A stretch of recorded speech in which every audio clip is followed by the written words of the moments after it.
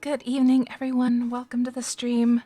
Good to see you all here tonight. Limewood, hello, Joda, Bill, and Kimano, and everyone else there in the background. Welcome on in, everyone. I'm a little bit late starting with my stream today. Hello, Griff. Good to see you. Taxi. Hello, guys. Yeah, a little bit late starting with the stream tonight, but hey, better late than never, right? For tonight's stream, we are, of course, continuing work here with the Kingdom Project. And just very quickly, this is the Kingdom Project. We're going to be turning my island into this kind of sandstone / rendered city eventually. And I know most of you have already seen this image, so we're not going to really look more into that. But things have been progressing slowly but surely here. Of course, we just had the Halloween time, so all of my time really went to the Halloween stuff. And I went hunting a couple times, and I didn't get a single thing. Put in quite a lot of hours. I was hunting the hunter mobs and trying to go for the higher end ones, you know, like crocodiles and lava spiders and all that good stuff.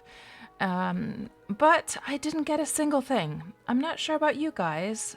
Did anyone out there give one last go on that last day? And whether anyone else was like me who never actually got anything at all?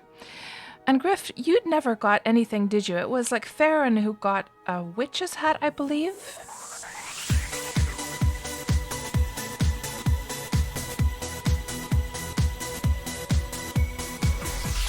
Thank you so much, Draco, and welcome on into the stream. Thank you so much for the continued support. 10 months now. And hello, Kiamak, Sirven.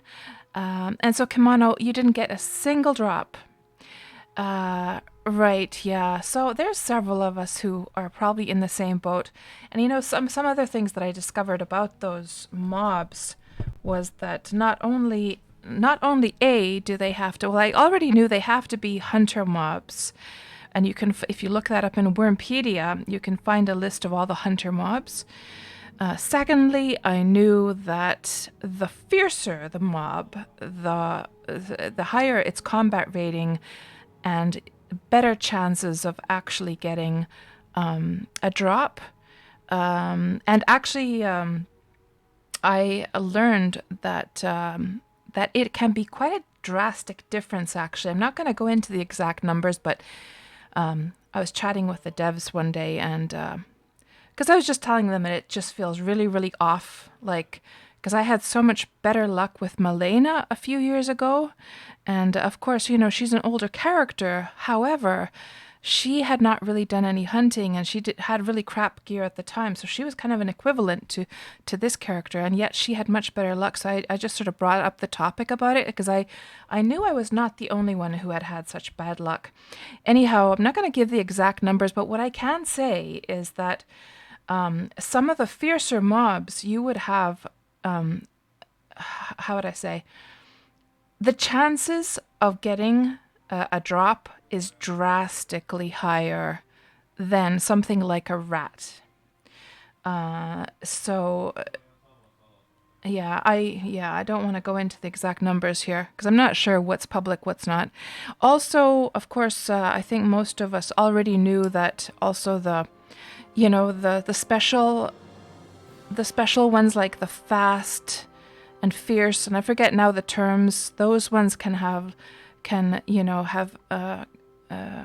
multiply those chances even more, and the champions a whole lot more. But one thing that I didn't actually know before was that also the age of the mobs has a very large effect as well. So last time when I went hunting, I was only trying to focus on the older specimens. But yeah, still no luck, I'm afraid. Anyhow, that's all over and done with. And, I think it was on the Factional Fight stream, they were talking about it on Sunday that man, it's so fun to have this kind of thing in the game where we can go like hunting these special items. And I've said many times before that I just wish that there was something by default in the whole experience of hunting. I wish you know, of course, what we do now have is the recipes that you can get from humanoids like trolls and goblins.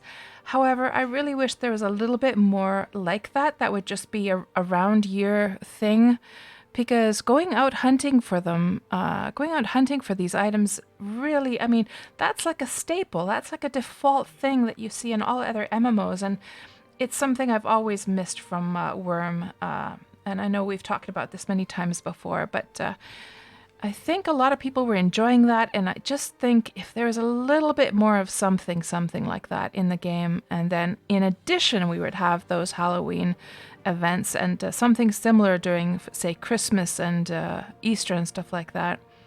Hello, Viking. Welcome on in. 10 months. Yes, Draco. And hello, Joe. Welcome.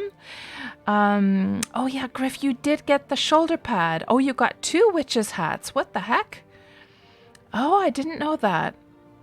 I just remember Farron getting... I knew you had gotten the 1 shoulder pad, and I knew Farron had gotten the 1 witch's hat. Hello, Donut Kebab. Draco gives everyone a hug. Hello, Dujans. Welcome on in. So Viking, so your stream is choppy. By the way, guys, I wanted to try something. By the way, where's Cats? Do I have the wrong... I did. I had the wrong scene open. There she is. I'm not sure what I opened there, but I apparently opened the wrong scene, but we got her back. What was I gonna say? Oh yes, so you know how like during the Wurm streams I've been complaining how the KatsPurr avatar has been kind of choppy. So I've usually had like 60, these recent streams I've had 60 FPS, but I'm just experimenting now with 30 FPS just to see if it has any effect on whether the avatar starts to get all laggy. We'll see. We'll see if that has any effect. If it does, then I'm probably going to just stream at 30 FPS from now on. And hello, Tuplex. Welcome to the stream. Thankfully, I'm not focusing on fresh specimens in this stream. Fresh specimens. Oh, I know I said specimen something a moment ago, but now I'm just completely... It was about those hunter mobs, wasn't it? Let's see what else we have. And Joe, you're switching to the PC. Oh, it's really choppy for you. Ha. Yeah, the avatar is doing better. Yeah, but usually, you know what? It's almost like, Griff, you know how like some applications, they sort of start to build up the use of RAM? Although when we've checked from Task Manager, we haven't seen a RAM problem. It's been more of like a network usage problem. But how, before we go forward, guys, how is the stream performance? So Griff, you're saying that the stream performance is not choppy for you. How about, but Joe is having a problem. Viking is having a problem. How about the rest of you? Is it okay for the rest of you?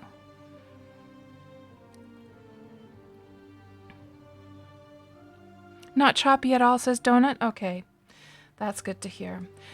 So, what are we going to do today? So, like the stream title says, just a little this and that, and we're just going to do random things around the island. Now, what I have been, let me just grab my cart here. Oh, you know what? I'm actually, I'm kind of overburdened here because I was in the middle of making a huge amount of the crates.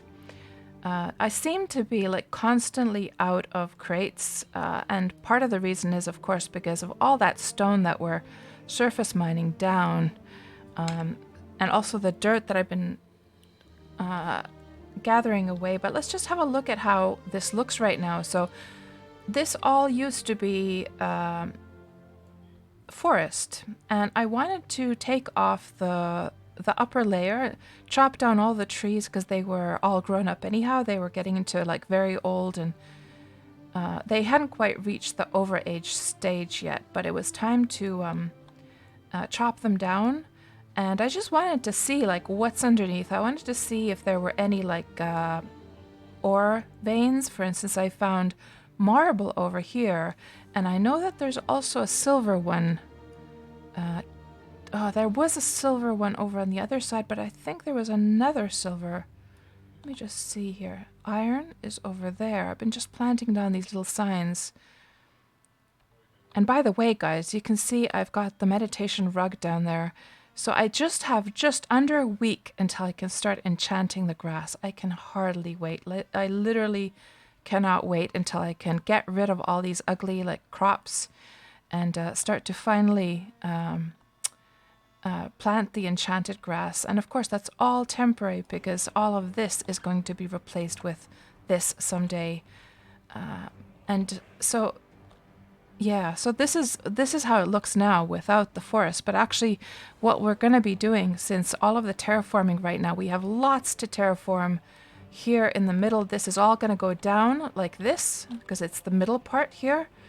This is all going to go down right through this middle part, so it's gonna take a long time until we actually reach this area.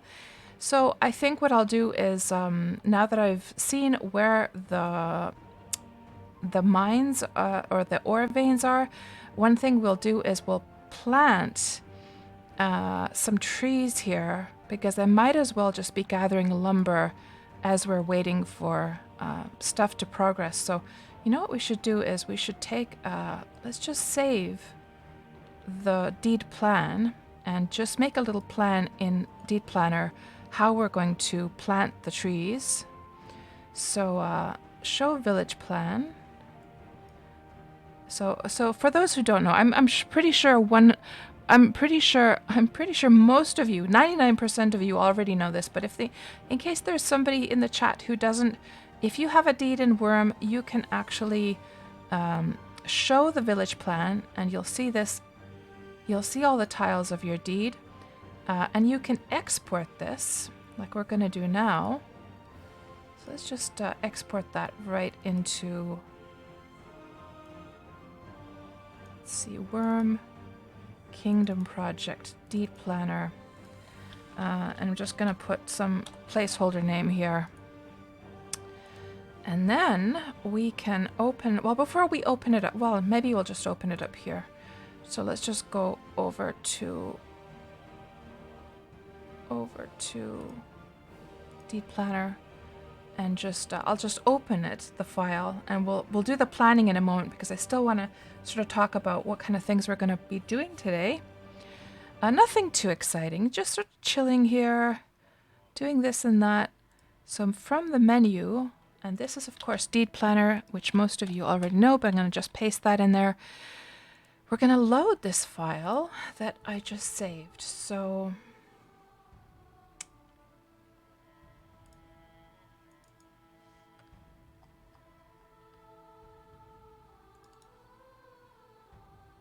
Kingdom Deed Planner, this one. Good. And here we can see the island. Seems to be a little bit laggy. It does take a moment when it sort of loads it first into memory. But yeah, we'll make a plan for the trees. And you might be wondering, like, why do you need a plan for how you're going to plant the trees? And the reason for that is because there's particular trees I want, and I want to sort of plant them in an organized manner. So we're going to have a look at that in a moment. We'll make a little plan there. But other things that we're going to be doing today is I also need, very badly, I need one of these lunch boxes for the Worm Roulette trips. So we're going to be making one of those today. Then I was also, another thing we need to do, by the way, before we plant those trees, is I want to go around the edges of the island, because I've stripped away the sand and the dirt from the edges, but I want to just go around the edges of the island and dredge away this final part here. Or do I really want to do that? Does it really matter? At this point, it doesn't really matter, does it? Yeah. Yeah, maybe we'll not do that dredging part today. Although I have to say there is something very, very satisfying when you dredge that edge away and you see the stone reveal itself. But actually, you know, maybe since we're going to be covering this all with dirt anyhow, to plant the trees doesn't really matter. That's something for later. I mean, at some point later on when we actually get to terraforming this part, obviously we're going to have to dredge away all of those dirt tiles and then surface mine all of this rock down, down, down. But all of those ore veins have to be mined out first, at least the important ones. If you have a mine, if you have an ore vein actually underground that you don't care about, like let's say there was like just a low quality iron one, you can actually surface mine it down all the way down into the water without having to mine it out, just in case some people didn't know that. So there are some mines, there are some iron veins here that I don't really care about, so I'm probably going to just like surface mine them all the way down. And by the way, if people are wondering how the horses are doing, so you can see I'm getting a good amount of the different colors, but it's still very slow going with the traits. I have 1 5 speed over there, only 1 5 speed so far. I have several 4 speed ones, quite a few 3 speed ones, and I'm getting to the point now where I can kill off the ones that don't have any traits. Then all of these horses here, they all have bad traits, so we've got to, let's see what we have here. 2 speed, that one is, I have such a small collection of Appaloosas that this one I want to actually keep even though it doesn't have any traits. 3 speed, 3 speed, 3 speed, 4 speed, 2 speed, 3 speed. I think I have another 4 speed, yeah. Yeah, there's one. And I forget, yeah, these ones haven't been branded yet. So it's very slow going, guys. It's so slow to get to the, not only get to the 5 speeds, but have the 5 speed plus the spark in its eyes. So if you see it, if you see like in the mouse over here, do you see that? That's like female 2 speed plus S.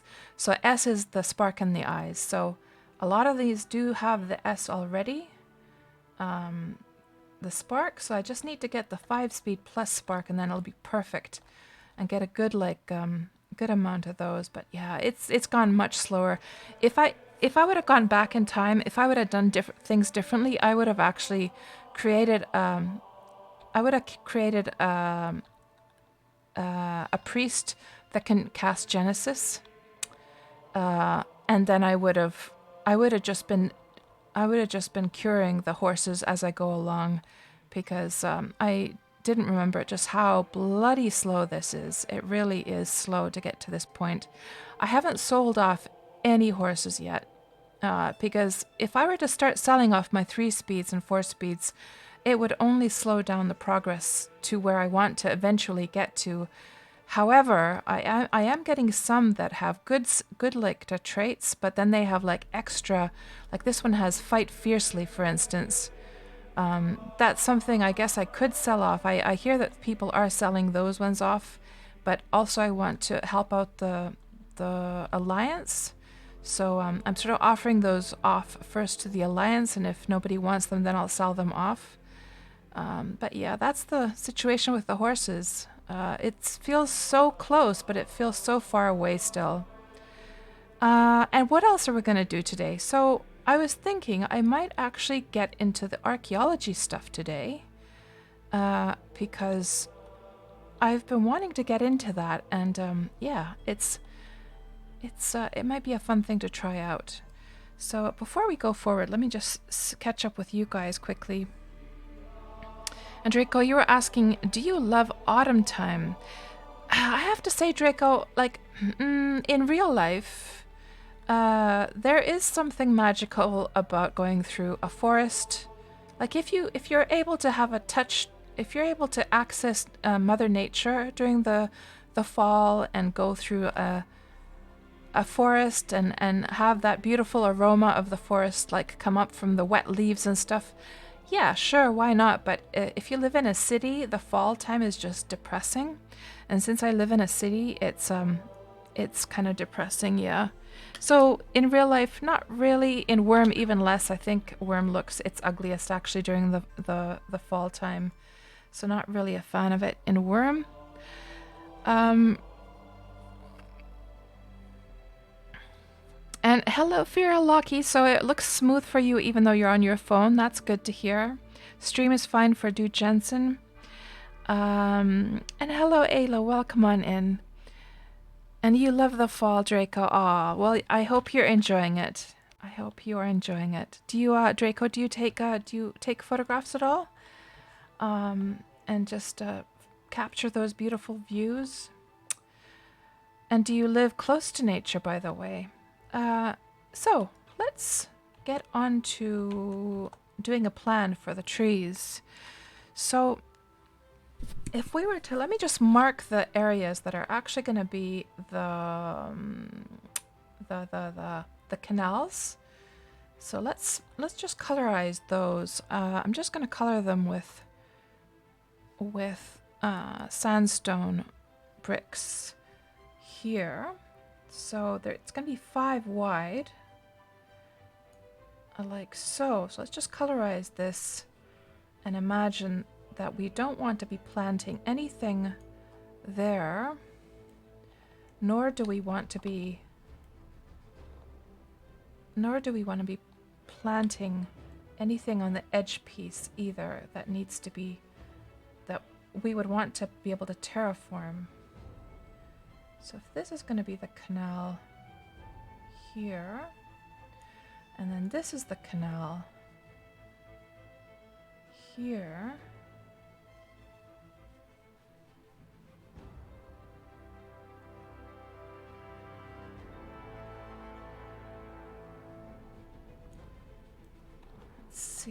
let's see.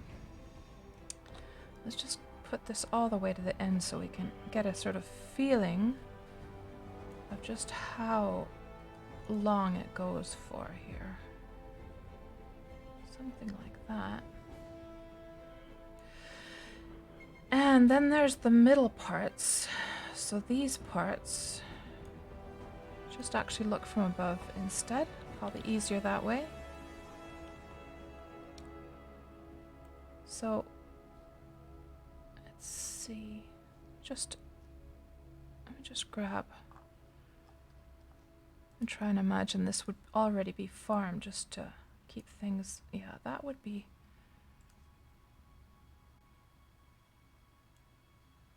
I think it's gonna go something like this, isn't it?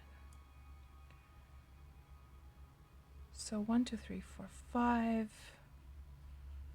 plus the edge. Let's make the edges. So when I say edge, I mean when I say edge, I mean this part between. Let's just mark this all with some kind of bright. Let's put white. Hold on, marble brick. There we go.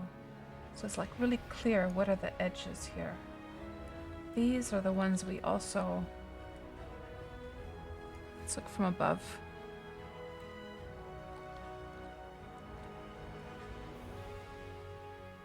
Just for the purpose, that's not how it's actually going to be, but just for the purpose of seeing it very clearly here on the map. So this would go like so.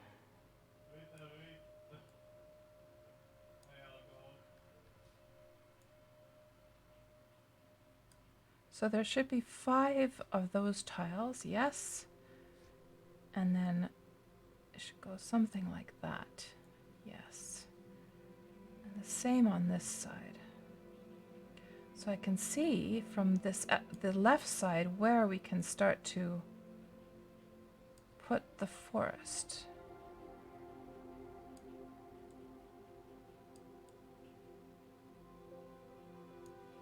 Let's just put sandstone brick here as well, just to keep things nice and even. Also here, 1, 2, 3, 4, 5. And then brick here. Yes, that looks Oh, actually. Here. Here? And where's the stone?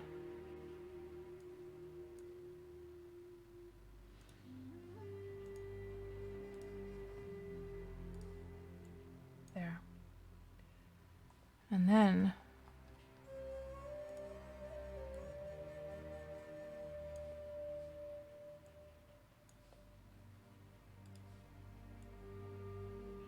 like so.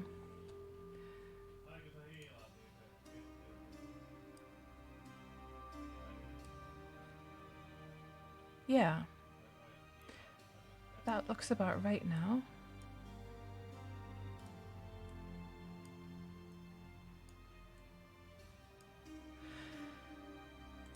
Let's just put that there as well. So if we look at this now in the 3D view, this really sort of paints the picture of, and let me just finish off this part over here as well.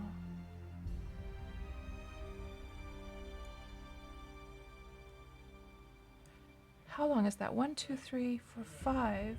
So 5 in this direction as well. That's where it would kind of end in the future. Right about there.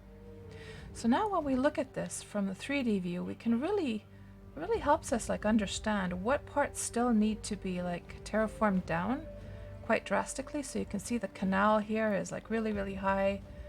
We have the tar tiles we have to get rid of, but now this is going to help us figure out which parts I'm kind of like okay to start. I wonder if we should terraform.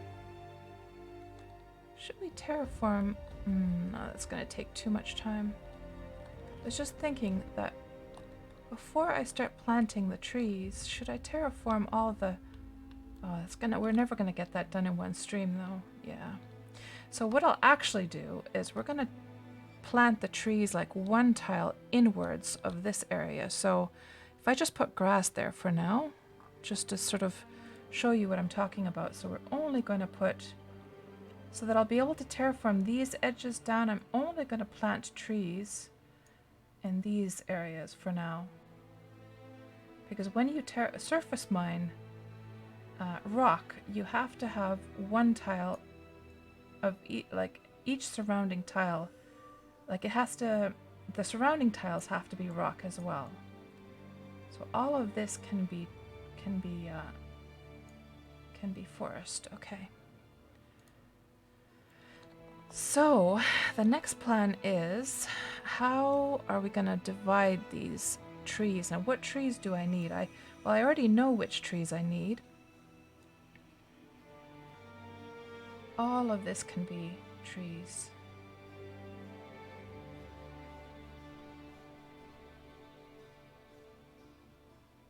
By the way, guys, am I imagining things, or was it so that in the old deed planner there was actually like you could make the size of the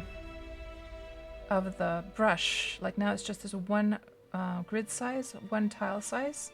I could swear that you could make it larger in the old deed planner, but seems to be missing from this one. Maybe I'm just imagining things.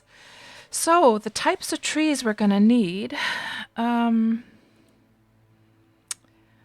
going to be, let's see, I definitely want to have some pine trees to get the pine nuts for cooking. So we're gonna make, you know what we'll do is actually we'll keep this one to be all lemon trees for transmutating the clay tiles. So we're gonna make all of these lemon trees. So let's just plant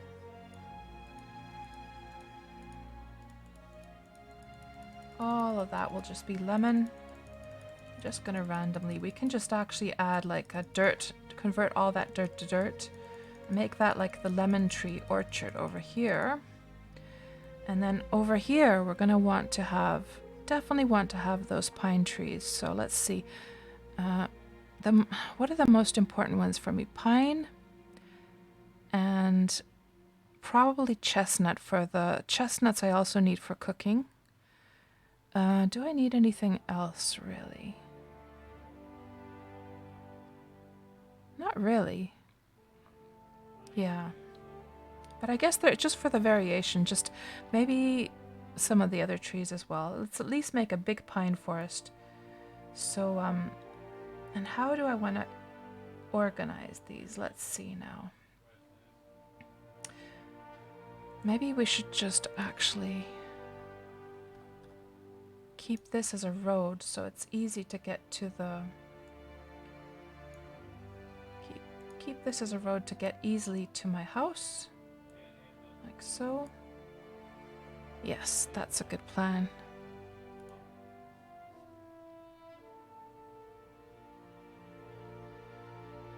And maybe since cooking is done nearby, we'll plant pine trees in this area.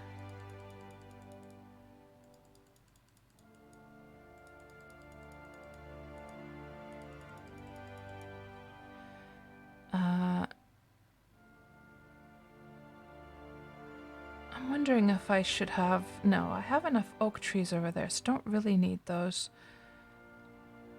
Definitely want to have some chestnuts for the chestnut for cooking. Maybe we'll just make it like half and half so that it's sort of... Oh yeah, we have to remember the 2 tiles in between. So oak trees will actually, I think most of you know, but oak trees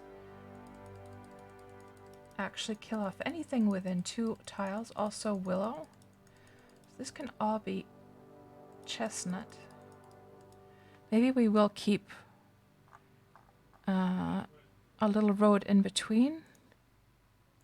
I'm not sure if it's really needed though. And then maybe the rest of those, let's see. It would be good to have like a good variation of trees, I guess. We'll put maybe cedars over here. And walnuts. I'm not sure. Do it? Yeah, maybe walnuts over here. And fir trees. It's not going to look so pretty from a distance, but who cares? And maybe one more lemon tree. No, let's keep the lemon trees completely separate from all of these. Yeah, I think what I'll do is I'll just plant a whole bunch of lemon trees. I'll add like dirt to all this area and we'll just plant a whole bunch of lemon trees to get those lemons for the transmutation liquid. Walnut. Over here. Oh, that was already walnut, was it? Okay. Where's that meant to be chestnut? Let me see. Do they just look the same from above? Oh, they just look the same from above. Okay. Or am I imagining things? No, that is walnut. Okay, so we don't need that there anymore.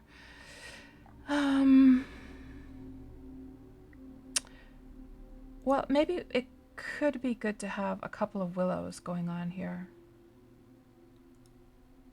A few willows there in case I need it for the wood. So that's the plan that we'll start off with. Yeah, I think that would work. Maybe we'll just fill everything up here. Something like that.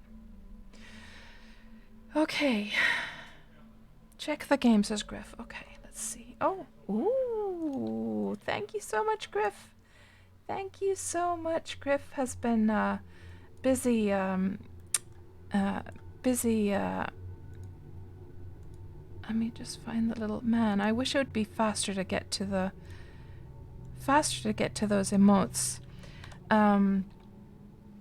Griff has been busy with his blacksmithing, and he's also got his priest to be an enchanter of like to make COC and Winds of Ages, and so we have a 50 COC troll. Thank you so much, Griff, and also a pickaxe head, and I guess these are skillers, so they are not the quality has not been raised. So Griff, I haven't worked with like skiller tools before. I know they're meant to be like low quality, so that you get the best skill gains, right?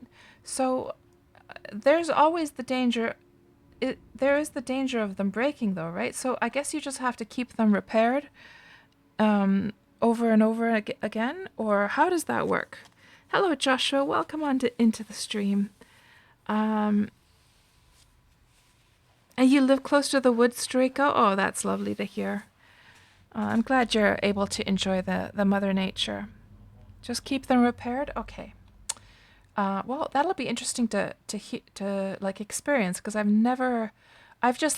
only dealt with tools that were very high quality, but also had the enchantments on them. I haven't bothered with doing the whole skilling meta there, but we'll see how that goes.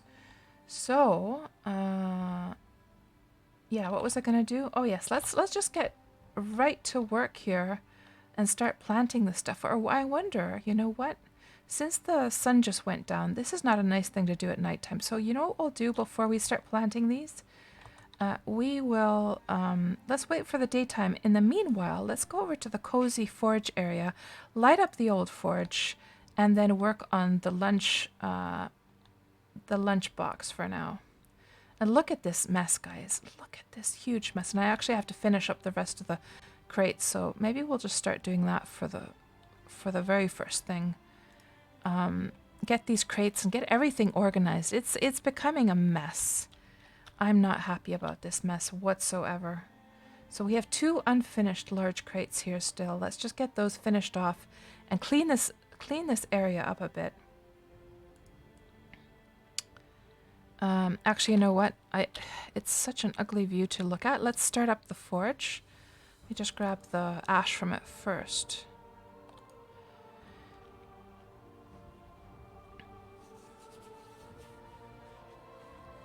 So Griff says, at low skill, it actually might need to be imped slightly, but no more than 10 quality, I'd say. Okay, I'll imp them up to 10 quality then. But yeah, thanks again so much, Griff. That is very kind of you. And it must be such a thrill to be able to do those casts now. And let me just see. There was something else I also wanted to make today. I just cannot remember what it is. So let's just see if there's something else I'm missing that I've been meaning to make for a while. So we have the lunch boxes up and coming. Is there anything we need for the archaeology stuff? I guess the archaeology journal, but wasn't the whole wasn't it so that the archaeology fragments, you don't need the book for that, right?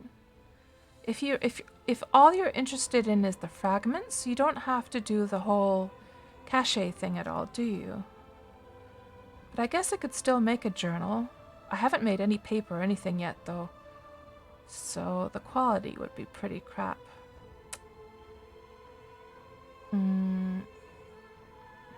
Let's see. Metal brush. We're going to need a metal brush for the archaeology, but I believe I have already made one. Let me see. Let's see if I... Was there not like a search option here in... Huh, no search option. There we go, metal brush. Mr. Laggy's stubble is what I've called it, and I've imped it up to 40. Okay.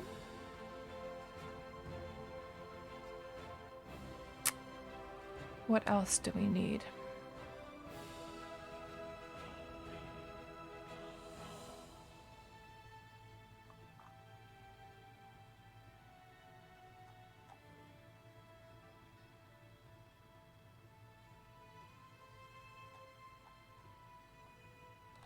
Oh, the cleaning is done. Let me just get the forge started up here. So I have a bit of a nicer view as we work on this stuff. Kindling, where are you?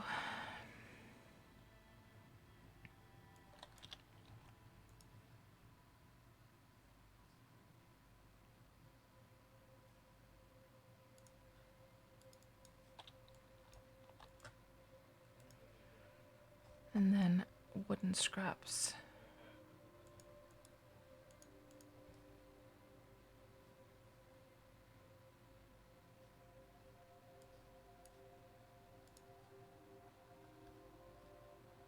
Oh, there they are.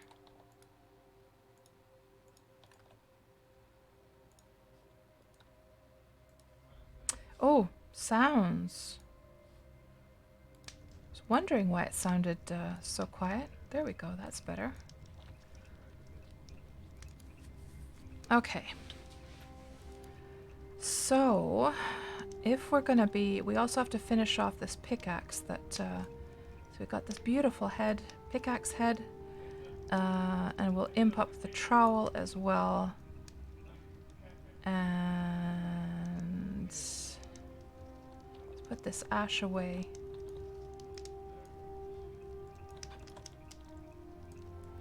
And then now that we have this nice crackly view of the, or this nice warm, fiery view of the forge, I think this is much more pleasant to do the crafting with instead of just looking at the darkness. And so we'll just finish off this, let's see, about a little bit of a nicer view here. There, that's better. Just finish off these last crates.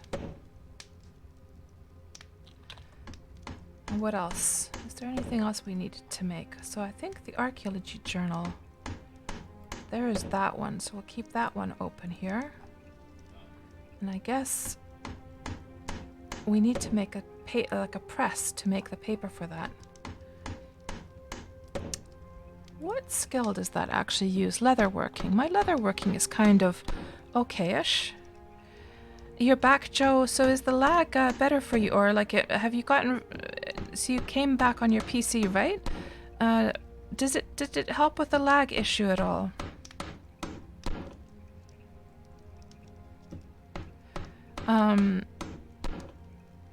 Griff says first priority should be to get skill up, but the caches do give the better fragments, right?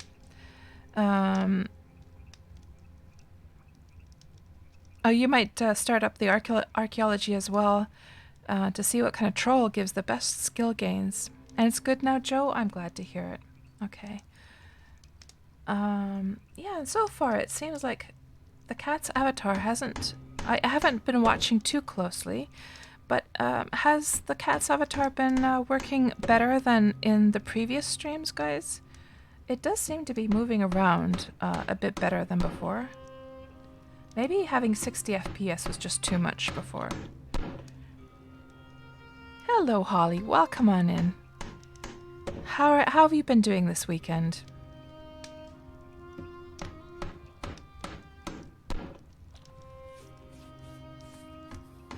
By the way, you know what game I've been playing quite a lot this past couple of weeks?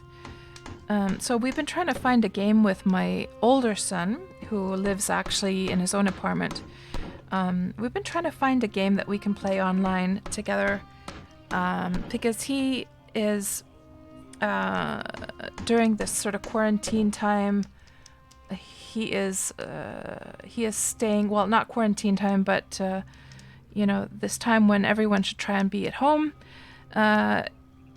He feels quite lonely there, and his friends don't really want to meet up because they're all also trying to be careful, and so we've been trying to figure out something that we can do online, and he has absolutely no interest in MMOs, and the main types of games he plays are MOBAs, you know, such as League of Legends and stuff like that, and those don't interest me at all. So one common passion of a game that we have had, though, is Age of Empires.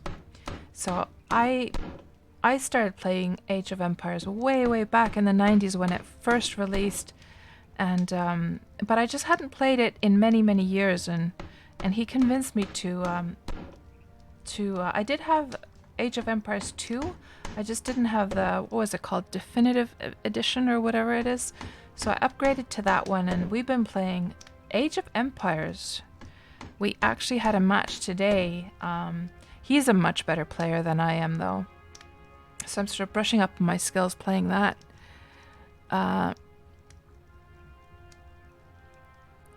Donut Wololo convinced to play AoE. And Holly, you have been mining your tunnels. How much is your mining these days? You've done a lot of mining. I can imagine it must be quite high by now. And did you, Holly, did you manage to find any cool like ore veins in the rock areas? So Ayla, AoE, in other words, Age of Empires.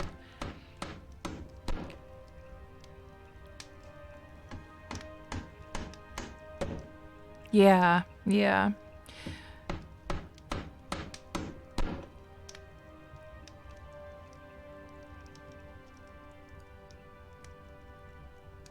Holly, your mining is only at 40. Not really cool ores yet, but you've mined down to make yourself a pond. Nice, nice. Yeah, it's nice to have a source of water right there. I'm not sure if you ever got into the whole water divination thing, but it's much cooler to be able to make your own pond, isn't it? Which you can actually fish from as well.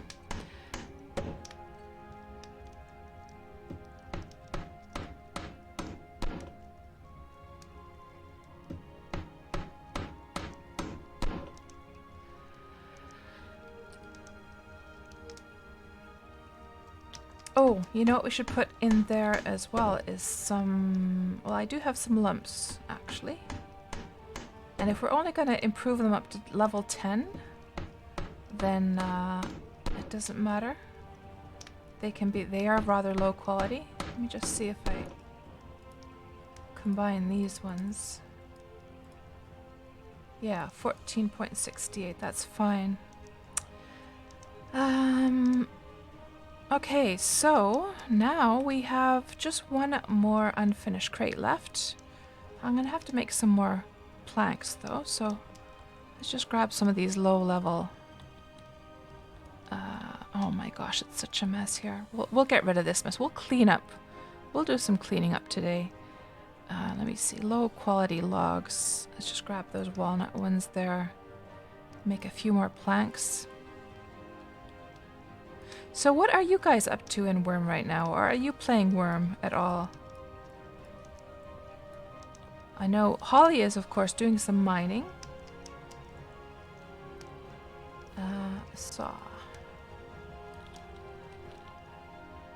And I have to say, Griff, I've become much more vigilant about fixing and repairing my items after what you were talking about how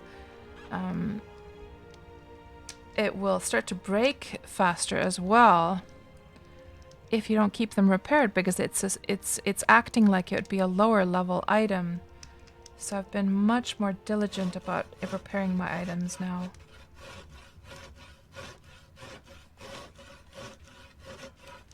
And Ayla, you need to learn the water divination stuff. So Ayla, have you made yourself the first thing to do for water divination is you need to make yourself a pendulum, which requires a little bit of jewelry crafting. It might not be the easiest thing to make. And then basically you use that pendulum and you walk around and you look at the messages, and then the closer you get to the water spot, you'll get these messages that sort of indicate that you're closer and closer to it. And Holly, you used your neighbor's well, so a fishing pond is very nice to have. I can imagine. Nice work there. Mushroom planter is your next project, Holly. Oh my goodness, I have never grown the mushrooms in Wurm. So that sounds cool. And Joe, you're trying to get your tailoring skill up to 20. So you can make your sailing boat. Yeah, I guess you need to make the sail for that, right? Ayla, you had to help with your guard tower. Fire Templars expanded again. Yeah, I had a Templar when I first created this this deed, but then I fired him once he started to kill off my hell horses, and I've been managing just fine ever since. Griff is currently imping a still for Viking Beard. Aw. Oh, Viking Beard is in for a treat then.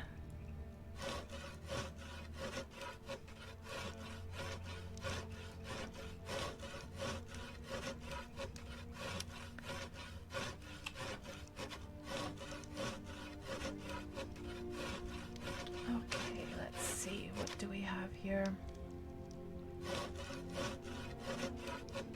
By the way, Griff, I've been meaning to ask you, have you played Clash Royale at all since the old days? I guess the clan that we had there sort of, I'm not even sure if it's existing anymore, but I know you sort of, I think you left at some point, and I've also left from there. I made my own clan actually, and I still play it daily, every single day. It's just such a fantastic mobile game. It really is. Oh, right. You played a little bit with your wife and she still plays. Oh, that's awesome. And you know, oh, by the way, Griff, oh my gosh. Oh my gosh. Oh my gosh. So you know how like there's the different like special modes that like that cycle through? Like there's the one with the huge amount of mana or whatever it's called, the pink stuff.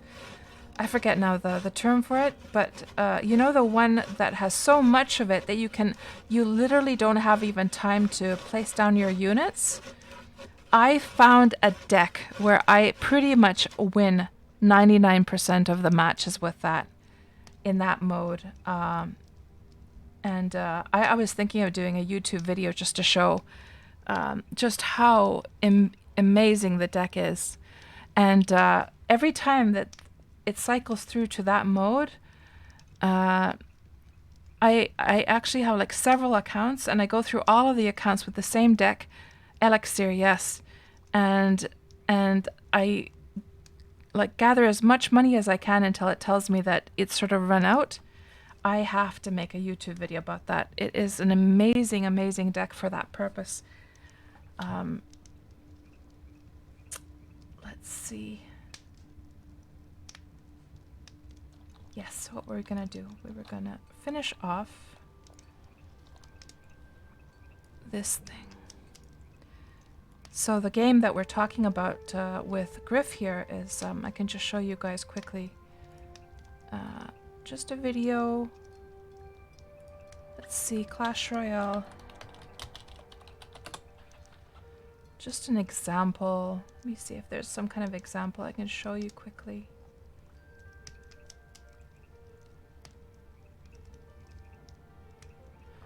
I wonder what that mode was called. Let me see. Elixir.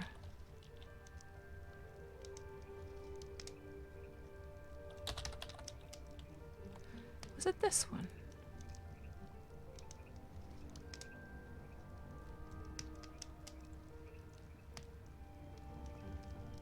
Let's see.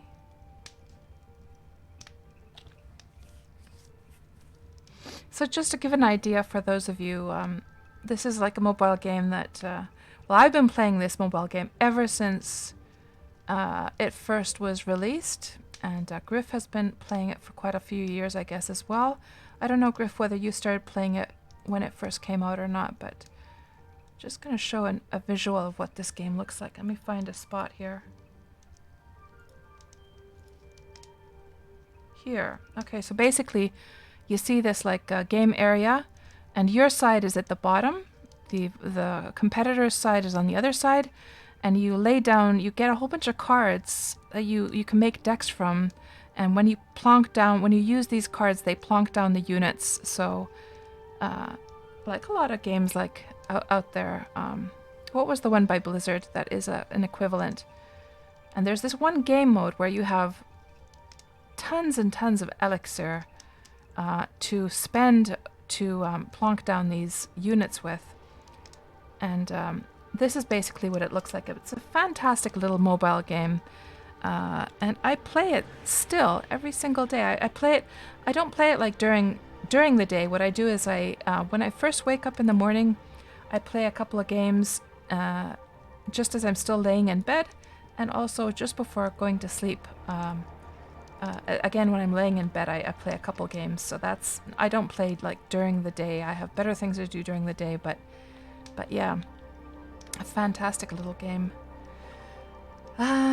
Okay, what's the situation now with this last one? Planks 15? Okay, easy peasy.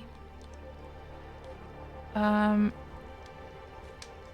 Dujan, so you just collected some honey. You had 300 kilograms. My goodness. Dujan, so what's the situation by the way with your faux priest?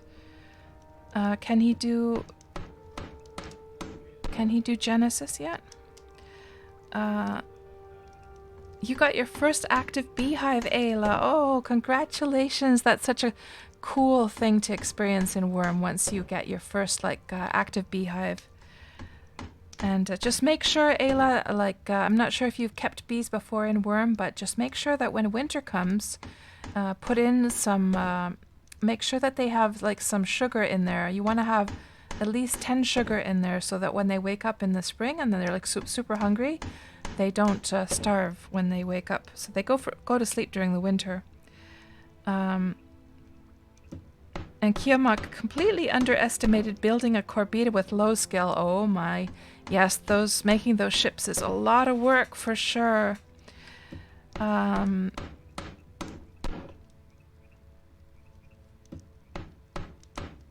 Ayla still needing to keep the smoker going.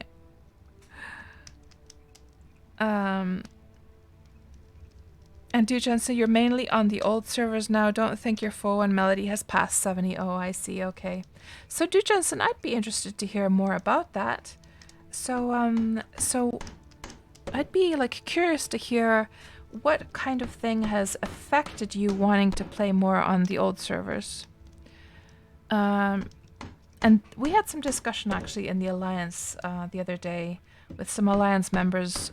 Some people were kind of worried about how the old servers are doing, that they're getting kind of quiet. And we were thinking about what would solve that issue. And some people were saying that they really should connect the old and the new servers so that there'd be a flow of people coming to and fro from both sides. Yeah, I don't know what would be the solution, because what I've tried to suggest is that they make a portal. This was somebody's idea during one of the streams. I forget who suggested it, but somebody had a really fantastic suggestion of making a portal one way, so that you could leave the new servers and go to the old servers, and it would have to be made very, very clear that there's no coming back then if you go. That's one solution, but I don't know what else we can do, really.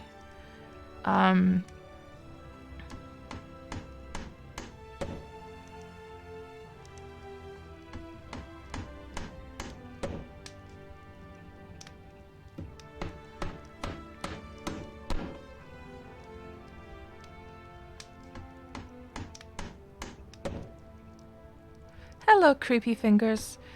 You wouldn't mind connected the two in 4 years. Yeah.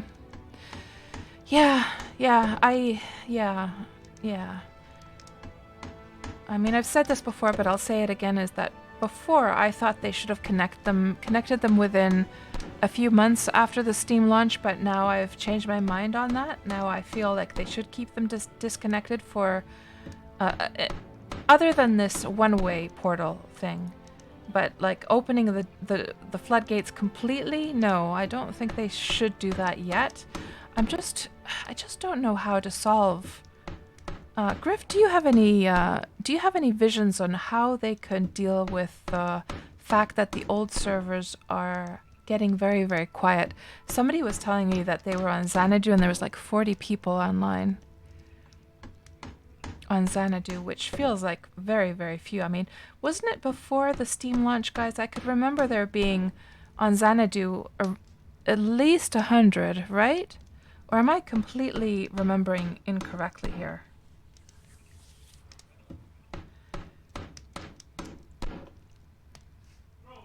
Let's just see how many are on Xanadu right now.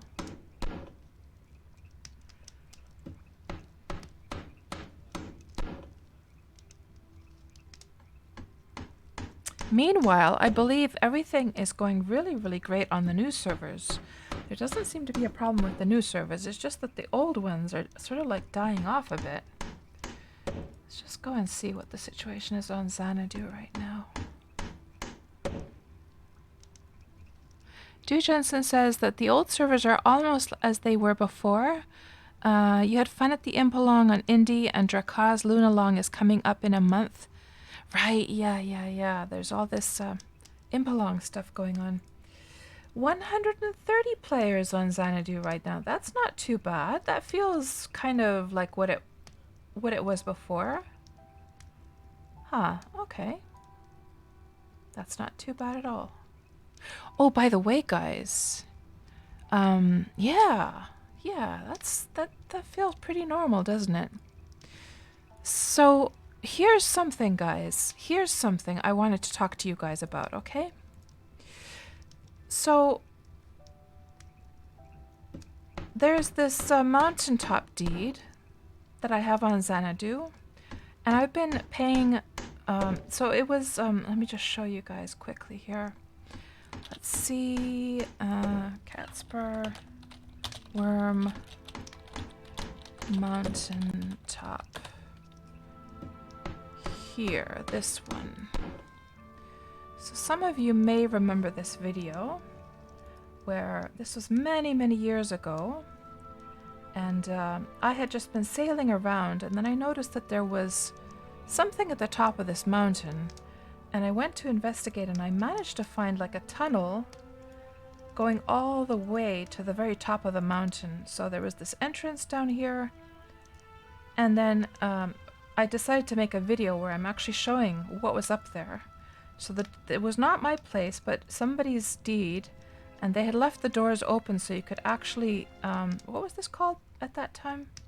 Hold on, there was the name of the deed here. What does it say? So it used to be called Stone Ridge Harbor. Okay. So then in this video, I'm going all the way up the tunnel, all the way up. It's just blackness. Oh, what's going on? Oh, jeez. No, I don't want advertisements. And we got the last crate done, by the way. Oh, come on.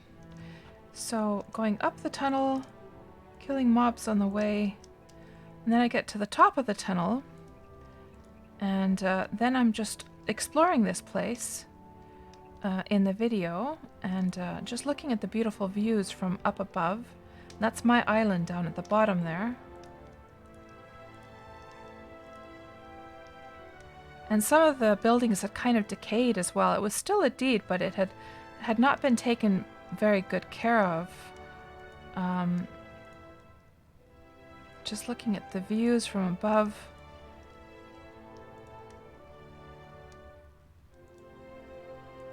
And there was these beautiful views. It looks kind of different now with the graphical settings that we have now. But the reason I'm showing this to you guys is because after I had done this video where I explored this place, the owner of this place contacted me, and they said that, hey, I need to get rid of this deed because I'm not doing anything with it. And they asked me if I'd be interested to take it for myself for free.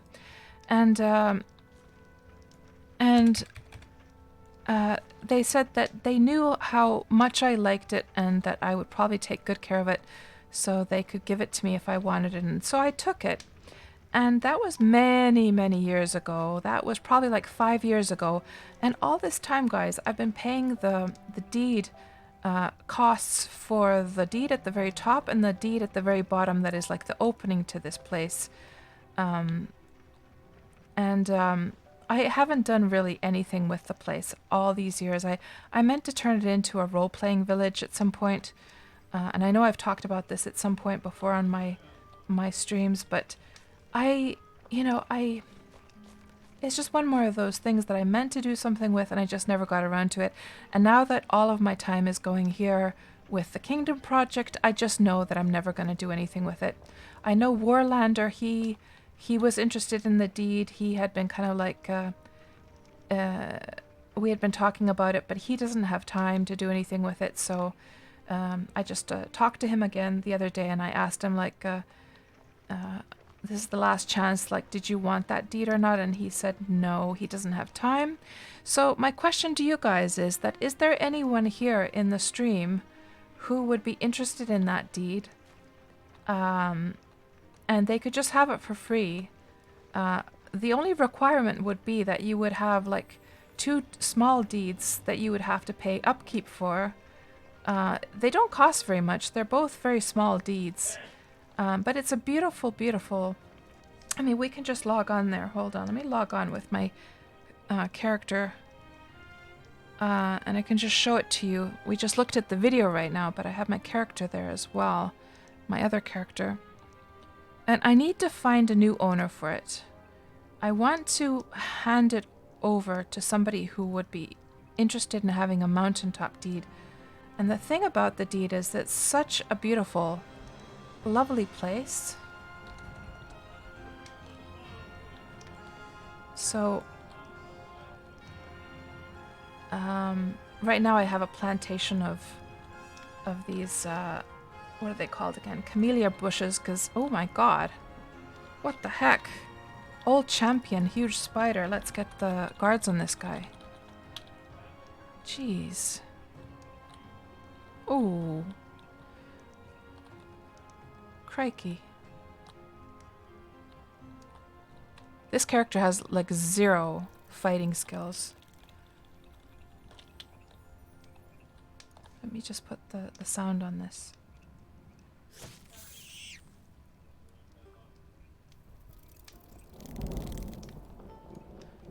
I'm not sure if there's any use to even attack this. Like, she has 0 skills. She's just like an alt that I had for like the keeping the deed. Let's see what happens. That is one huge spider, my goodness. And there, I see Du Johnson, so there's a dragon slaying on Xanadu in a few hours. I see. Is it a public one, Du Johnson? Whereabouts on Xanadu? Oh, I'm not sure. Is that like public information? Because I might be interested in actually coming with Milena there. We could change our plans here.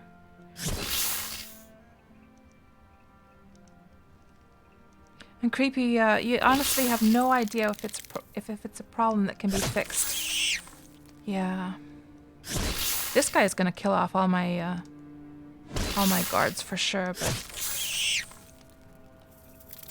she literally has her newbie armor and newbie sword and shield. That's how. I mean, what's her skill at right now? Where's my... Yeah, she's literally not getting any skill at whatsoever, it seems. The skill tab is not showing.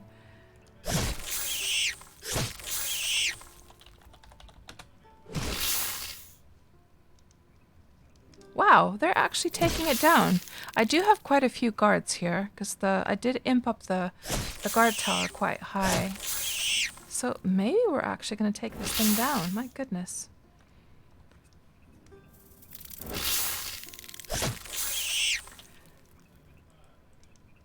Thank you, Du Jensen. Let's see. So it is a public one. Lake Rock. Public slaying of that fire creature. Event starts in 2 hours, 23 minutes. Haha.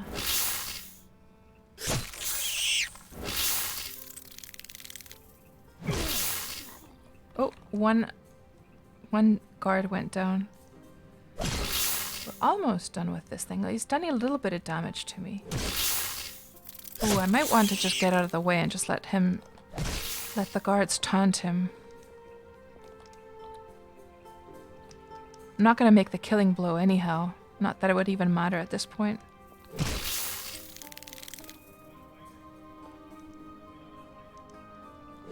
Actually, I guess I could go behind it as well. Yeah, it's targeting me. It's turning around, isn't it?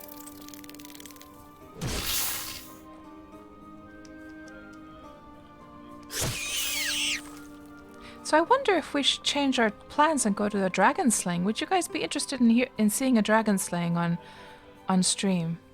Anyhow, so the location of this, you guys were asking about the location. So here on Xanadu, my island is this one here, and this place that we're on right now is on the very, very tippy top of this island next to my little tiny island. So I can just show you. So this mountain over here is this one. Let me just go over to the fence here. See what we can see.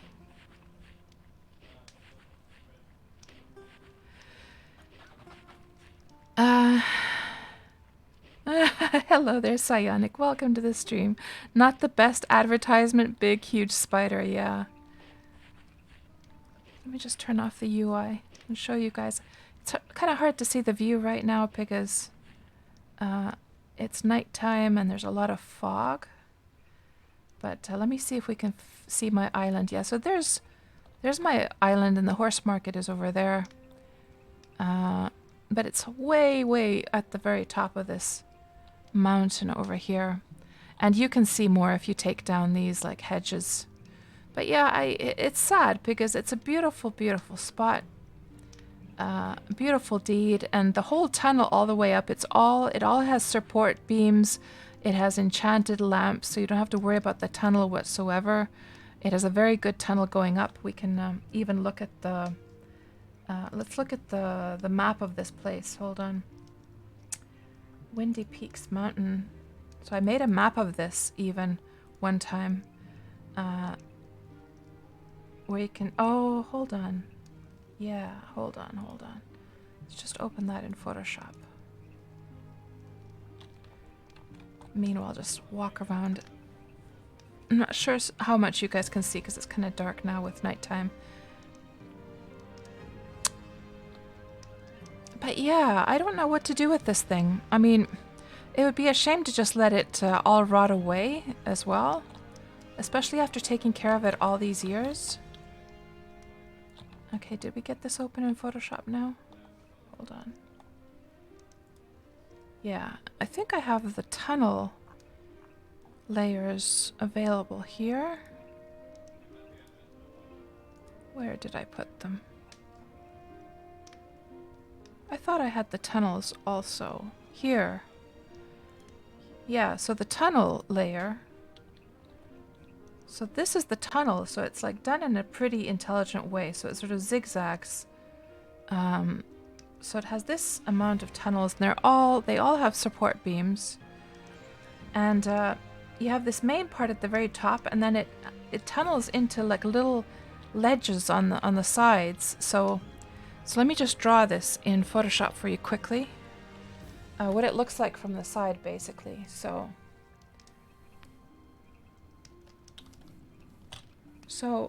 if we were to imagine that's the sea, and here's the mountain. So there's the main deed up here.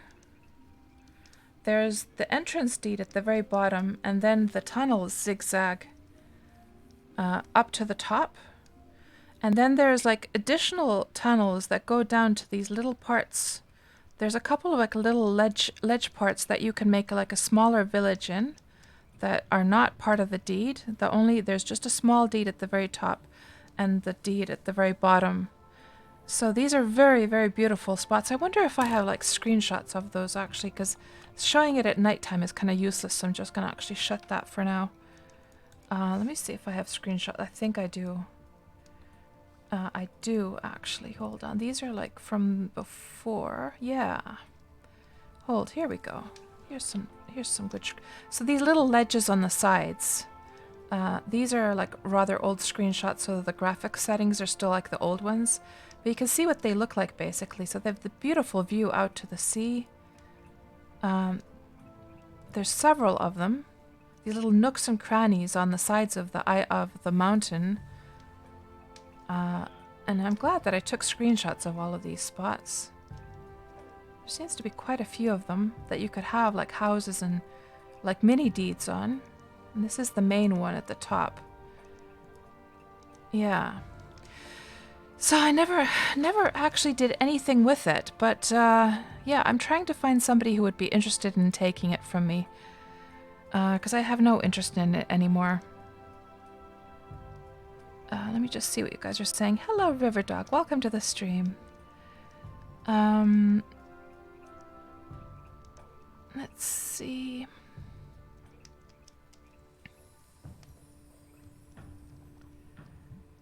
And Joe is saying, I guess on the old servers there are more events like Rifts and Dragons. Yeah, the Rifts, I believe they started the Rifts working on the new servers though, and the Uniques as well. And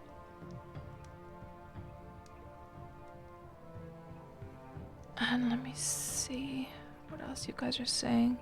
Hello, Izomi. Welcome to the stream. It'd be nice if there was a tourist mode or something where you could visit the old islands but just not interact with anything. Oh, that's a cool idea, Izomi. You could, like, take part in, like, the... you could at least be there for the social events and stuff like that. And that is true. Like Donut says, of course, you could always make an alt. That's very true. And Tuxie, you and Drogos are tempted. It would be easy to travel from your place on Delhi. Oh, I couldn't think of any people I would rather have to have that, Tuxie. They don't cost very much, the deeds. They're just like, they're so tiny. You know how like really small deeds hardly cost anything. So I would be very happy. I mean, think about it still. I don't want you to feel like you're now somehow like obligated to. Just because you brought the subject up, but you guys have a conversation about that and think about it. I'm thinking, do I even have like a video file? Let me see if I have a video file of, I think I made a video file of that place as well. I was gonna, let me check, hold on. Let me check. I think I might have one. We're gonna look into that dragon thing. I might be interested in going there with Milena, guys, just for the heck of it. Just for something different for the stream today. Let's see. Where is my... Just looking here on my other monitor through my video files.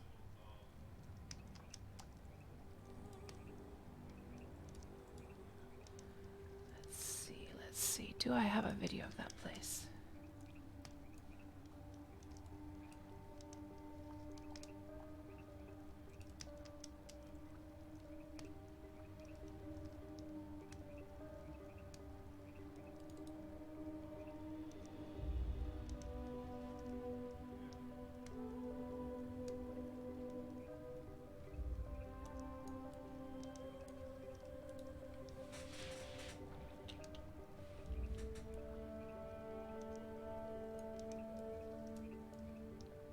Little moment.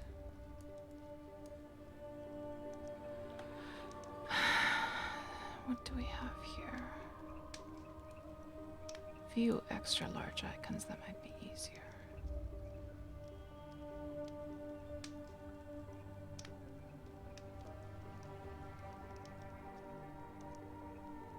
Not in that folder at least. What about work files?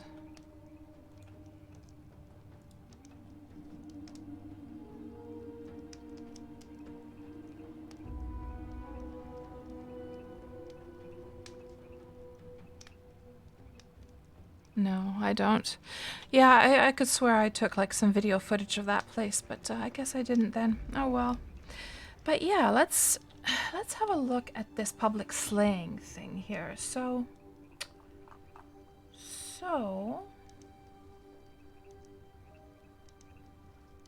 how does this work, do Jensen?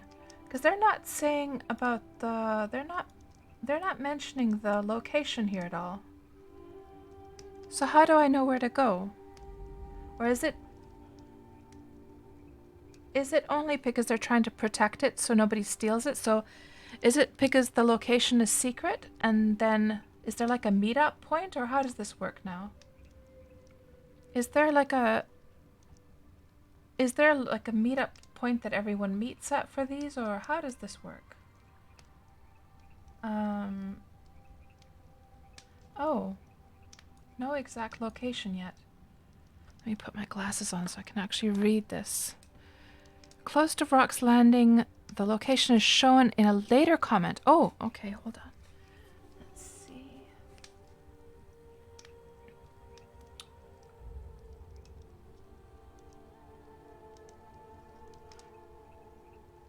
Okay.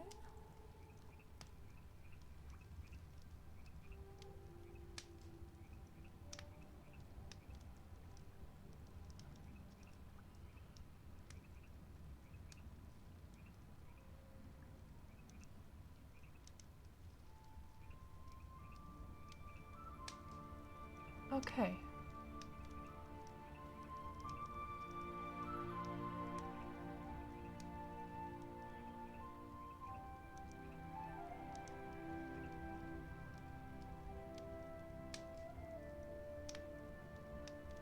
So, do Johnson, a question.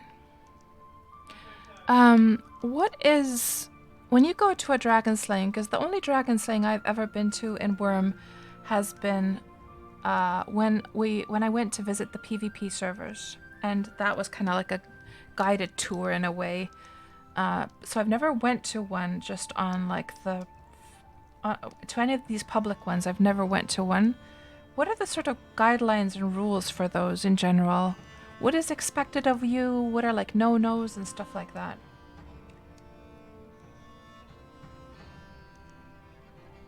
And do I need to report here in the forum post, or can just anyone just like, do you have to sort of sign up for something like this, or can you just like show up? And Tuxie, you guys have talked about wanting to have small deeds on other servers to make exploring easier, so it's not totally impulsive. We'll talk about it. Okay, Tuxie. So there's just one negative part to the mountaintop deed, and that is that traveling up and down the mountain can take quite a while. So it's, you know, you have to go through all those tunnels, so that's like the only downside. Otherwise, it's a fantastic place. So Du Johnson says, just show up and try if you can get at least one hit on the dragon. Okay. Yeah, I'd be, Malena has so much better gear and so much better skills than she did before. Let me see. What else do they say here? So you know what, guys? I'll tell you what. Let's do this. Let's get Malena prepared. Let's take her to that location and park her there, and then meanwhile we'll do stuff with Safarina on the old server, on the new server rather, while we're waiting for this thing to start. So we need to get to Rock's Landing. That's easy enough. Okay, so let's log on with Malena. And you guys, if you're new to Wurm, you're going to be able to see what it's like to fight dragons in this game. It's a very rare happening, so it might be kind of exciting to show on stream.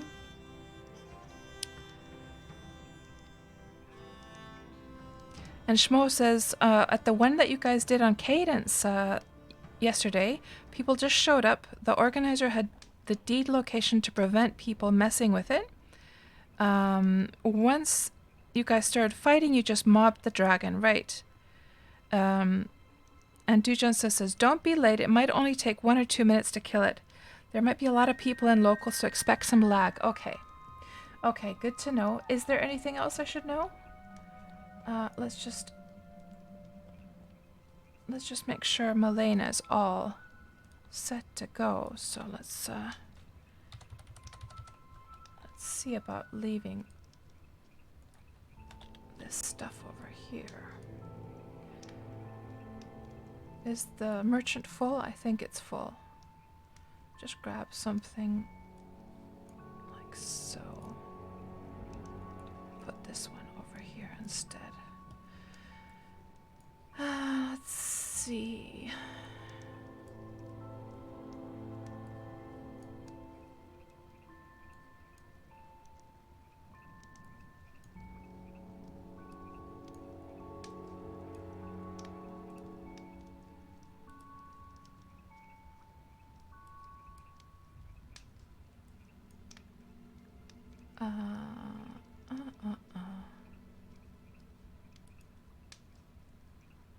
Let's make sure we have at least some cotton. We do.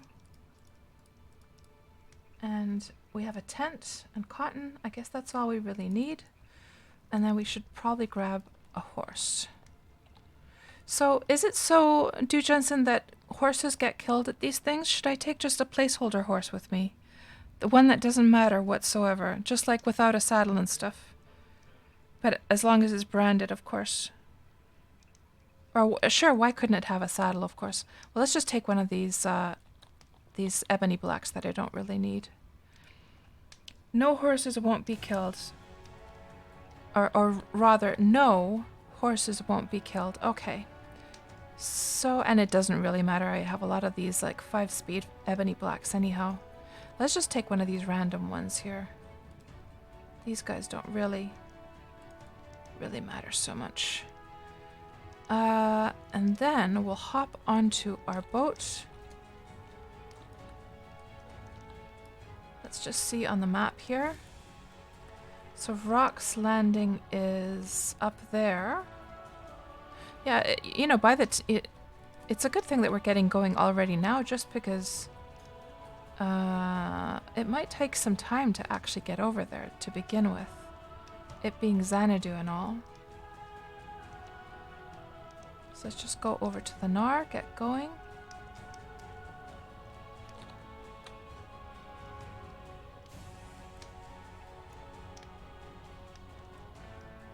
So Shmo says the lag was terrible. You guys had 240 people. Take a tent in case you die. Lots of people will build a camp near the location. You had people selling fries and stuff. Oh my god, that's hilarious. I love it. There's a forest giant slaying on Melody today. Oh, really? Huh. So is that, is the location, has that been revealed yet, Shmo? Dujansa says, no, just have fun, bring some water for the travel, possibly some cotton. Yeah. In that regard, like, she has all her worm roulette stuff sort of ready to go, so she's kind of... let me look at this. Are we gonna have to do the zigzag thing? What's the direction of the wind? Southeast. So the wind is actually coming from southeast, so it would push up to the northwest. But then it would be a little bit slow going through here. Just thinking whether I need to do the... I think I'm going to have to do the zigzag, aren't I? Going across server and coming back to Xanadu. So we'll just do that. Let's see.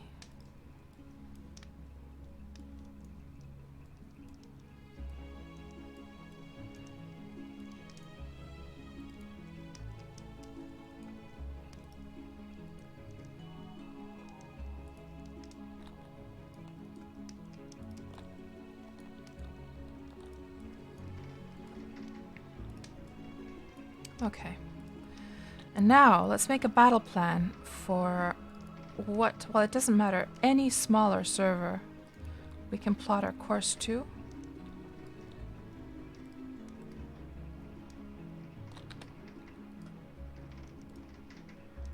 Any small server. Let's go to Celebration. And we'll do most of the travel on that server, then cross back over to Xanadu once we get to the right spot. So we'll go to Celebration. So we're going down from Xanadu. We're going to arrive here on Celebration, so then we should travel once we arrive on Celebration. So let's just go back so this is very clear. So we're now departing from Xanadu, from right there. We're heading down south, heading directly south, and we will arrive on Celebration from here, and then we're just gonna go... Oh, actually, no. We should go this way. This way, east. Once we arrive, then cross over towards the east of Celebration, back onto Xanadu, arriving somewhere here, and then we'll sail through to Vrock's Landing. Yes, that's the battle plan. Oh, thank you very much, Schmo. Let's have a look at this post about the forest giants. Okay, so forest giants slay. Come to slay the forest giants. You will get blood, source salt. To get potion of wood cutting. Every premium account will get blood, giant slayer title. Don't forget your tents. Slay will happen in 4 hours, 2 minutes. Okay. And that will be on... Hello there, Thane, and thank you so much for the follow. Welcome on into the stream.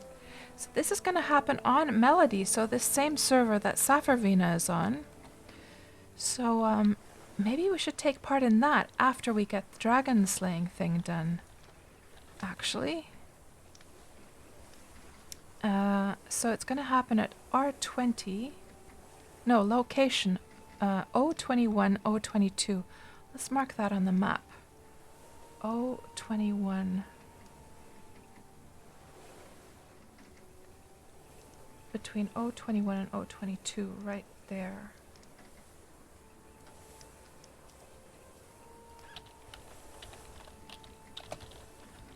No, that's giant. And let's just put a timer for me on my phone.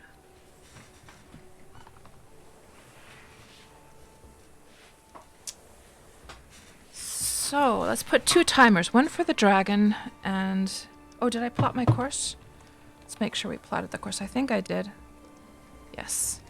So let's put a timer for the giant. So it's showing the timer here, 4 hours, 2 minutes. So I should put that on my phone as well. 4 hours, 2 minutes. 0 minutes now. Start. So that's for that one. Let's put another timer for the... I think I saw one for the dragon, didn't I? 2 hours, 23 minutes. 1 hour, 59 minutes, actually. Oh, can you make another timer? Not sure if you can make a second timer on an iPhone. I don't think you can. So let's actually just remove that one and make it only for the dragon first. 1 hour, 59 minutes. Let's just put 2 hours. Start. Okay. So that's starting in 2 hours. And then we'll do the giant after that. So, not the most common thing for my streams, but it'll make for a nice little change to go to one of those, right? So, for me to sail over here doesn't take too long. I'm just thinking to myself, yeah, it's going to take some time to sail over with Malena anyhow. So I think we can continue doing stuff with Safarina meanwhile. Maybe we should just get a little pack going for everything she needs to take with her on her trip. So let's just get everything sort of prepared for her journey. Get her armor together.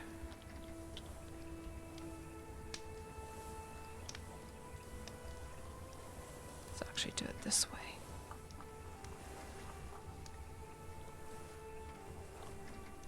Armor.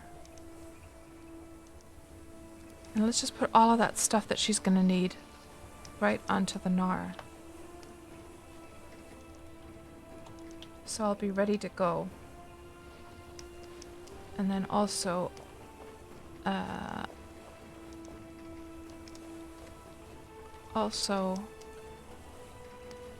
barrel with some food in it. I should have... Did I actually eat... Well, she has a refresh that she can use. Actually, both characters have a refresh, so... So even if I don't have food, that's kind of okay. Let's take some of these breakfasts with us.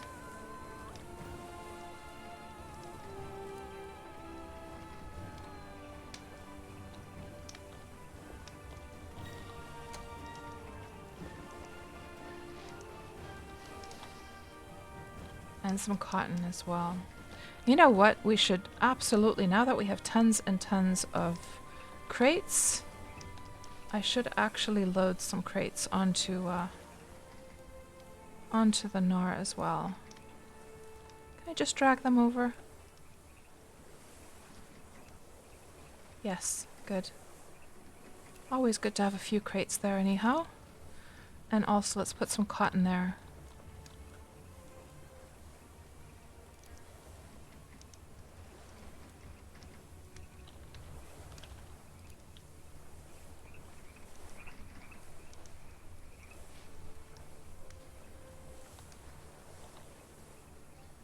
There.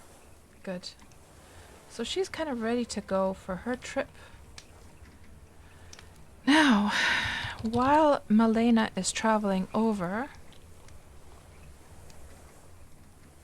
Oh, here's a good view, by the way, Drogos and Tuxi. So there you can really see like where the deed is. The mountaintop deed, so right up there. And the entrance is here on this side. And that's my island over there. Now... What? Oh yeah, we should collect. Let's clean up. I meant to do some cleanup here, so let's do that right away. We got all of the crates finished. Thank goodness. So let's clean them all up here from the environment. Put them away into the crate rack. And just organize all this garbage laying around here.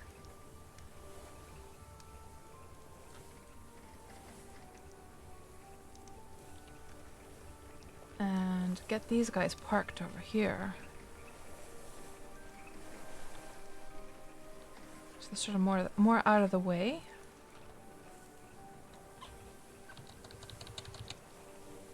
Ooh, somebody sailing by. Who's that sailing by? Mr. Kettle. Oh yes, we were... What's the situation with the... We should probably put some more fuel into the forge there to finish off that stuff that Griff gave me. Let me just fuel this here.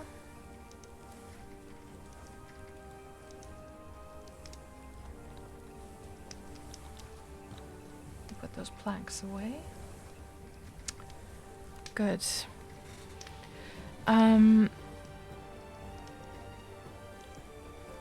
Oh, sorry, Shmo. I didn't notice these parts. Thanks for mentioning those. Okay. So that's the best way. Well, of course, we're on the inner side, so we're going to come from the inside area. Then find 3 olives and rad that I made. Follow the way. There's like signs all along the way. Also possible to get from O/P25.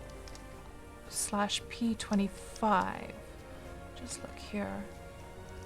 OP25. Oh, from the outer side. There just wasn't instructions how to get from the inner side then. Huh.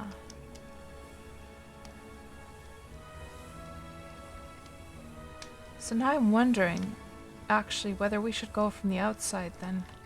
Because there's such good instructions to go from the outside. 2 ways to get R20. R20. So that's the one below. Yeah, so there's 2 ways from the outside of the server, but or like the landmass, but no instructions from the inside. And we're over here, so that's a bit tricky. Of course, what we could do... Yeah, I'm almost thinking it's probably going to be easier to just actually sail around and just follow the instructions, to be quite honest. It might just be easier to do that. What do we have here? That was the second instruction. Okay. Okay.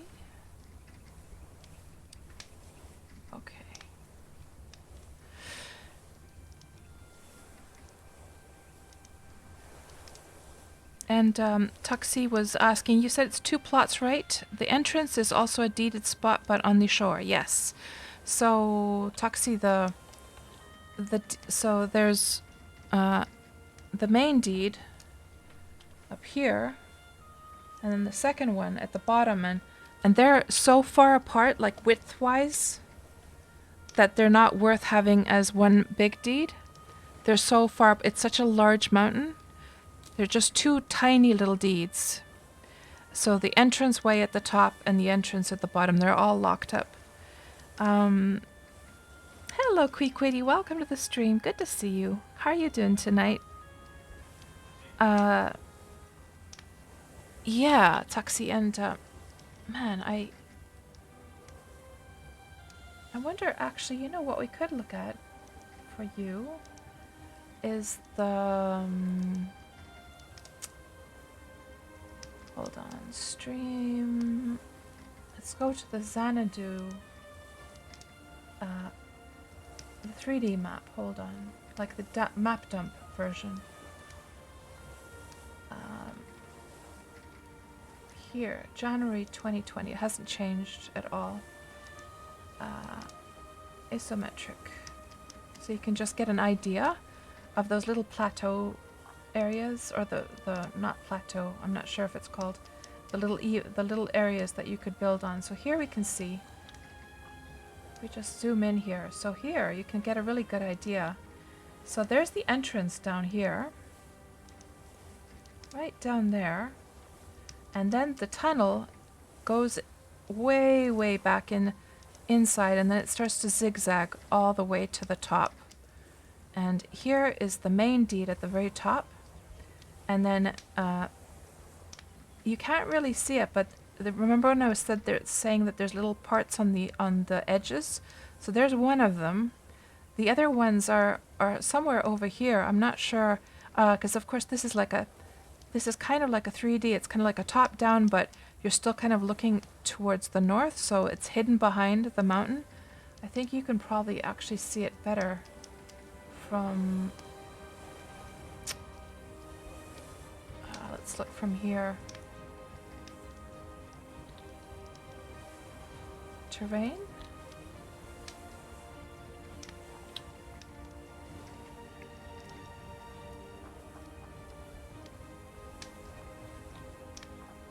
There, that's better. So there's the entrance, and the little like even parts that you could have like miniature towns or like house areas in. There's one of them. There's another one down here. These are all lower areas. I think this is one of the lower areas as well. And so when you would look at this mountain from the side, that's basically what you would see, is these little parts down here. It's really cool. I mean, it's beautiful place. It's just such a shame that sometimes you wish you could like multiply yourself and enjoy all of it, but you know, there's only so much you can do with just one person. So and the doors are locked though, Tuxie, but what I can do is I can give you guys access. So I just need to know your exact character names over on the old servers. And I'll give you guys like permissions to get through all the doors and stuff. Yeah, and you know what I mean by like so many cool things to do but so little time, right? Okay, so I guess how is Milena doing over here? Okay, she's going through a sea of sharks. And she has arrived to Celebration. Did she actually sail over without getting dumped into the sea? What the heck? That's new. Have they made We're on Celebration, guys, now. She literally just sailed through. So here's 2 things that are crazy now. A, usually the ship will stop at the server, right? She just kept sailing through. B, she was not dumped, like, didn't get the visual glitch of being, like, dumped even though they're not actually dumped. That is new. That's so weird. I wonder, guys, has an update been done for that or not? So we have one hour, 47 minutes before it starts. So the next thing we have to do is start heading east. So let's just plonk ourselves into the water and just make sure we're heading in the right direction. This should be the east. Yes, okay.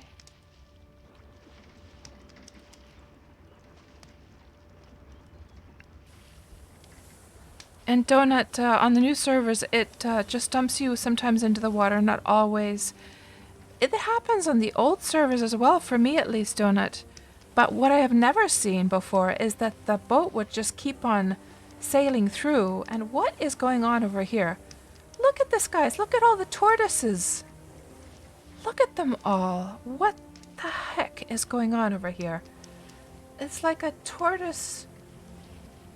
Well, I'm not going to say it. Let's say party is a nice word. It must be like breeding grounds for the... like breeding season for the tortoises or something. Look at them all. My God.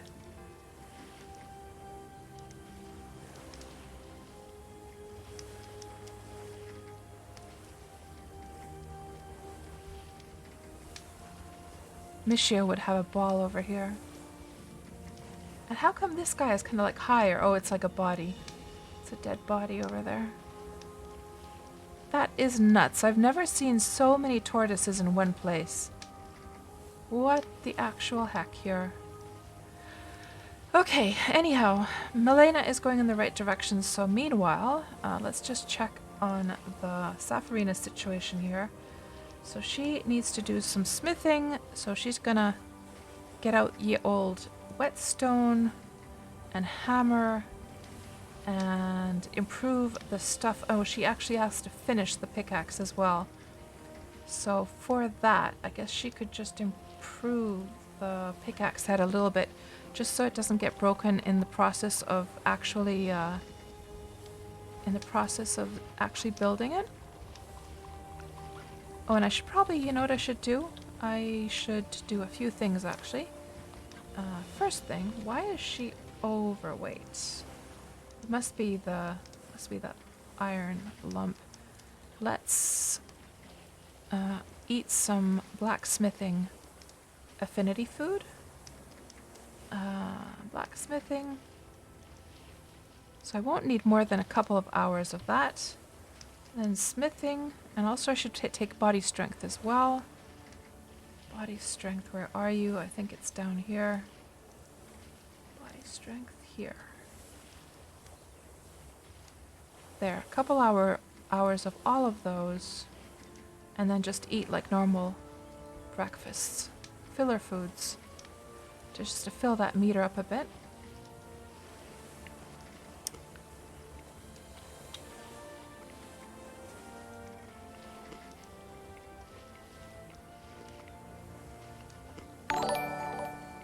Thank you so much for the follow, Cinder.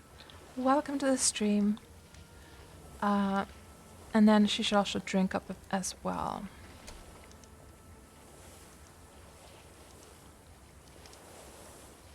And you know what we should do before I forget to do it is also just plot the course back to Xanadu with Milena here. Plot Xanadu. And let's just put that at a little bit more of an angle. Like so. Good. Now, let's just finish off improving the pickaxe head. And then we'll just build the rest of it.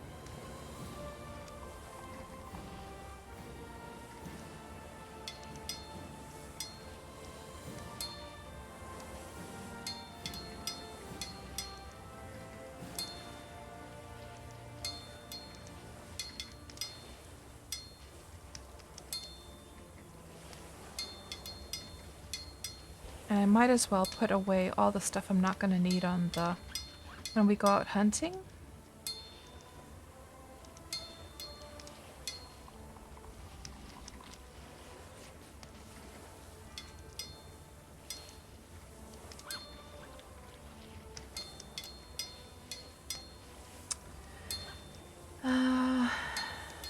And what do we need to finish off the pickaxe? Is it handle or is it just a shaft? Let's see.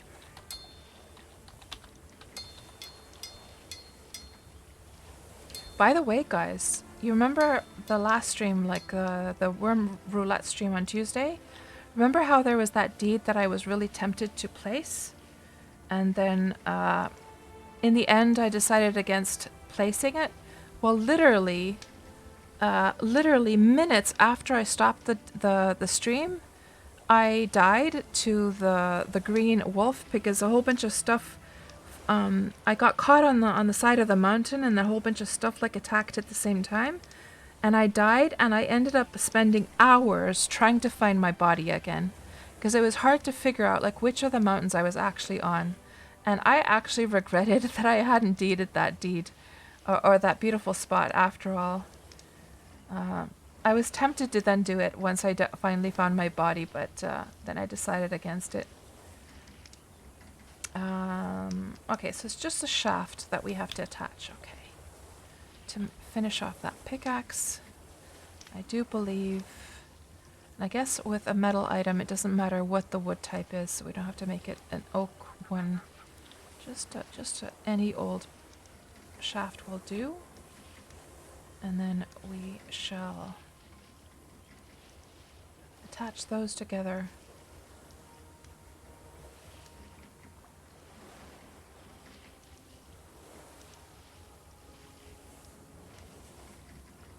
Like so.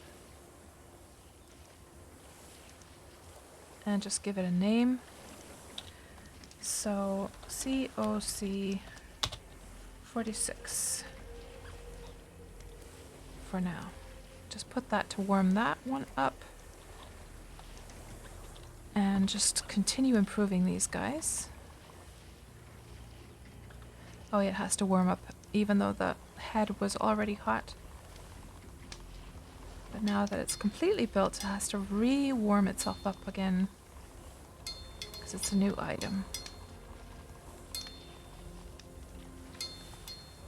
How's Milena doing? She's halfway of the server right now. Looks like there's going to be a rift over there. Or is a rift. Either one.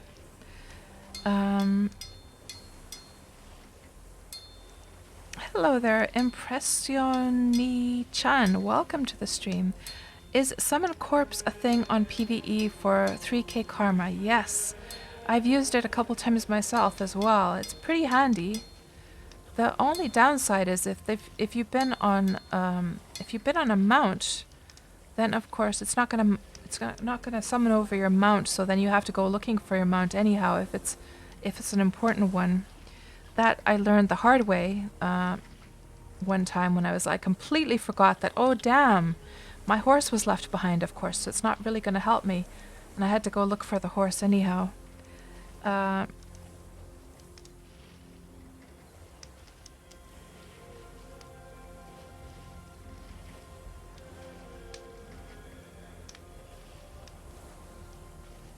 Yeah, you guys are saying, oh no, yeah, I did die right after that, guys, I did. And Holly says, there were other mountains near there that probably had equally good views, like you said.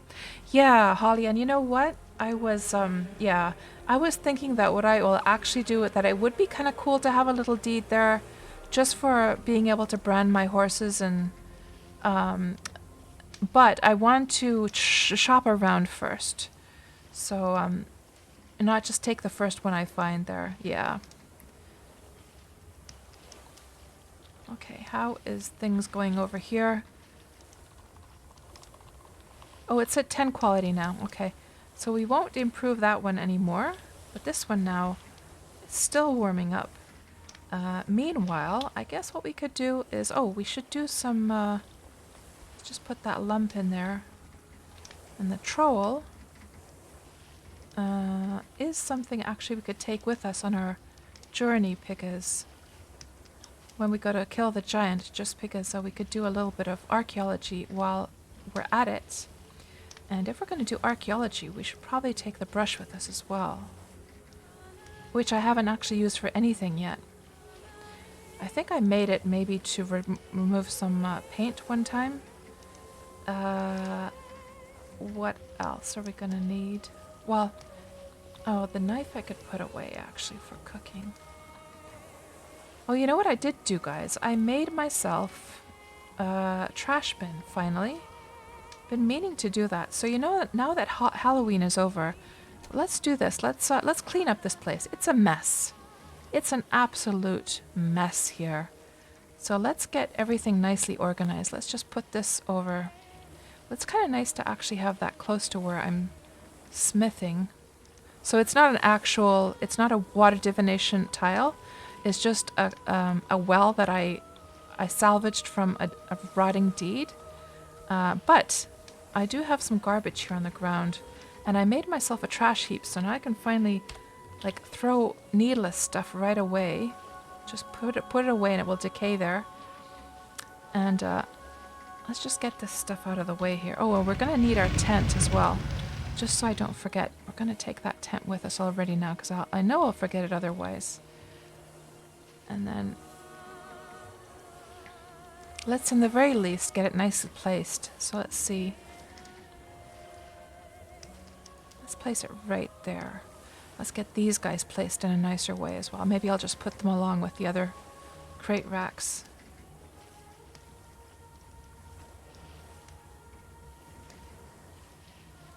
And what is that crate over there? Sand. Let's get that out of the way.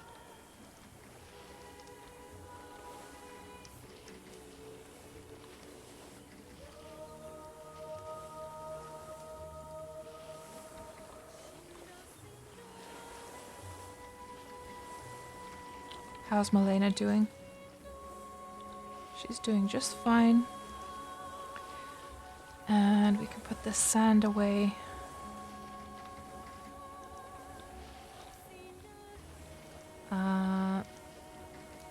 Okay.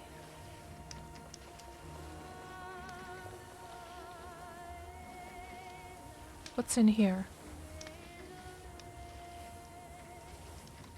Oh, the support beams. I meant to make a whole bunch of support beams for Ivy, actually, for the tunnel. So what we'll do is we'll put those onto the wagon. Get them out of the way there.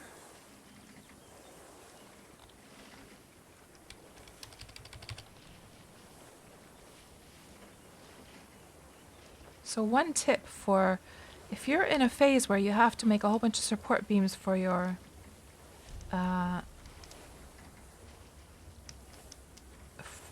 tunnel, it's a good idea to actually make a whole bunch of unfinished ones and then take the unfinished ones with you, because as far as I know, you will be able to fit more of them than taking ready-made ones. Now, where did the rest of them go? I thought I had more than 5 there. Oh, it was these leather jackets that I just thrown on the ground. That's right. So those kind of go right into the trash as well.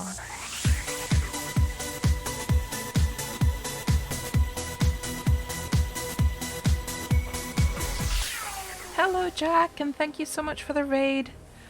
Welcome on in, everyone, from Jack's stream.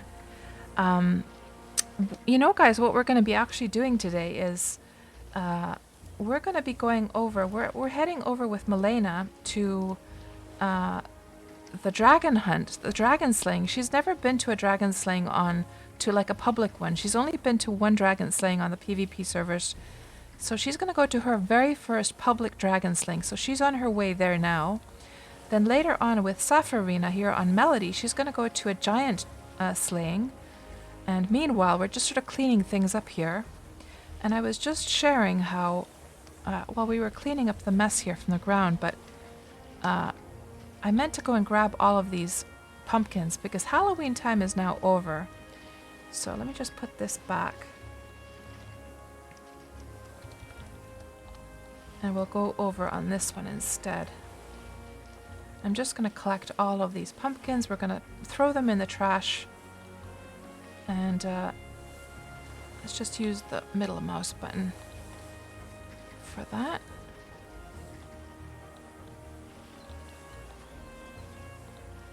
Get rid of all of this garbage here. And I don't know, Viking, if you wanted any of these pumpkins. Oh, it looks like some of them have already decayed away. So this is kind of needless in a way, because I guess nature will just take its course anyhow. But we'll just get rid of them anyhow. Make use of that garbage trash heap that we built. Hello, McCoofer. Yeah, Viking, do you want to come along to the giant slaying? You can come on the same boat with me if you like. Do you want to come and take part with that? So the post about it is here. You can just read up on it here. So there's this big mob, this giant that we'll go and kill today.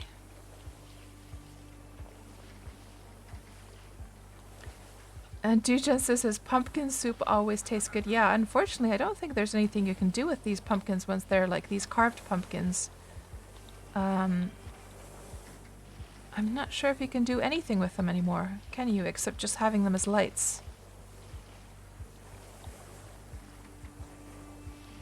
Yeah, Jack, a forest giant. I'm trying to remember whether I've ever even killed one of those things.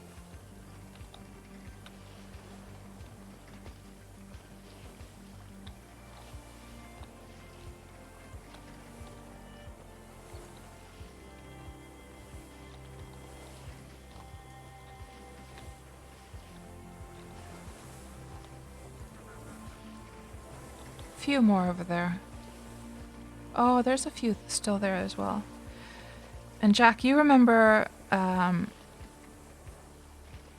yes, they have had tar in them, Tuxie, yeah, to light them with. Unfortunately, they don't stay lit very long. And Jack, you remember your first forest giant, you ended up flinging items and corpses off Xanadu Mountain. Oh my goodness. Are you guys talking about that time that you guys... I remember there was this moment where you guys went to the top of some mountain and were throwing whales or something off of it. Were you doing it with catapults or something? I forget now.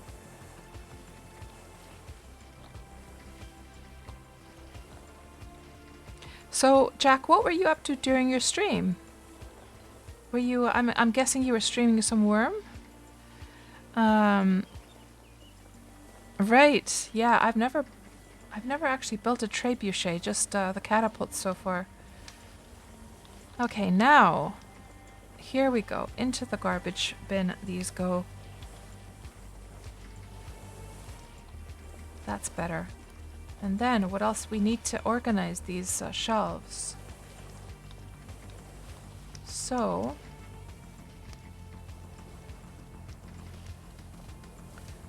put them here first. Like so, and now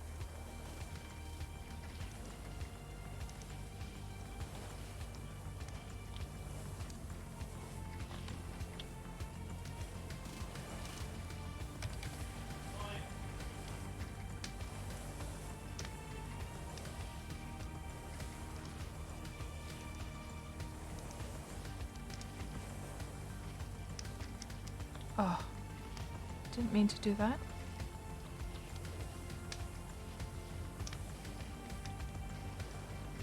Trying to get it lined up with these other ones. One there.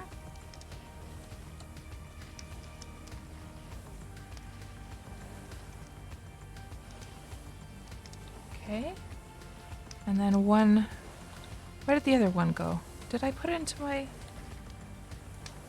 It's in my inventory. So let's put the other one over here.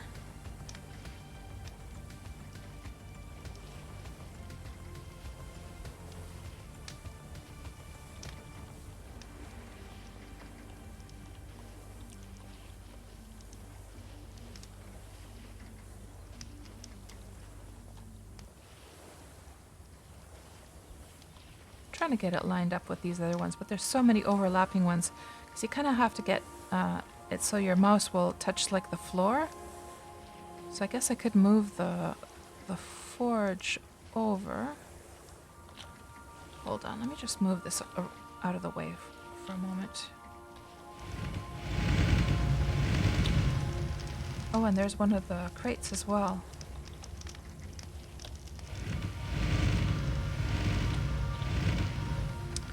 Now let's try this again. How's Malena doing? Okay, now she's reaching the corner of Celebration, so we'll start going at an angle now. Okay. Let's try this again. We should probably put at least one crate into it, though. So just place this in the ground. Because otherwise it's going to get lost with all the other ones if it's an empty one. So let's just put one empty crate into it to make it like a...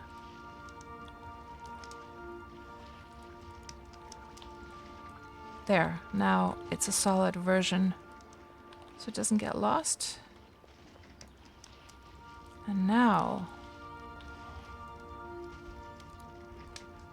place...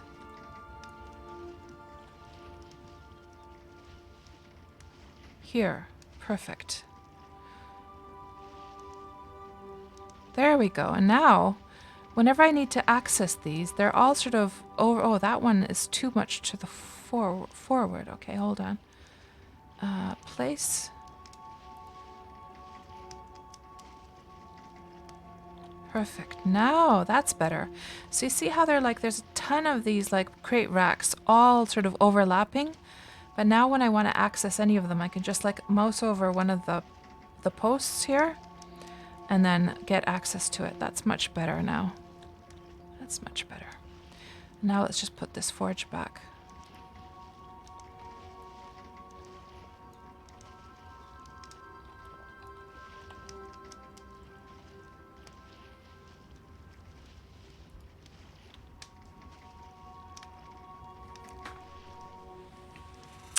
And Zevis, hello. Did I play Lineage 2 in the past? I tried it very, very briefly, Zevis. It was a very pretty game, but yeah, it wasn't... Oh, we still have this one. Let's get rid of this as well. Put that in the trash. It wasn't really for me, Zevis. I think you've spoken about that actually before.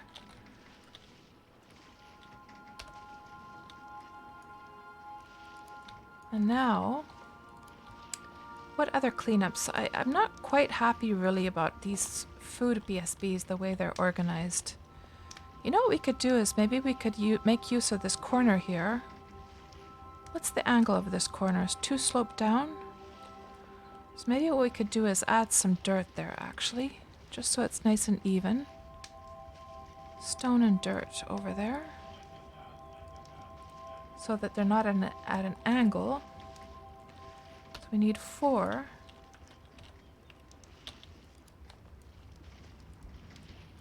And we'll just make this next tile over here like at the same level.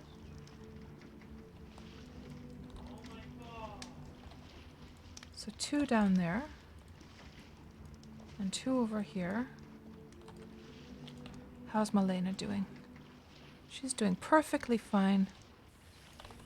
And now this is nice and flat, flat, flat. And now let's try and organize these once more. Because I haven't really been happy with how they've been.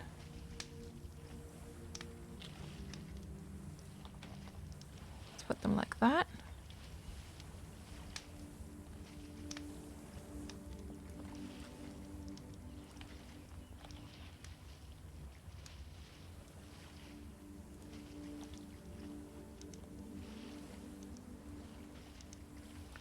And then put this one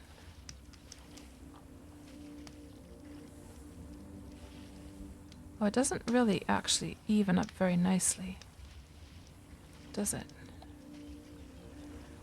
And Zevis, have the graphics in Wurm changed? Yeah, so they... Oh, look how the fire is left from the forge. The forge has lost its fire, guys, from me moving it around. I've never seen this happen before. Can you imagine? It lost its fire. It's now missing from here, and it's now just like hovering there. That's crazy.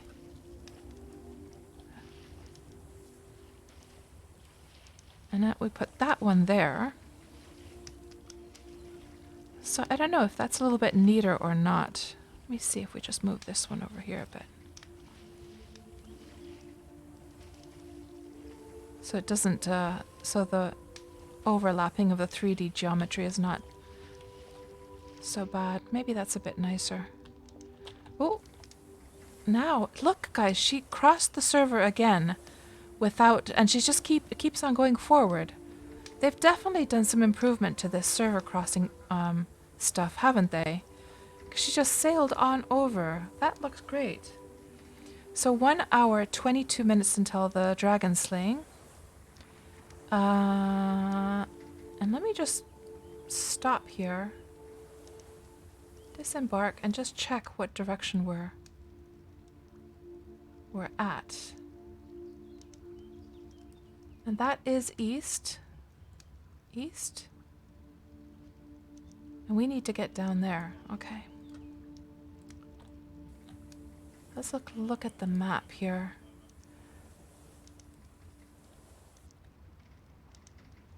So actually, you know what I should do? We're a little bit too much to the north. Let's just go back to Celebration. We'll travel south a bit.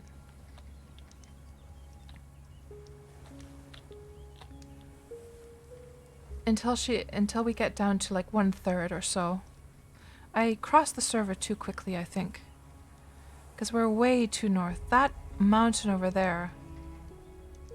I'm not sure, actually. Maybe not. We need to get to this spot right here. I'm trying to figure out now.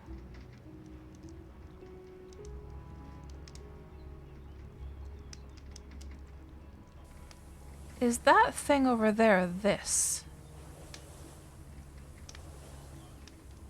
Let me just look at the, let's look at this thing here quickly. See if we can figure this out. So we're seeing some sand over there in a little mountainous area. Let's actually go back to the isometric one.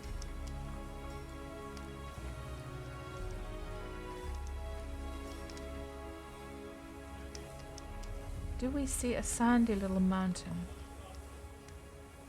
with grassy bits on both sides?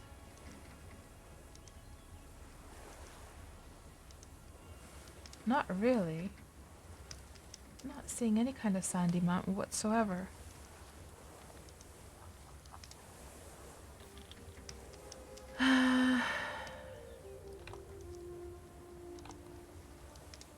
Unless we're too much to the south already. I can't figure it out now.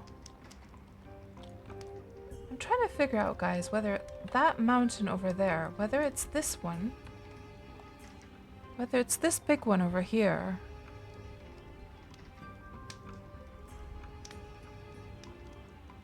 or whether we've come too much to the south already. Like, I'm trying to figure out what that is. Would anyone from Xanadu be able to tell me whether that over there is actually this thing or not?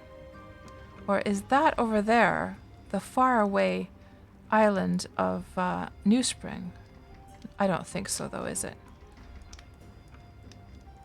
That mountain could be this as well, I guess.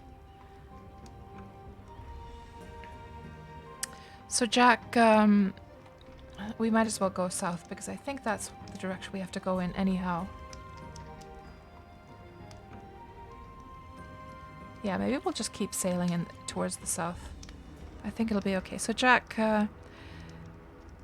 you were doing a recap of the new Festival Cove in Palong.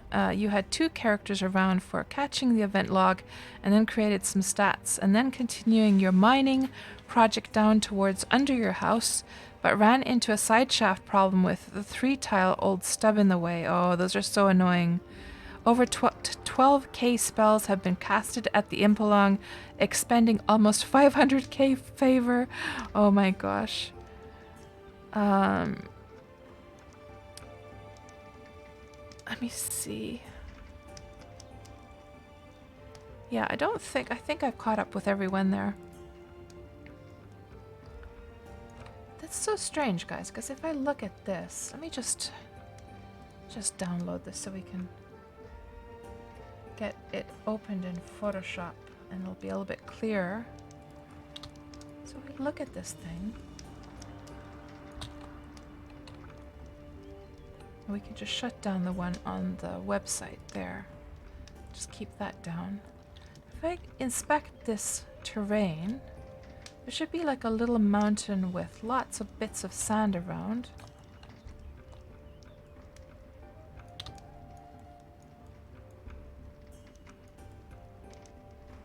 And if I look at the western coast here, not really seeing anything like that. The closest thing is this thing, but surely we're not that much south down yet. And that also seems to be very interesting. It's like half and half of sand and half of like forest or whatever that is. Okay, what else do we see? We see a whole bunch of steppe over there. I have to believe that's got to be like, I'm assuming that that's got to be the glass hollow market over there, isn't it? I'm assuming that's got to be that one. And maybe this little bit is actually this one.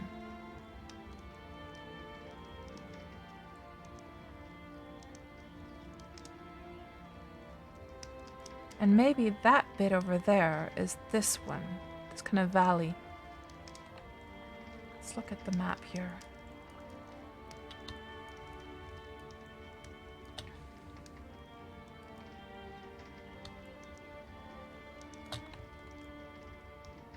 This long bit of rock could possibly be this. I'm not sure. I really am not sure. I always get lost with this Xanadu stuff. Hello, Fraudhammer and Perry G. Good to see you guys. He was creeping on the people at the Impalong, says Perry G. What they did, how they did it, what they did, where they did it, and how many times. Oh my gosh. So how is Safarina doing? Oh, she was in the midst of figuring out the, yeah. I think this looks a little bit more orderly now. It's not as, yeah, it's actually, yeah, I think I'm kind of happy with that actually. Let's just move this one over here. So, place.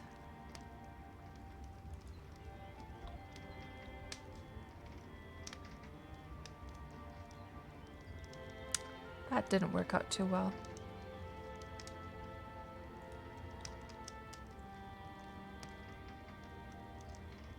Yeah, 0 to 20, 20 to 40, 40 to 60, and 60 to 80. Okay, perfect. That's a bit more orderly now. I like it. Now, let's see. Is there anything else we need to clean up here? Oh, we needed to finish imping the pickaxe. That's right. Okay. So...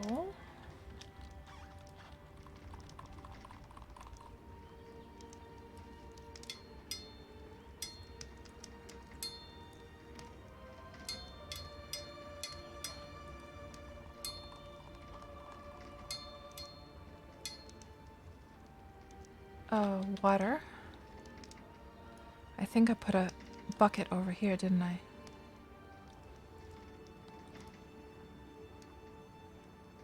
Oh, I thought, oh, I did, yes. Good. There's the bucket. Do some tempering.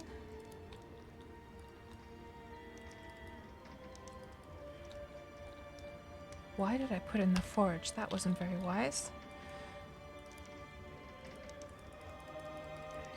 So 1 hour, 13 minutes until the dragon slaying. So I think we're gonna...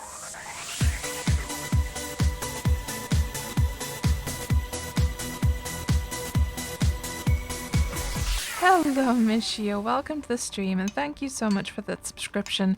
Man, Mishio, you just missed such a great moment.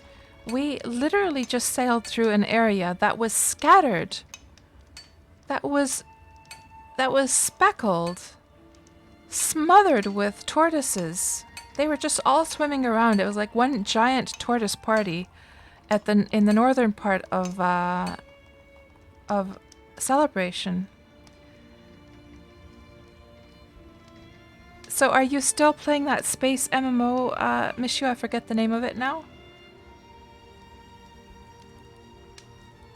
And how's that going for you? We're actually, Mish, you know what we're doing right now? Malena is on her way to a dragon slaying on Xanadu, a public one. And then after that, we're going to go to a giant slaying with Safarina here on Melody. What do you say to that?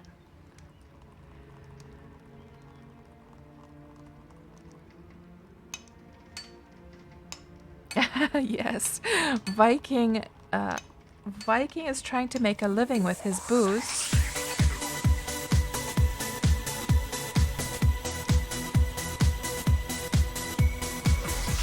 Oh, thank you so much, Donut Kebab, for that subscription. Very much appreciated. I'm glad you're enjoying my streams enough to want to actually subscribe. That's very kind of you.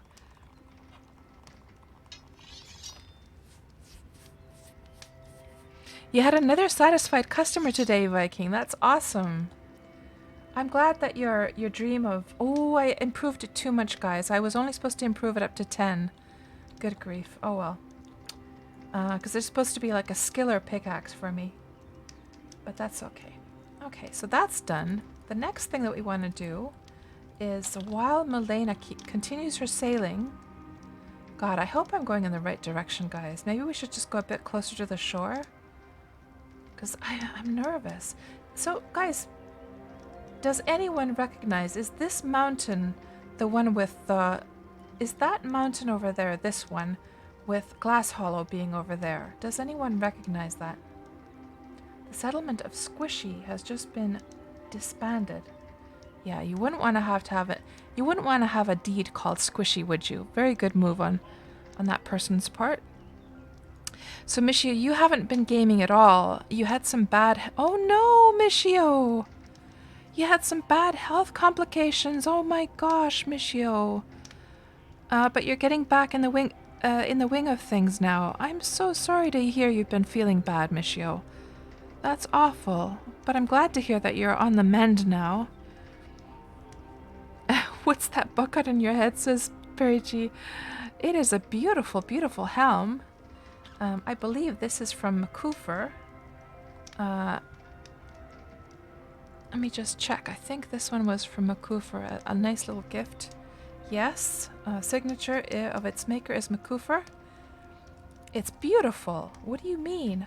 What do you mean bucket? It's gorgeous. It's no bucket. It's a shiny plate helm.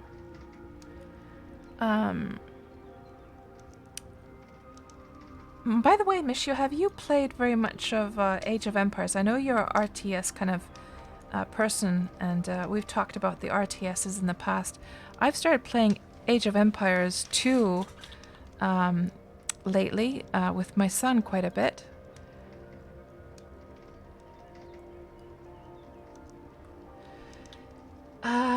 What did we want to do next? So while she's sailing, first of all, to get this barrel off her inventory. It's way too heavy. And we'll put the lump back as well. And let's just put this beer stein somewhere. Actually, I think I have some extra barrels over here that we could use as a decoration. Let's just grab one of these small barrels. Put it next to the little chair. Like so. Just place that chair in a bit of a nicer way, more natural way, like so. And put this beer stein on top. There. That's good. And the next thing that we could do is so we have this plan for planting some trees. And I think I still have it up here. Deed planner, yes. So there's our plan for the trees that we're going to plant today, if we have time. So the first thing we have to do is we're going to have to cover all this rock with some dirt. So I think the first thing we need to do is grab some dirt here. And we'll just go start dropping it down. and cover all that rock.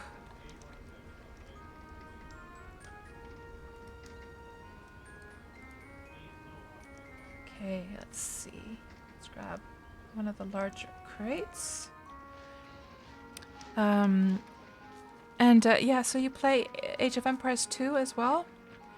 Yeah, I mean, I'm a crap player. I'm trying to get better at it. Today I added a mod that will put a little exclamation mark above any like workers. I forget what the workers are called. You know, the peon type workers. That will put a question, like an exclamation mark if they're idle. Because I always miss them when they're not doing anything. And that helped a ton. And yeah, I'm trying to... I mean, I played Age of Empires 1 back when it was first released in the late 90s. And then I hadn't played it for many, many years. And then my son convinced me to start playing it with him. So let me just figure out... Let's just turn off the trees here for a moment. We should start off with... let's put the dirt down on the right tiles. So... Let's try and figure out what these tiles are, though.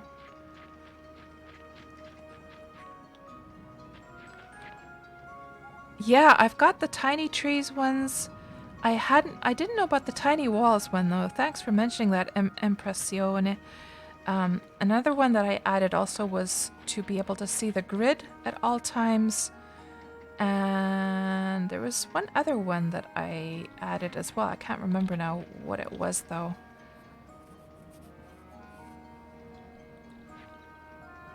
Unfortunately, though, it's not really a game that would be very enjoyable to stream, only because when you're playing it, you're full focus. Like, there's just no way that you can, unless you're playing against AI, then you can take pauses and like chat to people on the stream.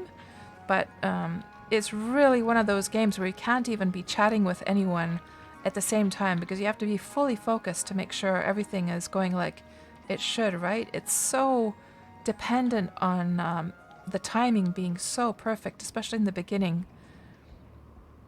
Man, I cannot figure out...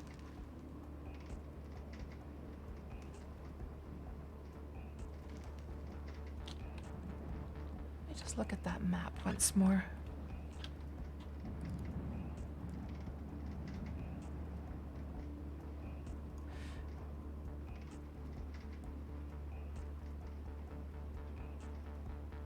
Man, hopefully I'm going in the right direction. I am not quite sure about that.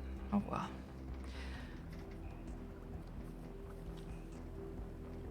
And Impresso says you know what I really like about Age of Empires? Its campaigns. I love the little illustrations with the storylines. And I was thinking to myself that, you know, I could draw those types of drawings. I could totally like sell those if game companies needed those. I like the drawings. Just the drawing style in them was really, really nice. Yeah, I mean, I'm a game artist and have been working in the game industry for, well, since 2006.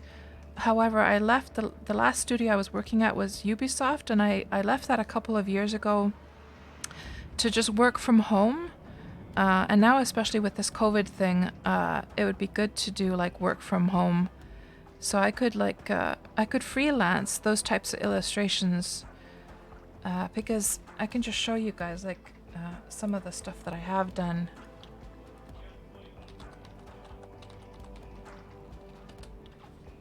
So, for instance, this drawing here, you know, it's kind of like a similar type of like drawing style.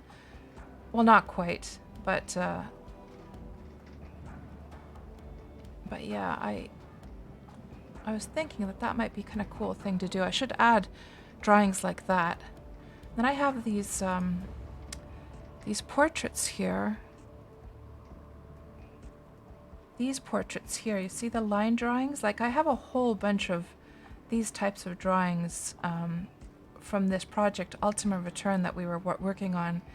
And there's like a whole big collection of these drawings, and I could just refine them a little bit to be more, to have that kind of little polish that you see in the ones that are in Age of Empires. So I might have to do that one day. I'm not sure if you guys would enjoy watching me draw stuff like that on stream or not. But maybe I could do a drawing stream one of these days. And Joe asks, did you make some stuff for Black Flag 2? No, Joe, I was working at Red Lynx, which is the Helsinki studio for Ubisoft, and they make the Trials games, like Trials Fusion and all the, like, they're these motocross type games. So the Assassin's Creeds and those are made in the other studios, not in the Helsinki one. And I was also working in the South Park Phone Destroyer project so it's mainly the Trials and the mobile games are made in the Helsinki studio. Izomi says an art stream would be cool. And Drogos would enjoy watching, and Tuxi would enjoy watching something like that. Maybe I'll have to do an art stream. I mean, I've done art streams on and off here on my channel, but I'm not sure how entertaining that is for you guys to watch.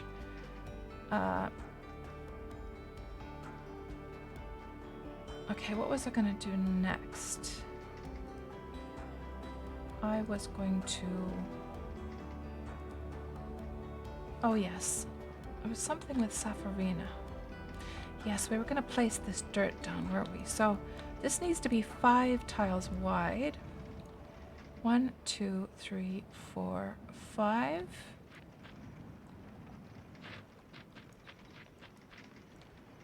So for those who don't know what this ugly hunk of land is, I think most of you do already know, but for anyone who's new to my stream and hasn't watched these Kingdom Update streams, I can just share with you what this ugly, ugly deed is going to look like one of these days. Like, this is pretty much the ugliest deed you've ever seen in your entire life.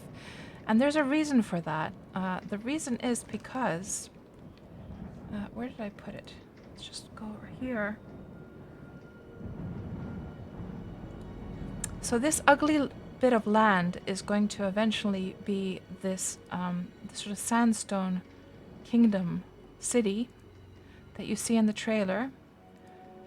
And in the middle of the place are these canals that crisscross. Let me just see here. So from above it looks like this. And you see these sections here? Well, there's one section over there that's like terraformed. This is all placeholder. These horses are all going to be moved out eventually. All those fences are going to be torn down, and we're going to start building these buildings here. So that's why it looks so bloody ugly. But so there's one canal that's going to be going down into the water eventually, and the other one is of course going to go here as it crisscrosses. But for now, I mean, this is a project that's going to take many, many years. So for now, I just want to plant a whole bunch of trees. And that is why I'm trying to figure out the 5 tile wide bit here. So the canals are 5 tiles wide. And according to my plan here in Deed Planner,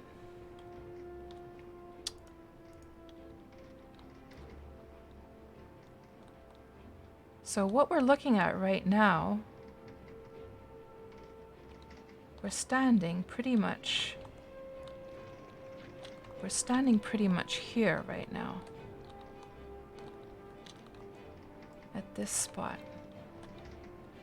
And so we're going to start planting trees over in this green area. And that's what I have to try and figure out is like where this ends. So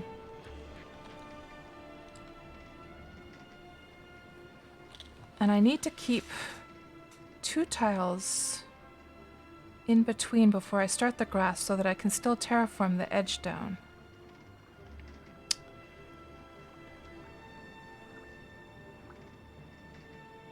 Okay. New Yellum, says Jack. Oh, New Yellum is such a beautiful, beautiful city in Ultima Online. One of my favorite cities. One of my absolute favorites.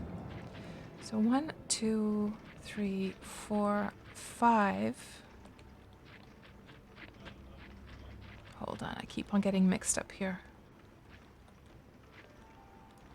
1, 2, 3, 4, 5. And then we need 2 in between. So the dirt can be placed from that tile on. Just grab 1 dirt for now, just so I get it marked. And then the rest should be easier.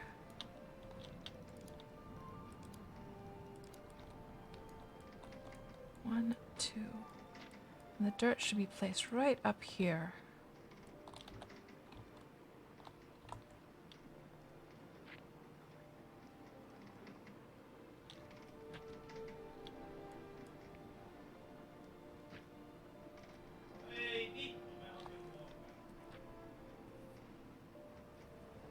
Hello there, Buzzkill.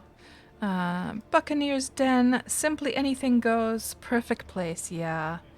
Well, I was never a PvPer in Wurm Online, but me and my girlfriend, one time we decided to take a couple naked characters over to Buccaneer's Den, and we were flirting with the PvPer boys there and taunting them. So mean, so mean. So let's just double check this. 1, 2, 3, 4, 5, and then 2 tiles before the dirt starts. So perfect. Yes, that's exactly how it should go.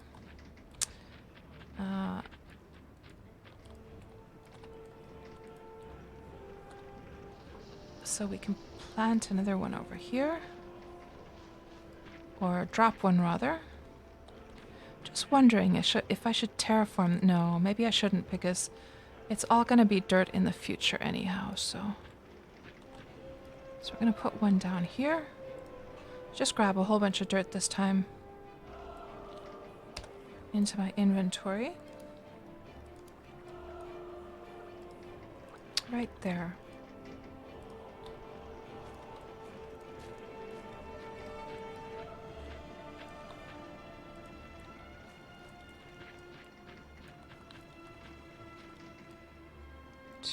Right here.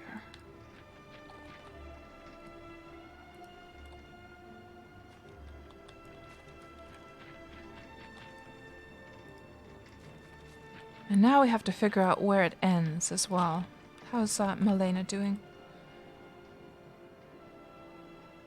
Still trying to figure out where the heck I am.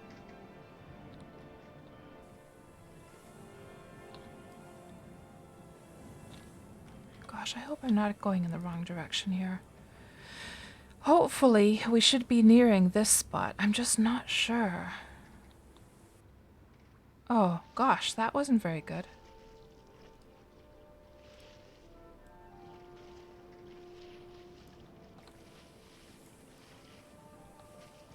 I'm thinking to myself that this bunch here... Maybe this higher mountain is that one at the back. No. Is this opening this one? I hope so. Okay. Now we have to figure out where the... Let's mark either side of this this canal over here. So, let's see.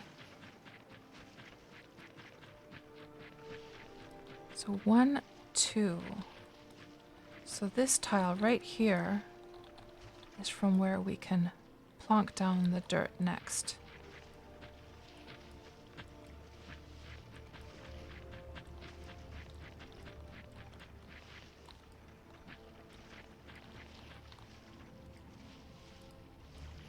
Like so. Actually, this is going to be all terraformed, but I'm just marking it for now. I know it doesn't make very much sense to you guys. And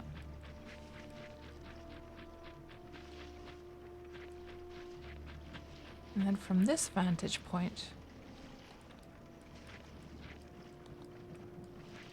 1 and 2, so the dirt can start on this line here.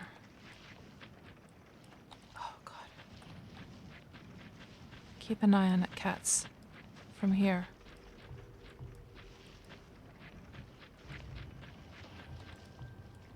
Okay, good. I think that is correct. Let me just double check that in a second. I know none of it makes sense.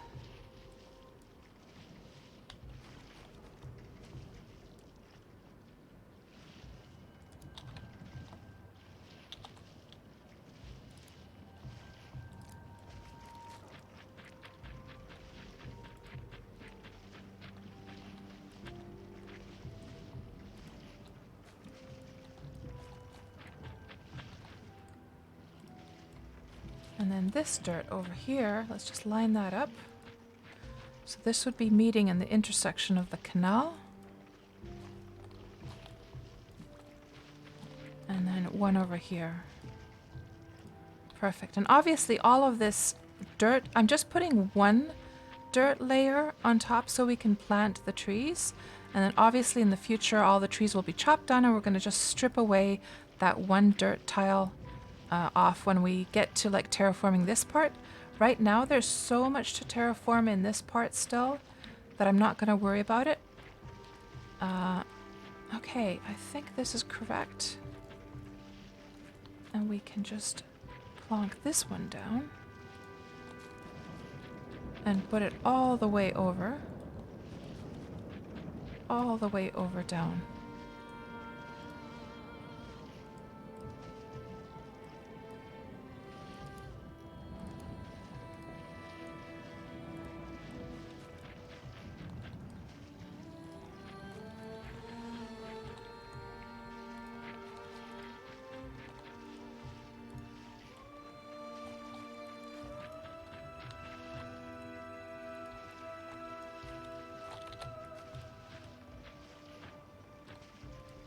You know what I should probably do is I should probably just grab all of this stuff and throw it into my cart so I don't so I can fit in a little bit more of that dirt at a time. Just throw all of that down there. Oh, I have a whole bunch of planks here as well. No wonder. No wonder I couldn't fit more than that into my inventory. Now, 9 dirt at a time is much better. And Buzzkill, SOS and treasure maps were so much fun in Ultima Online. Absolutely. My very favorite character in Ultima was my tamer slash mage slash musician, like bard, and then my next favorite character probably was my fisherman, and just loved looking for those SOS maps and doing the treasure hunting and all that. That was so much fun, and getting the paintings and all that good stuff. And I'm guessing, Buzzkill, you must have come over from Jack's raid, right? Since you're an old Ultima Online fan? We've talked about Ultima Online with Jack many, many times. And Donut Kebab says, yeah, UO has a couple of really cool systems. Wurm is the closest you could think of in 3D. Exactly, Donut. That's exactly how I feel as well about Wurm. That once I finally found Wurm, it felt like it was finally a game that, you know, ticked at least some of those UO boxes for me.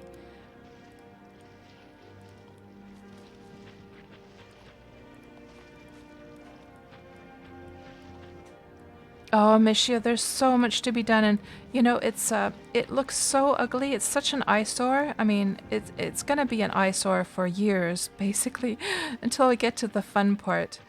You know, the actual building of the buildings, that's not gonna take too long. It's just all of this preparation beforehand is a pain in the butt. And it's so funny, Mishia, because I have people who will actually sail by my deed and they don't know anything about the plan for it, right? They're like completely oblivious to my stream or anything that I'm doing. They don't know who I am, and you know, they're just random people who sail by, and I see people commenting about how ugly this place is. It's hilarious. And all I can do is just think to myself that just you wait, buddy. One of these days I'll show you. Yes, Tuxie. It happens. It's happened several times now. It's kind of funny. This has certainly got to be the ugliest deed on all of the new servers right now. But hopefully one of these days it's going to be the most beautiful, right?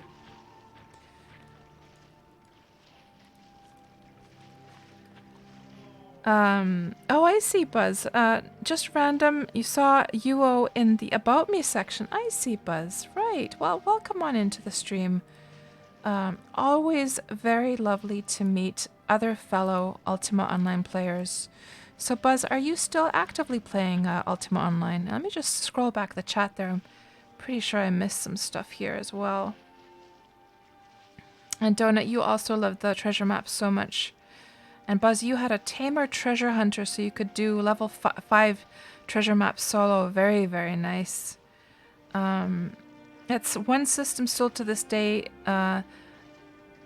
Number 1 has done a good job implementing into a game. Yeah, absolutely. Absolutely.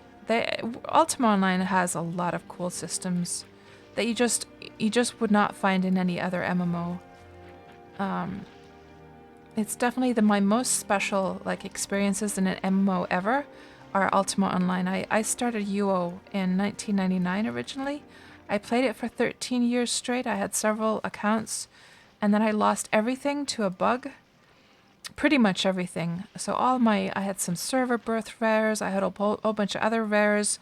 Lots of lovely little presents from friends over the years, and I lost it all due to the customization tool. Because I was actually kind of using it in a wrong way that was not designed to be used for. Not that I was hacking anything or doing anything I wasn't doing anything illegal. It just was not designed for what I was doing, and I guess the game wasn't prepared to deal with the end result then, and then I lost all my stuff. Let me see, scroll back a bit. Yeah, I think I caught up with everything. And Tuxie, I don't know if they're playing Among Us, or maybe they've been playing a lot of Valorant as well. So if you hear my son laughing in the background, they're probably playing Among Us. If you hear cursing and shouting, it's probably Valorant. Because he gets really aggressive during Valorant, but then he's having a blast when they play Among Us. He's laughing his head off during that. As far as I'm concerned, he could play more Among Us than Valorant. How's Malena doing right now? Okay, slow going. So we see a red patch over there. If we just look at the thingamajig here, do we see a red patch here on the map? Not really. Oh, the red was actually this green stuff, wasn't it? Oh my gosh, guys, I'm so scared that I'm going off to completely wrong direction here. Ugh. I don't know where the heck I'm going. We might not make it to this drag. Oh, the opening there. I think we are going in. That opening is probably this. Oh, damn it. It is probably this, isn't it? And that little bit is probably that. Maybe we're okay. And this group of mountains is probably this one behind. Maybe we're okay after all. So this red patch, according to that logic, would then be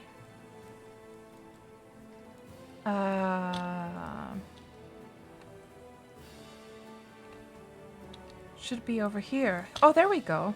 So this is yes. Okay, I think we're completely on track now. See this light green area? That would be this red area here. Then it should have sand behind it, which it does. We see all that sand up there, and the sand on the top of the mountain up there. Yes, we're completely on track, guys. I'm so relieved. And then we should see 2 blocks of sand, which would probably be this part here. And then let me just put a lightness on this. brighten it up a bit. Like so. And now what we should do is get around this bit here. Go through. Come through here. Okay, we're completely on track now, and we need to sail through here. Okay. Yes, I think we're going in exactly the correct area now. Good. I'm so relieved. Okay, how is Saf doing over here? Let's get some more dirt into her inventory.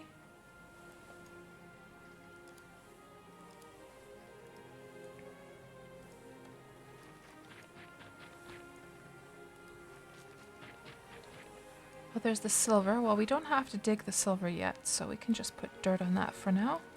At least we have a sign that we know where it is.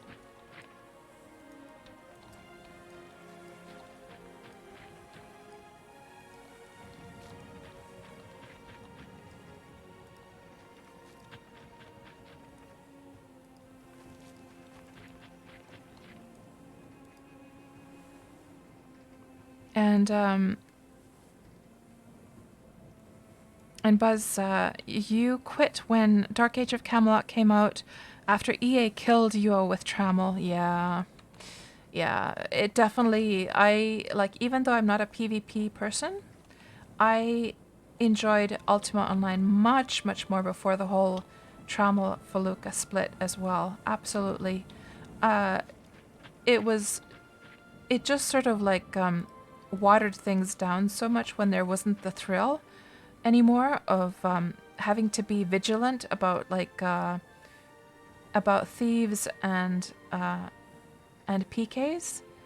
And also, it was always a thrill going into the forest, because if you saw that red name coming along on the edge of the screen, it was its own thrill to try and hide ASAP or recall out of there in time and escape. Like the thrill of the chase was something I enjoyed, even though I wasn't like a PvPer myself, but just being chased down by PKs was kind of fun.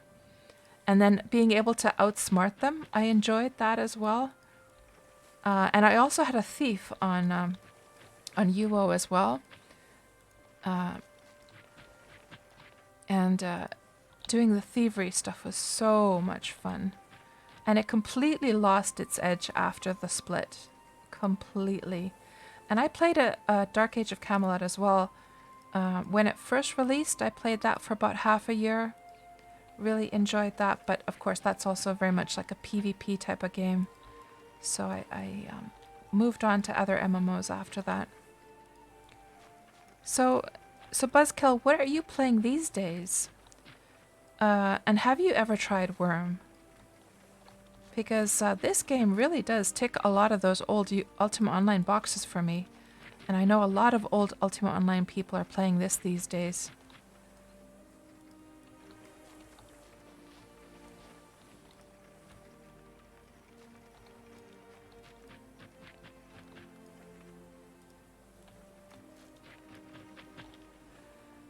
How's Milena doing?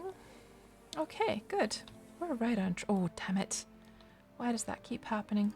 It's like a visual bug that it's so far away, apparently. And Viking, you found a new game in Among Us. It's called Operation Winter. Haven't heard of that, Viking. Oh, Donut. Yeah, UO Automap. I used that. Yeah, it was the best. And Viking, what should you be building first when making a gnar? So what I would recommend, Viking, of course, you already know about the ores, as everyone has been giving you that advice already about the making a whole bunch of ores. If you've moved on past that phase, you should then start to make the materials. So you will gain, make all the wooden parts that you need for the gnar, and don't start attaching them yet. Just make them and start storing them in crates. Some parts give you shipbuilding skill, some don't. So the ones that don't give you shipbuilding skill are pegs. The reason for that is because pegs are not only used for ships, they're used for many different purposes in Wurm. Hence, they're not like a shipbuilding item. But then there are things like tenons, which are actually only specific to ships, and you'll get shipbuilding skill from making the tenons. So make the hull planks, tenons, things like that, all the bits and bobs that you need. Also, rivets are another part that the metal ones, those ones also are not shipbuilding only, so you won't get any shipbuilding skill from making those, so don't bother with those in the beginning. Just make the, let me just look at the Gnar bits and bobs here, hold on. Gnar. So make the keel sections, belaying pins, the oars, stern, tenons, rudder, hull planks. Ignore the pegs for now. Make the deck boards. Yeah. So ignore pegs and ignore the rivets for now. Instead, just work on all the other bits and bobs. And then, because the thing is that when you start to attach them, if your shipbuilding skill is crap, you're just going to break them as you try to attach them. So that's why you should start first by making the materials themselves. Get your shipbuilding skill up high. Then, once that's nice and high, you can start attaching them, and you'll have a much better chance of attaching them without breaking them.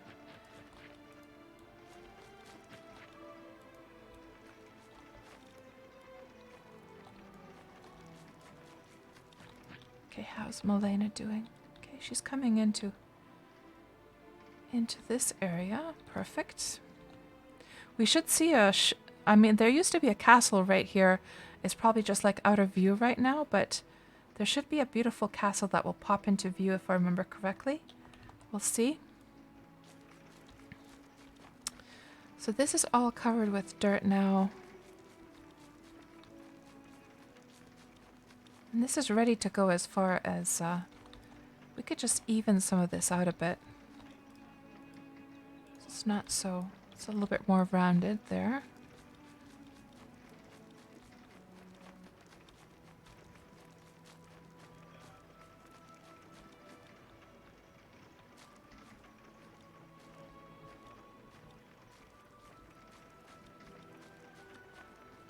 And actually, this bit should go inside a bit. So if we just look here from above,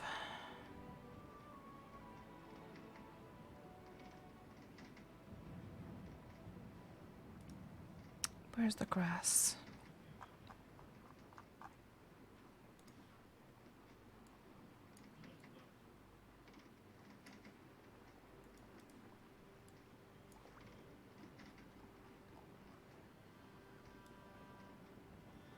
Marble. Like so.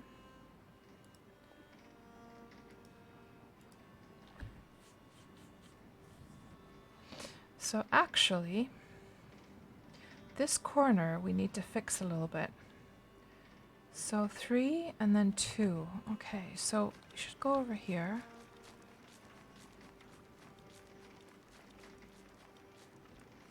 So 1, 2, 3, and then this one can be dug away right here. Do I have my, let's get my shovel here quickly. Okay, that doesn't even have any dirt on it.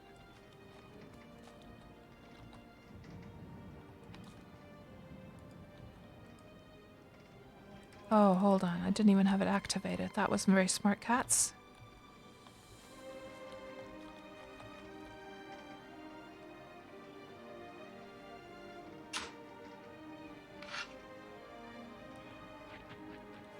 One, 2, 3.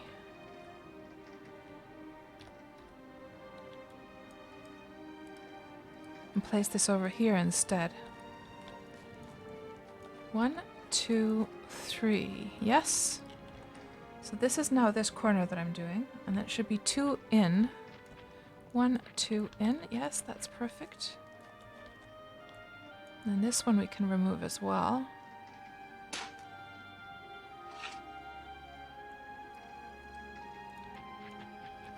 And this should be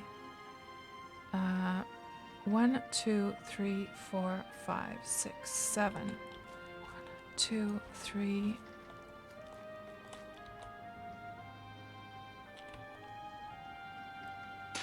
Oh, maybe this wasn't the castle part. It was a different area I'm remembering, actually, yeah. I'm remembering a different area.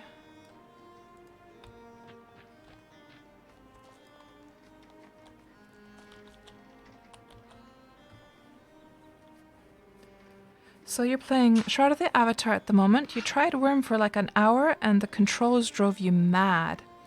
Well, something to know is that this game is literally unplayable if you don't do keybinds. So I think a lot of new players, they start this game and they're just doing things the hard way, you know, by right-clicking items, going through the context menus. Now, of course, those who have played the game for years, they know about the keybinds. And so the game is sort of manageable for them. So when you say the controls, do you mean like movement of your character? Or do you mean the fact that you had to go through a million like context menus and right-click things? So how many was it supposed to be? Hold on. 1, 2, 3, 4, 5, 6, 7. Okay. 1, 2, 3, 4, 5, 6, 7. Okay, that's perfect. Excellent. So now we have to do the same thing over on this side as well. So 1, 2, 3.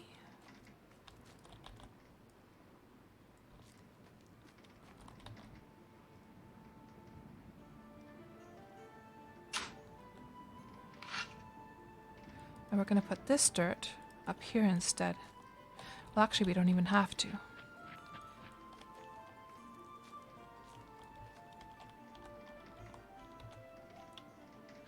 And again, here's the reason that we're doing it this way, guys, is because, so the places where I'm placing the dirt is where the grass and the trees are going to be. And the reason I'm leaving this kind of edge is so that we can have the trees here while the canal is being terraformed down. And the white tiles represent these jagged, like these steep edges. And that's all along here. And the terraformable edge is along right here. And it has to be surrounded by rock. So that's why I'm leaving these rock tiles still bare. And that's what we're doing. We're just about to get this little corner piece done here over here. Okay. So 1, 2, 3. So actually one dirt does need to go over here. Like so.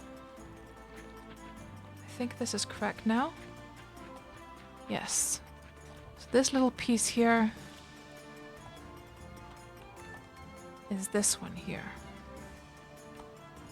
That looks right. 1, 2. And we need to make this 7 wide. This rocky piece here is 7 wide. This one here.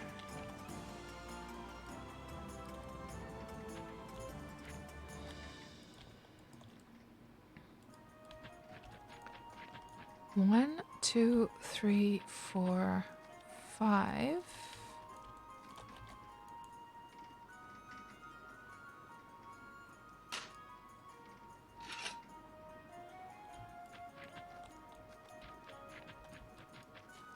One, 2, 3, 4, 5, 6. One more.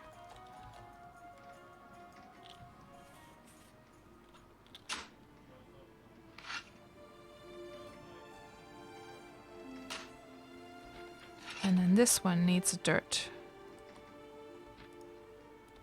So this should be 7 wide now. 1, 2, 3, 4, 5, 6, 7, which represents these tiles here. Good. That's all good to go. Now this is ready for me to plant trees on. Perfect. And if it's all aligning,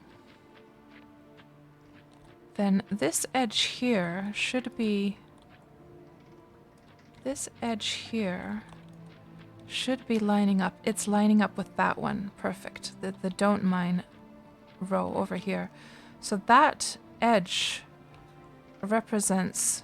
I mean, if we look at this picture here, that edge represents like the higher part of the land. Let me see if there's a better image here. If we look from the side, so there's these steep bits. Here's the canal in the middle, and that edge over there that says don't mine represents the higher bit of land over here. Okay, it's all good to go, so we don't have to worry about that anymore. And how's Milena doing? She's doing just fine. Let's just check the map here. So Milena needs to get over to Rock's Landing. She's sailing through this area right now. And let's just look at that dragon article once more. So we're gonna go and, just as a recap for anyone who's just joined the stream recently, we're gonna go and actually kill a dragon today. We're gonna go to public dragon slaying. And let's just see what the instruction was. There was a map here somewhere. Okay.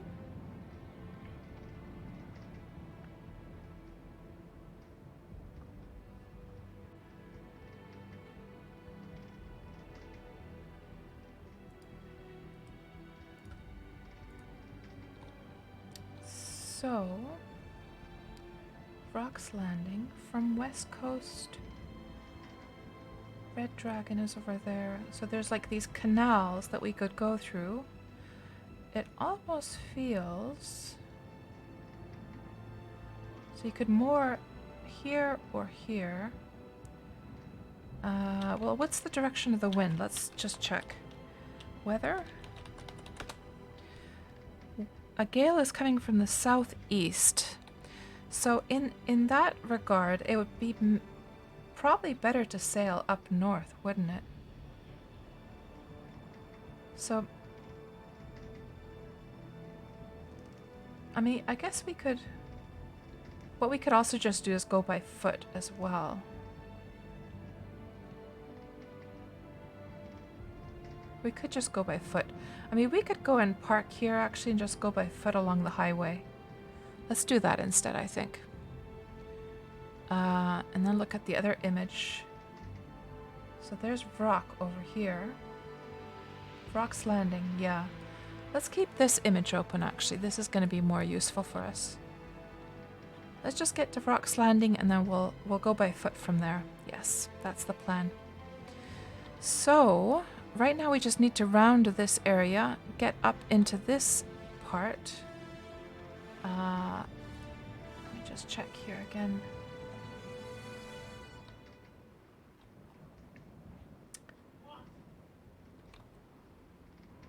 Here is where we need to get. Right there. Okay. Okay. So we'll just keep on sailing.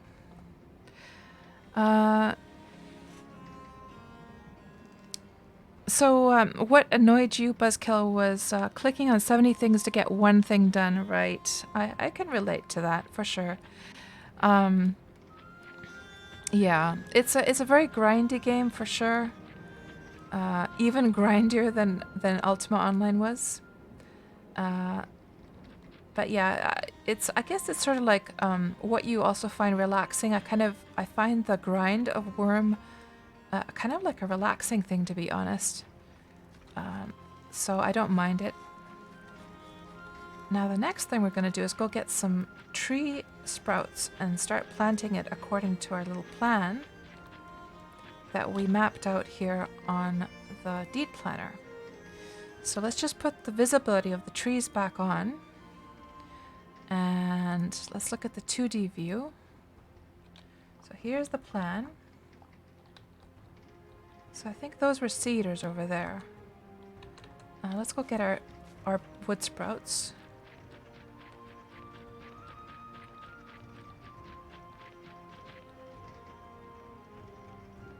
And this little bit, actually, I still haven't put dirt on it, but it seems like it's a little bit steep. Let me just shave that down with my pickaxe, actually, a little bit. Let's see, pickaxe. Let's use this new pickaxe that Griff gave me. I think this part here needs to be surface mined down a little bit. Oh, we've got this dirt on us. There, that's better. This little spot right here, I think we could surface mine that down a little bit. So, let's just mine that down.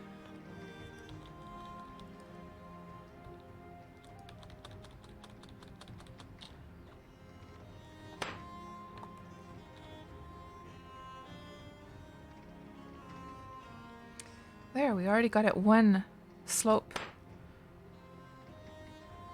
Why is this so... Why have I made this so steep? Interesting.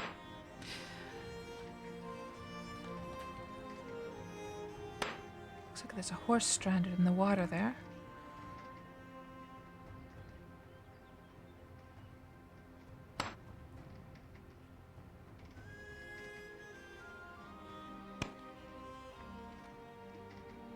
"21 minutes left before the dragon slaying starts, so this is gonna. I think we're gonna make it just in time, guys. I don't know. Are we gonna make it even on time? We might not actually make it on time. We have like 21 minutes left here, and in this time, so if the wind is coming from southeast, was it? That means we should probably try and... Oh, I'm not sure if the zigzagging is really going to work. We really need to get past this point. Then we can start going north.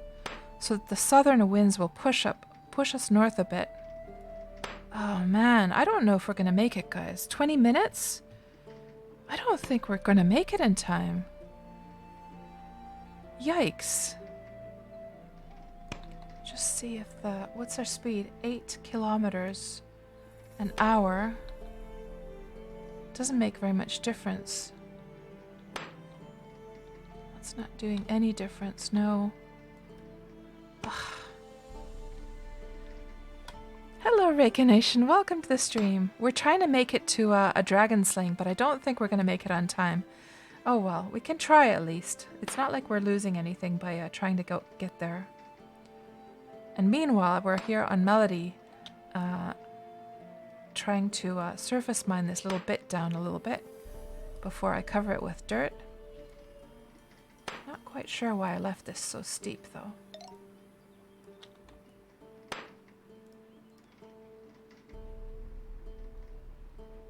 And the messenger is asking if I would like a summon when I hit land.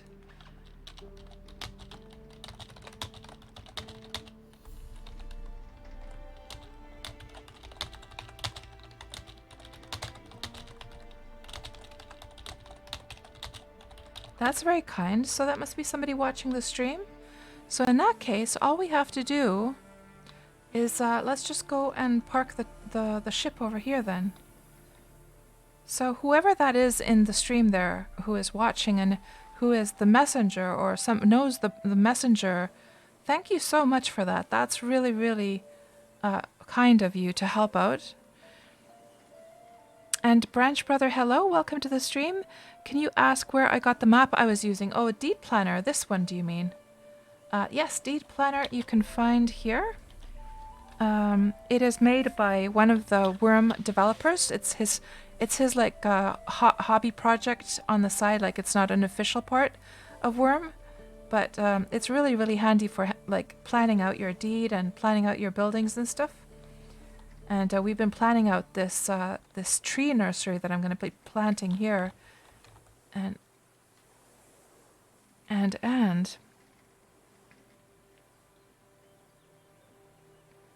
And so Makufer, is that your character?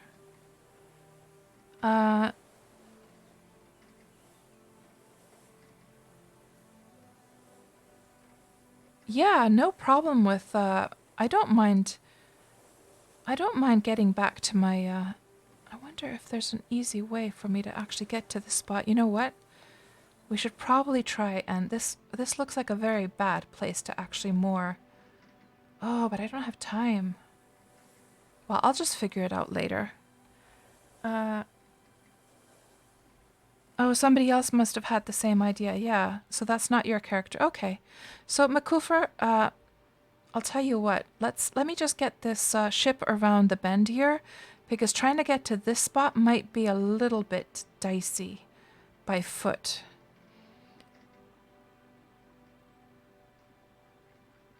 And Branch Brother says, try to get to the right of that area. Yeah. If we could just get around this bend, I think that'll be enough. And looks, I wonder if that's like a tunnel through, though. That could be a tunnel right through the mountain? Could just be their mine as well. Oh, this is so slow. Whatever. Guys, you know what I'm gonna do? I'm just gonna figure it out later.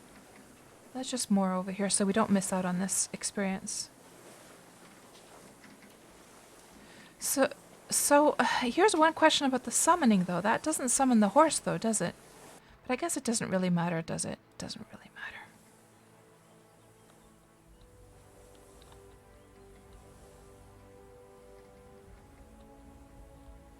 I guess we could, if we can't take our horse with us anyhow, I might as well just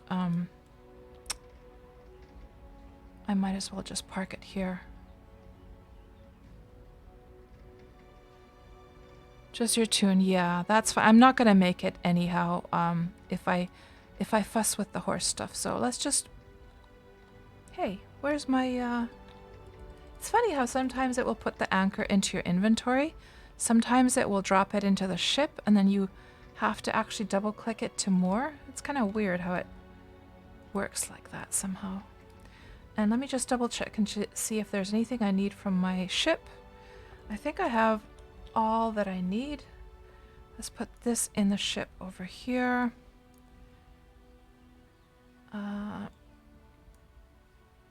Anything I don't need to carry with me. Do we have cotton? We have some water. Yes, okay.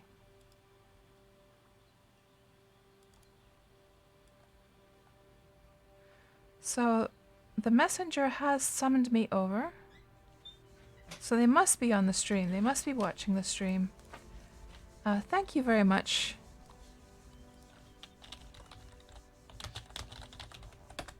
And let's just give a little friendly, so that there's not so much lag, I'm just going to actually save this, because this is probably going to be a bit of a resource guzzler as well, so it will save a little file for you. We'll just shut down Explorer. We'll also shut down Safarina's client to ease as much of the lag as possible. And also we can shut down Photoshop. There, that's better. I would imagine, oh, and we should plonk down our tent, right?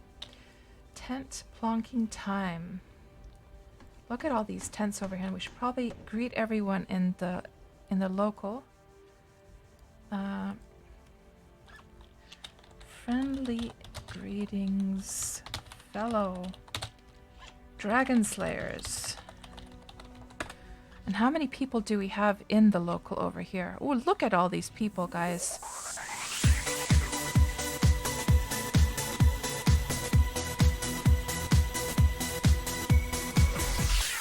Oh my goodness, thank you so much for the subscription there, Yeti Skola. That's very much appreciated. I'm glad you're enjoying the stream. That's very much appreciated. Look at all the people, guys. Holy moly. Look at them all. Look at them all. I've never seen so many people in one area. Okay, so the first thing we have to do is plonk down this tent. Where did I put it again? Tent? Ooh, it's a bit laggy for sure. There. There's Melena's tent, and it really stands out because it's a green one. That's a pretty turquoise one, by the way. That's very pretty, that one. Has it been dyed? Let's just look here. Can you paint tents? That's the question. Let's see what event window says. Nope.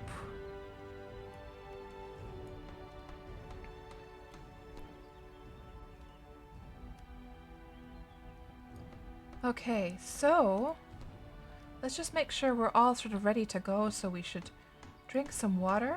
Actually, you know what? I forgot to take some food with me, so we're just gonna do a refresh. Yeah, it's 10 minutes away. Refresh. Let's try and find the spot where everyone else is. So we're in the right area. Okay, there's everyone congregated. Look at all these players, guys. My goodness. This is pretty exciting. Look at that, guys. Have you ever seen so many Wurm players in one spot? Look at them all. Let's just see. We have Timothy marker over there.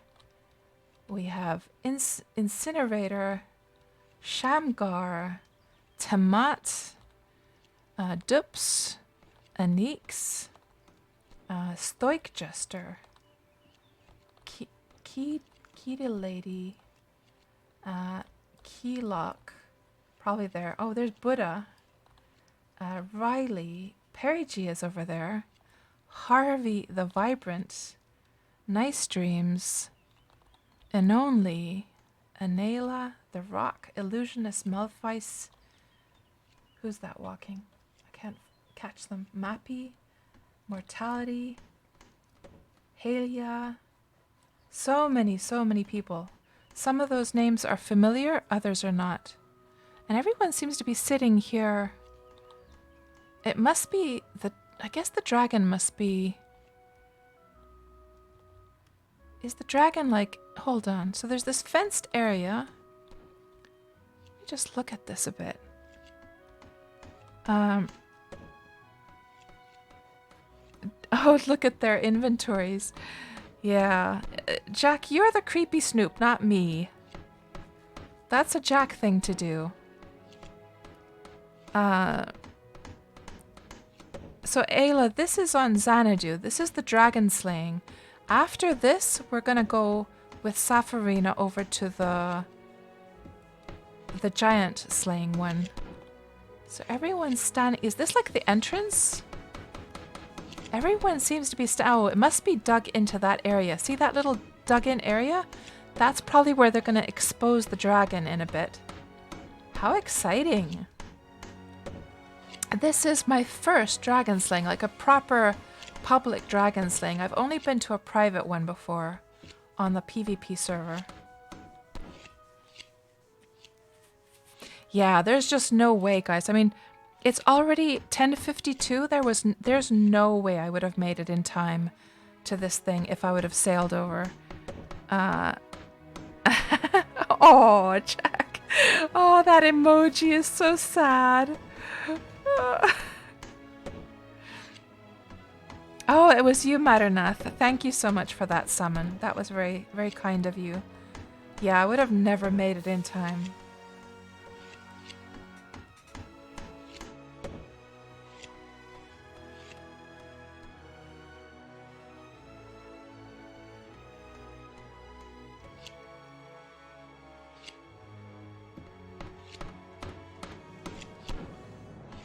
And Ayla, you're trying to figure out how to get to the melody one. So, did you see the map on the post? Actually, hold on. Let me just reopen Chrome here for you. So you can find the map here in this post. If you just if you reveal contents, there is a map here. So just open that for yourself.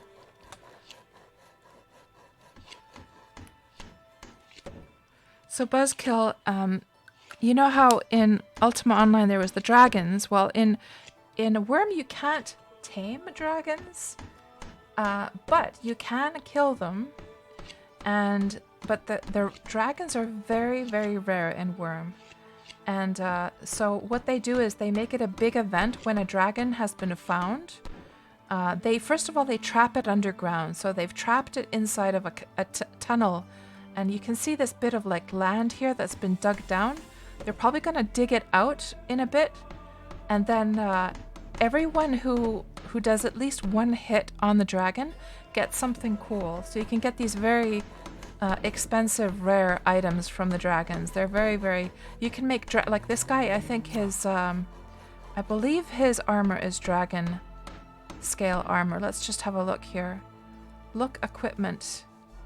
Let's have a look if that's dragon or is that Drake. Rare blue dragon scale jacket. Yeah, so that's like dragon armor. But it's blue, I guess. Like he's been killing like blue dragons.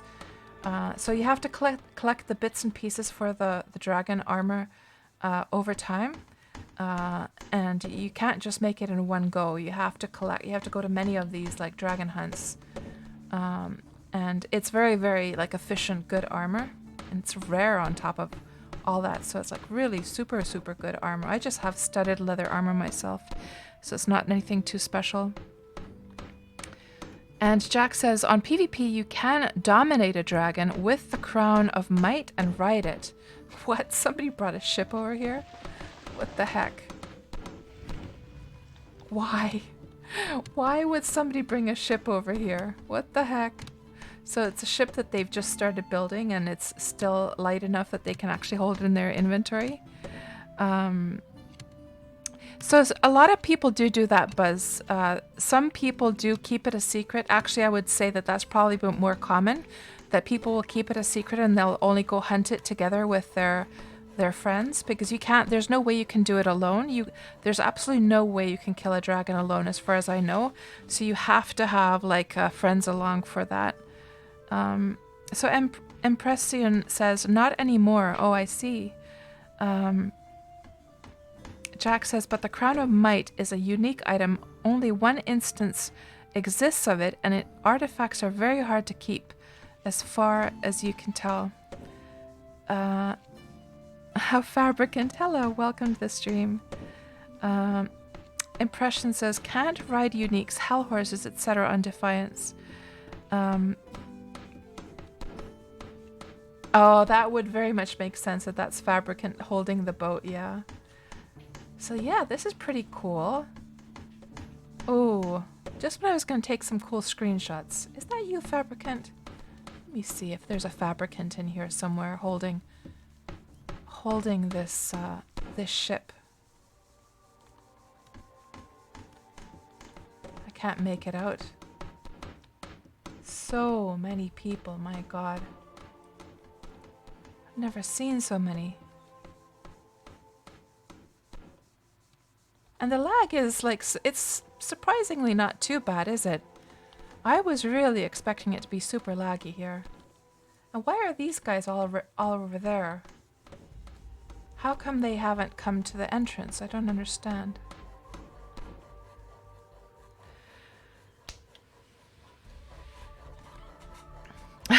Fabricant, for once it isn't you.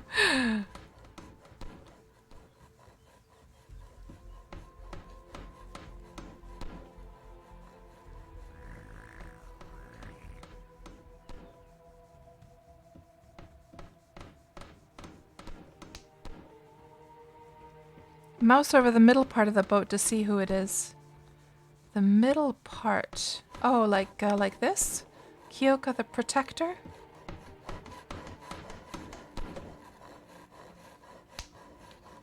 People are slapping each other and farting on each other like no tomorrow here.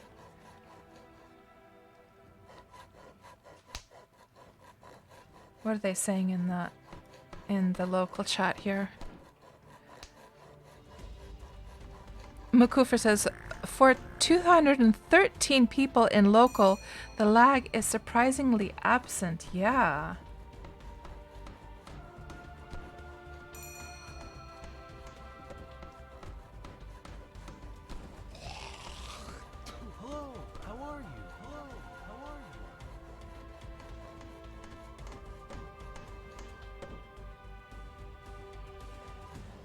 So is there any last bits of advice, guys?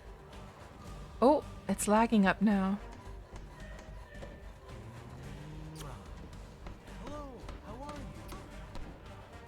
So these are kind of like trolls. Like everyone's asking the people to put down the ships so that people can see what's going on, and they're not putting them away. So there's always got to be a few bad apples in the mix, right?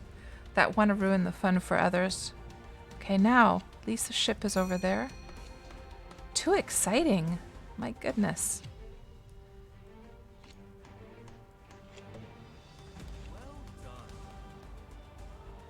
Just don't die. So Buzz, it's supposed to start like in 1 minute, literally 1 minute. It's supposed to start at 9 o'clock my time. Sorry, no, not 9 o'clock my time. 11 my time, and now it's 10:59. So any minute now. How are you?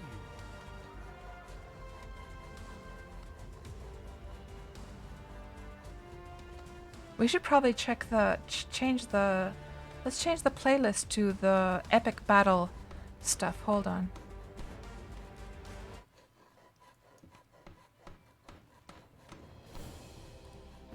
To get a little bit more exciting music going on for the purpose of this dragon hunt. Holly, you're scared. Thank you, Joe. Thank you for the good luck wishes. Yeah, even if I don't get anything at all, it's kind of interesting to be at one of these things. I never realized there were such huge events. I knew of these public dragon slayings, but just didn't know what I was sort of missing out on here. It's pretty exciting. Look at all these people. Crazy.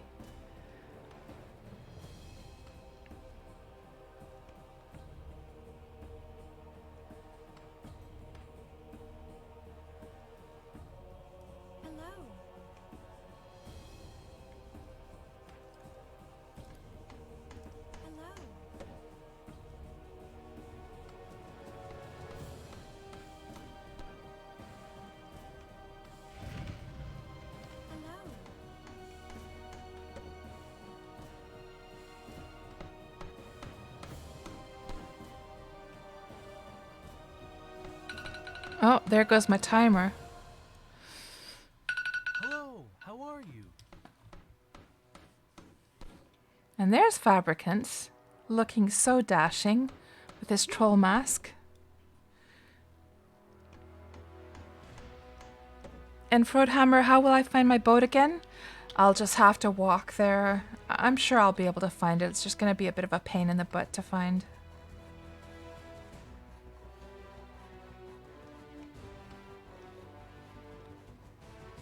I know where it is on the map though, so that's good.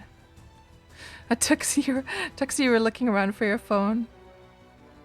Donut, that's not a mask? Oh, come on. I'm pretty sure I've seen Fabricant's sweet face. It doesn't look like that, no. Let's just have a first-person view of Fabricant there. Oh my god, that troll mask is just the worst. The worst. Oh, everyone's rushing in, guys. Look at them all go. How come I can't get through the fence? Oh, there we go. Whew. Oh, there it is. There it is. I guess we need to get to the back of it, right?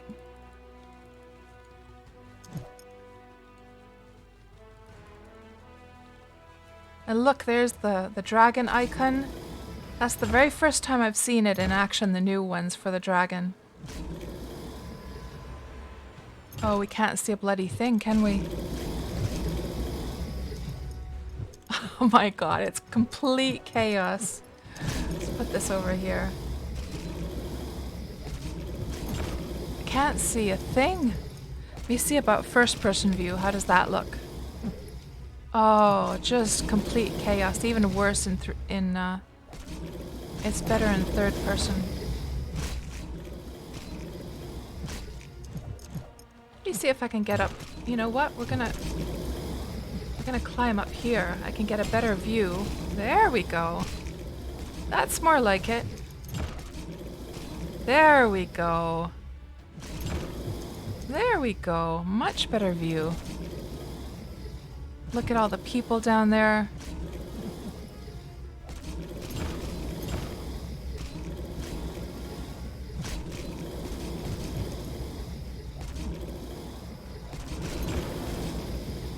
That's better.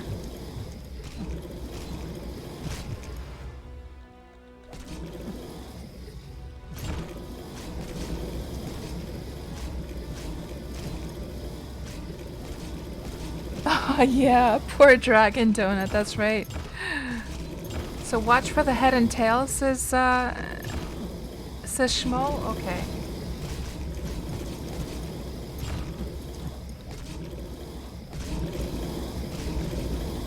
So that's the sound that a dragon makes. I've never...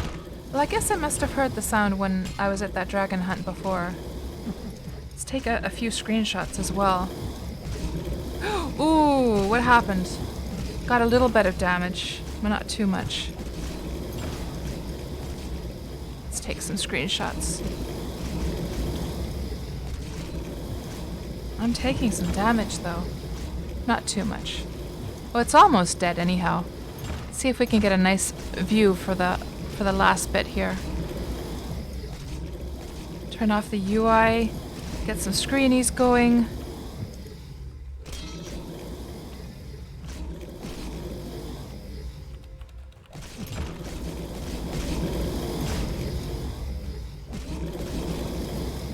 It does have an AoE attack? Okay, well it's almost dead. So I'm not gonna worry too much. Yeah, it's almost dead. I don't have any damage right now. Somebody must have done, yeah, somebody's doing some healing spells.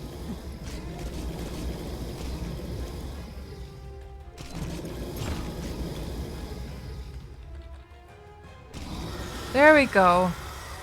Let's just get a screenshot of all of these people. So everyone's backing away. No, we don't want to quit. So why is everyone backing away? Just because they're backing away? Like, so we got, in our inventory, we got some blood and we got a red dragon scale. So how common is that for, or does everyone get some blood and a scale?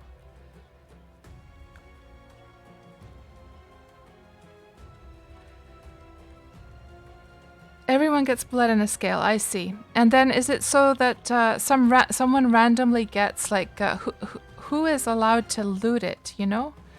How does the looting of the... Is there any loot in the actual dragon? Or is it something that would be distributed automatically if there's, like, any extra stuff?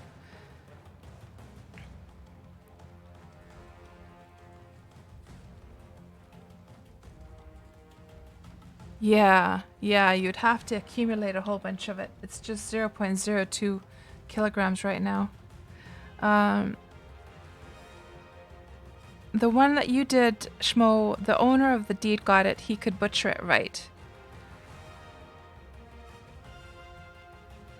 So there's a chance, says Maternath, to drop a tome. We'll drop a rare bone. They're reserved for this sleigh. I think they're rolling for corpse and meat.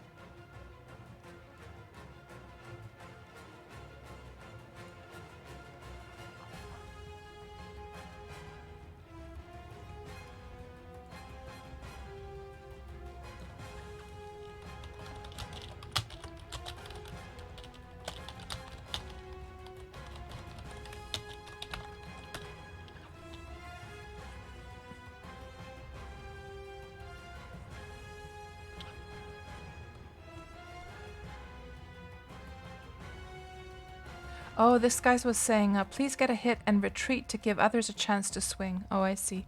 I hadn't noticed that message before. Okay, so that was that.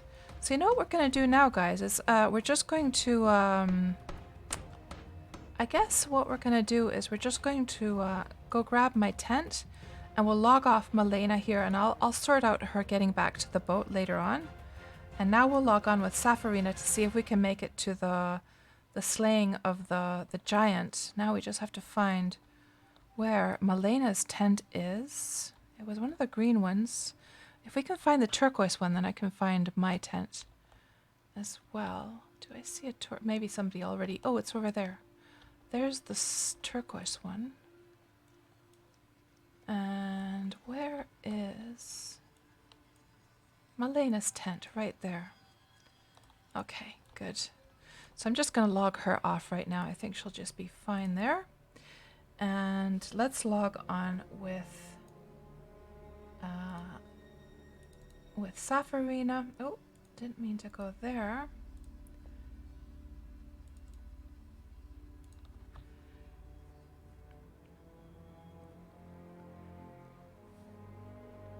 Perry G, how you feel on Xanadu? Refreshing. Oh, Perry G hates Xanadu. Oh no. So how much time is left with the giant slaying? Let's see. Starts in 2 hours, 7 minutes. Okay. Let me just refresh this. I'm just reload this. 1 hour, 51 minutes. Okay, we'll put a timer now for 1 hour, 51 minutes on my phone. 1 hour. We have more than enough time to make it there in time. 51 minutes. Good. And we can switch over to the more calm playlist now. And we'll go back to battle music later on. Good. Okay, that was pretty cool. Now, let's continue with the tree planting business over here on Melody. Oh, she left her lamp over here, actually. There it is. We should probably take the stuff that easily decays. My pelt, my compass. Those ones I think are good, yes. And let's just light that lantern. Good. And then we'll just surface mine the rest of this down a bit. I'm not sure why I left it so steep like this.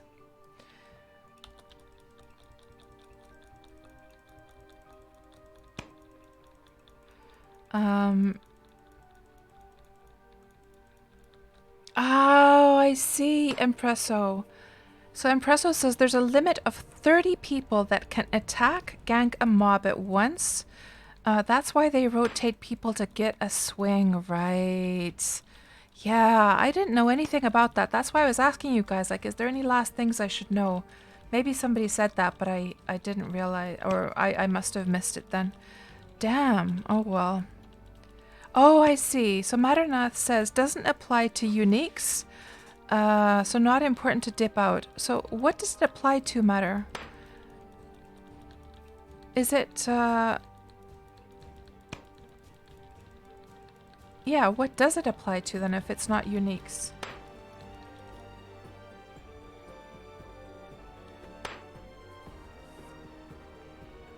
Any mob that isn't a unique. Oh, right. Just like normal mobs, right. So if you have like a champion troll that you're trying to take down, for instance, maximum 30 people can like take it down without, like if you want to have the chance at a... I'm not sure how that works. And any players in PvP, right. And Joe, why do you click so often? You mean why am I spamming the action so much? Oh, just out of habit, Joe. There's not any... It's more a matter of not having to pay attention. So I'm like watching chat and then I'm just spamming the command over and over.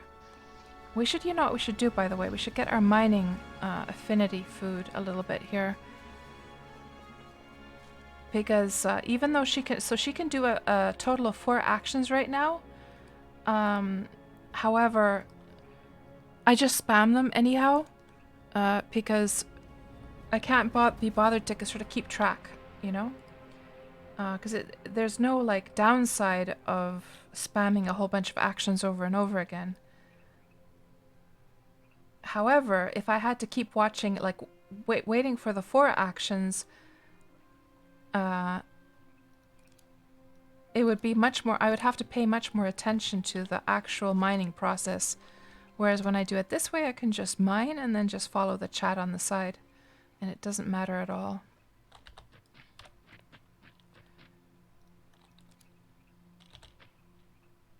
This needs to be surface mined down as well, but we'll start off with this one over here first. Actually, let's start off with this part right here.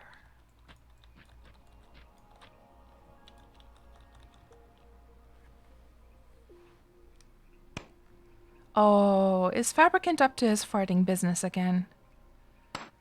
So, Dude Jensen says, according to Nyarja, however you say that, 111 people attacked the dragon, right? So how come there were so many people in the local, but only 111 attacked Dude Jensen?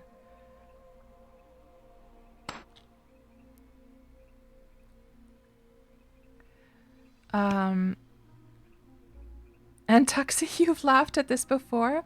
At one point, I was really into what I was saying and pressing the button like 30 times every action. Yeah. Hello, Bun Funk. Welcome to the stream. Good to see you back. So you don't need to get a hit to get the loot, says Matternath. You can just park in local range and get scale blood. Oh, I see. Hello there, OEC, and welcome to the stream. OEC, are you a Wurm player as well? I'm trying to remember if I've seen you here on my stream before. Okay, now we can go and surface mine this bit down a bit.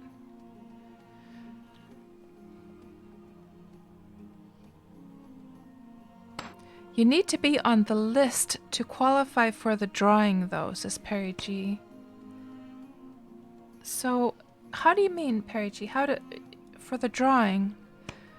You mean for if they do like some kind of like for the butchering and stuff?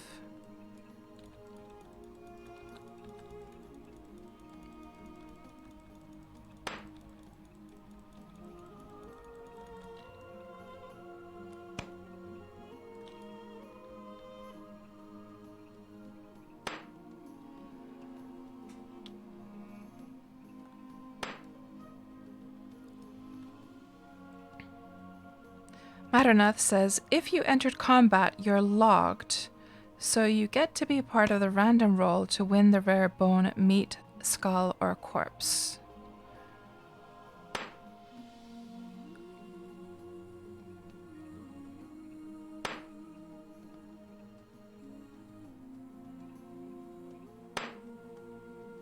Right, so are you guys saying that I shouldn't have logged Milena off then? Are you saying that I logged her off too early?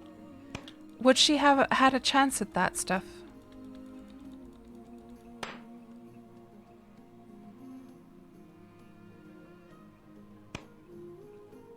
It's not very usual though, I see. Oh well. I'm just happy that, I was just happy to take part in that and see the whole, experience. Like, just seeing so many players in one place and experiencing that excitement was pretty cool, and seeing the dragon, I mean, it's definitely not every day you see a dragon in Wurm. That's my second time after playing this game for 7 years to see a dragon in Wurm. Oh, I didn't miss anything? Okay. Impression asks, if I had to pick between HOTS, MR, and JK, which one would I choose? Oh, I don't know anything about those, Impression. Those PvP kingdoms.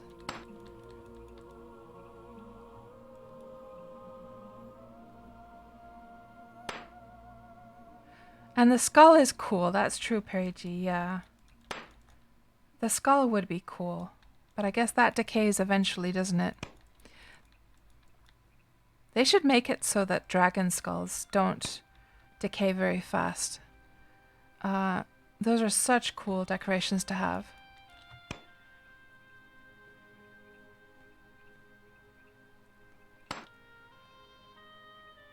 And hello, Mr. Cat and Vergant. Welcome to the stream.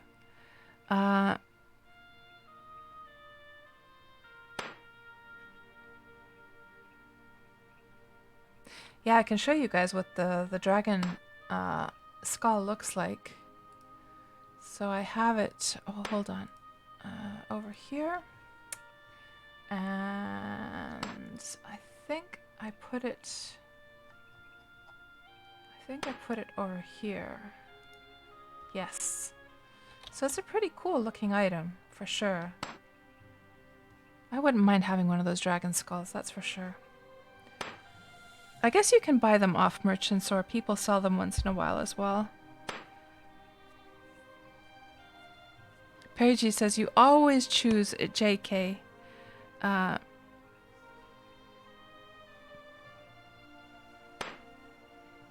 Matternath, you don't think dragon skulls ever decay, really? Well, that makes them super nice then. Oh, 0 stamina.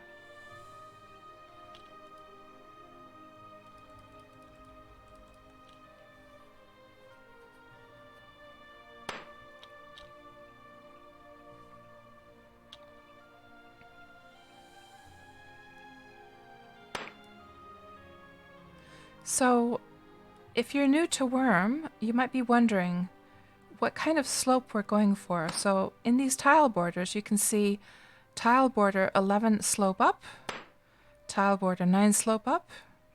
So once you're at 23 slope, that is the steepest you can go without starting to slide down the hill or the mountain. So I'm just going to take this down to 23.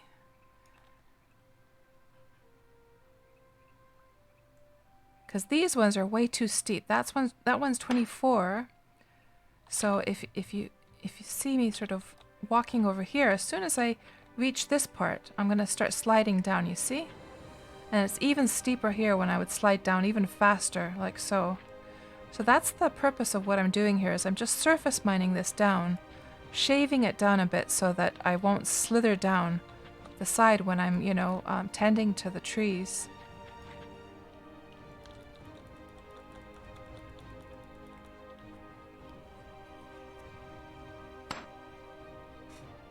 Oh, nice, Vergent. You gained a point of first aid so far because you've been sliding down and getting yourself hurt. Oh no.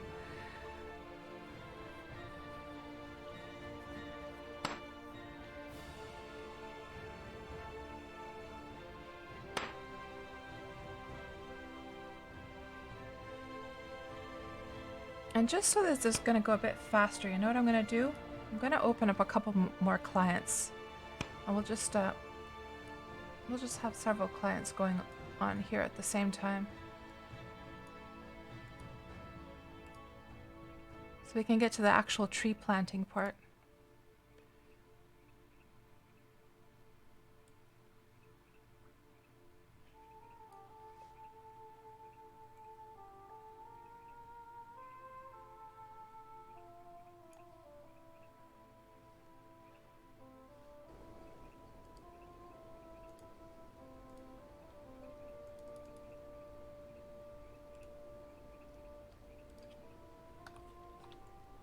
Where is she? What's she doing all the way over here in the water?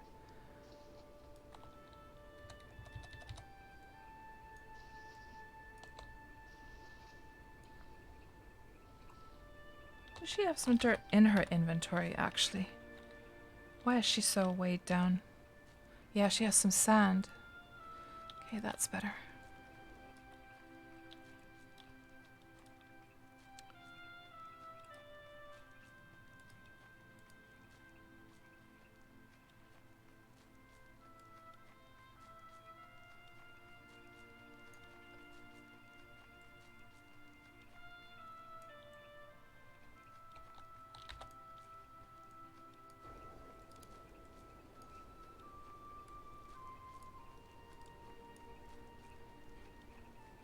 Pickaxe there as well.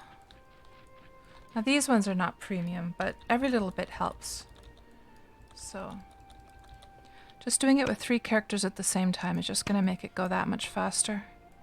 Because we don't have to do it too much, just enough to be able to make it so that it's not so... Oh man, her legs look super stretched at this Look at those legs, guys.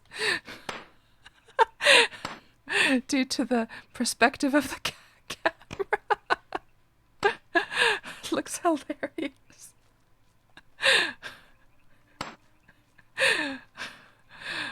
Oh my gosh. I wonder how bad it gets if we make it like, I mean, because it's obvious because it's like all squished right now. Let's just see how bad. Oh my god.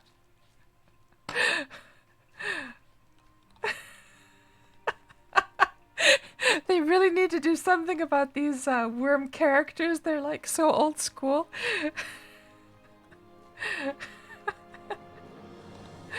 Oh my goodness. At least you get a nice like aerial view this way. It looks like much higher, like it's much up much higher when you really thin it out the camera like that. Oh my goodness, that's hilarious.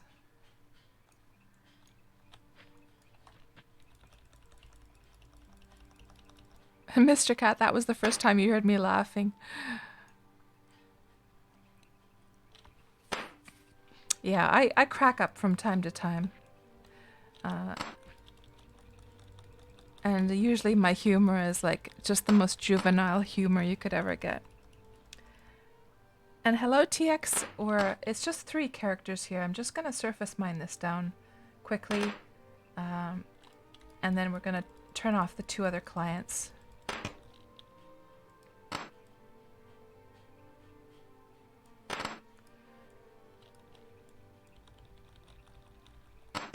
We can probably just zoom this in a bit.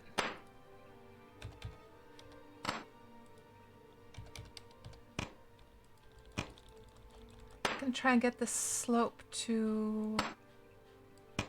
this slope to 23 actually. Yeah, you see how much faster it goes with like 3 characters, guys? You can see now why I'm doing it like this.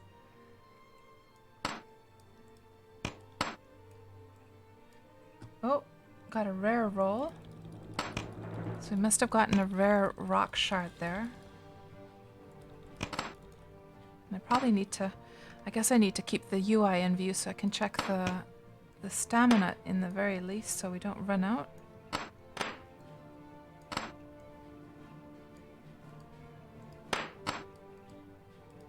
Put that up there.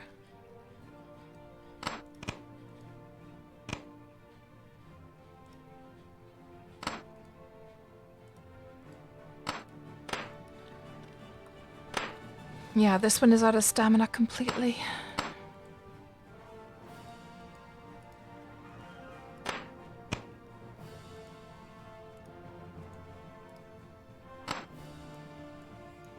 There we go.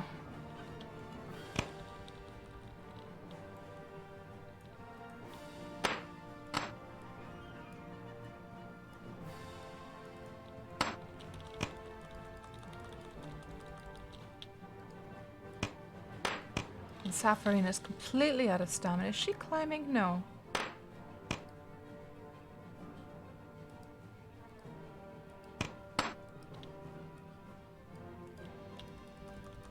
Okay. It's now at 17 slope. That one is at 18. Yeah, we're gonna have to make sure this is 23. We have to make it... oh, it's 19 now. And these guys actually need to drink. Oh, poor Perry G. Oh, you're suffering with the lag over there, are you?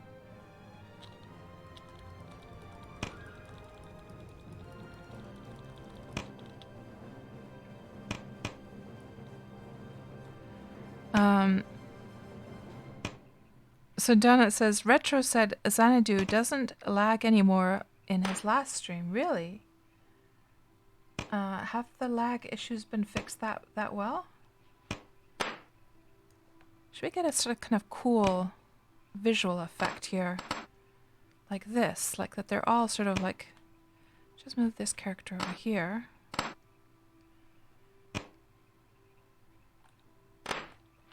Three different angles.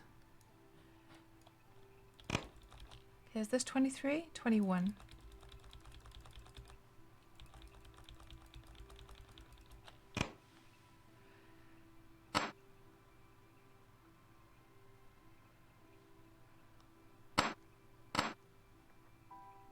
Exactly, Jack. You got the idea. You use your whole army to dig your 93 dirt hole into rock for your 3x4 basement house. Yeah.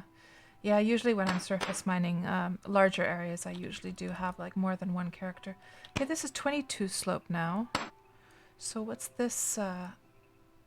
Yeah, we could start surface mining the next one down, I think. That last one, I think we can, yeah. Let's start surface mining the next one down. And actually, I want to, let me just go get something to drink with this one, because I think there might be the barrel over here, actually. Drink. There we go.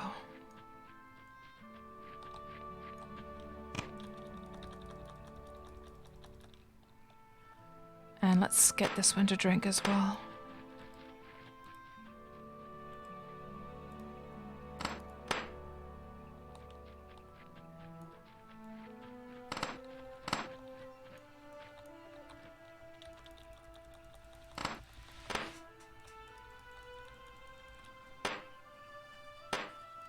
It feels like they're... Oh, that's a good point, Tuxie. It's like you're in the grave and goodbye. Being buried in the middle of the night.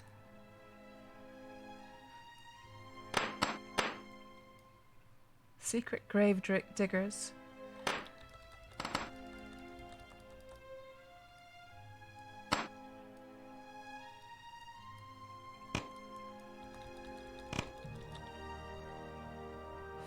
Let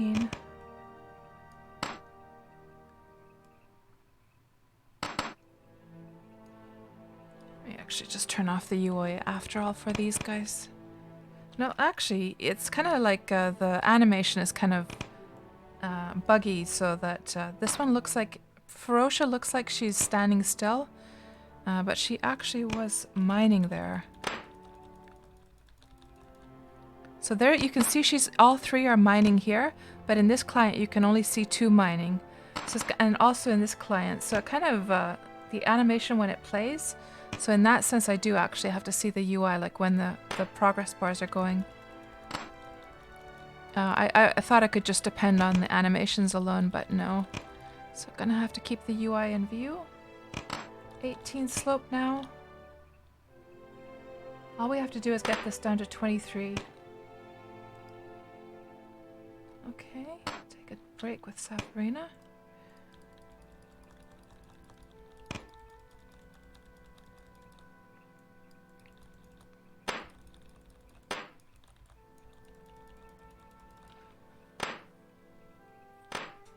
Yes, Crepid, we're gonna go for that, but that starts in...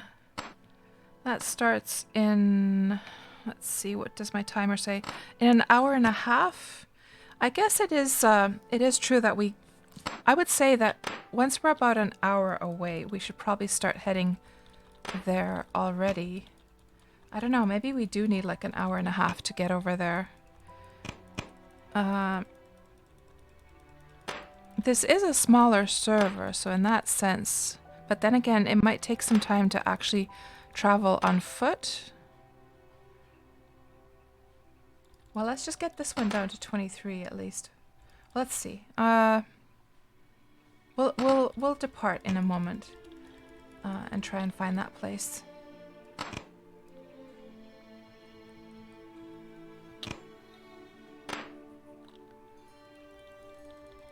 Buzz asks, isn't there any recalling? No, this game doesn't have recalling, but priests can summon your body over, like we did with the dragon slaying. But then there's the problem that you just have to be able to get yourself back then afterwards. The priests can only summon to their own location. They can't teleport you to other locations where they aren't themselves. 25, just a couple more. So that's one of the cool things about this game, Buzz, is that you can actually, as you're seeing here, you can actually terraform and shape the land. I don't know very many MMOs where you can do that.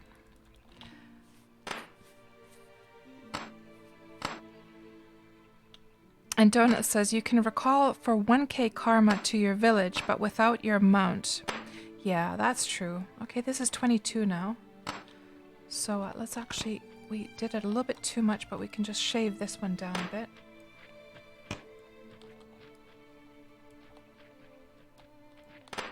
And let's... that's a bit of a corner there. Let's surface mine that one as well. Get this down to 23. That's 22.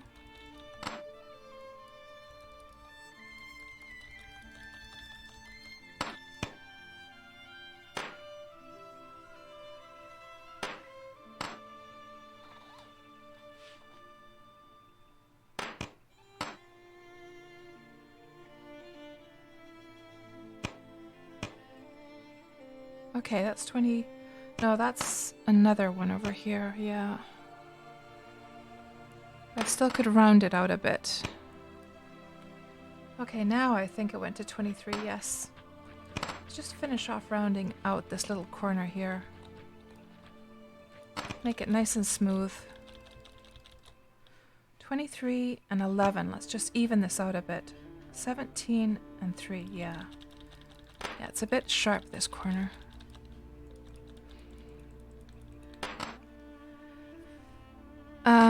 Jack, you wrote a mod for Wurm Unlimited that actually works like a UO Mark Recall on marble runes using favor. Oh, that's so cool, Jack. I didn't know you'd done something like that. You think it only works on PvE lands server, though. I see. That sounds like a very cool thing. That sounds like a mod I might be interested in for the Ultimate Nostalgia server.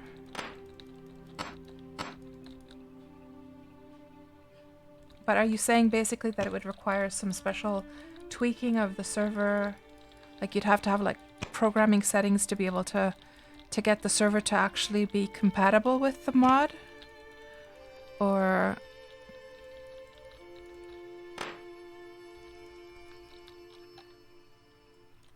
How come everyone stopped? Come on, guys. You can do this. Oh, I was pressing my... I was pressing the wrong key there. I was pressing my climb key. There we go. 12, 22, 16, 5.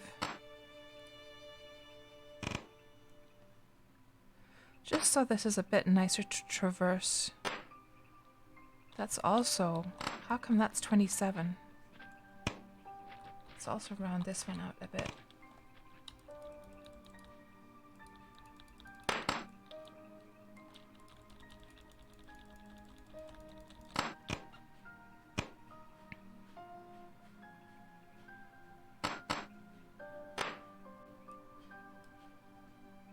Yeah, I did understand that, Jack, yeah. PvE plans, right. Got another rare rock shard there, I guess.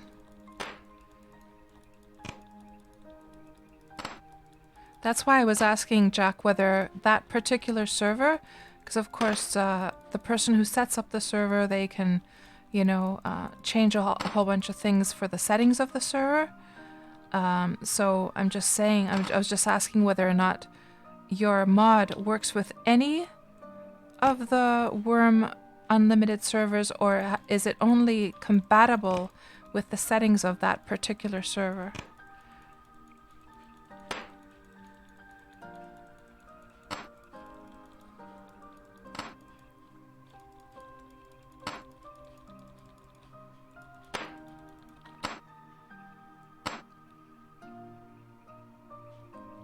Okay. Did I have my climb on? I guess I did.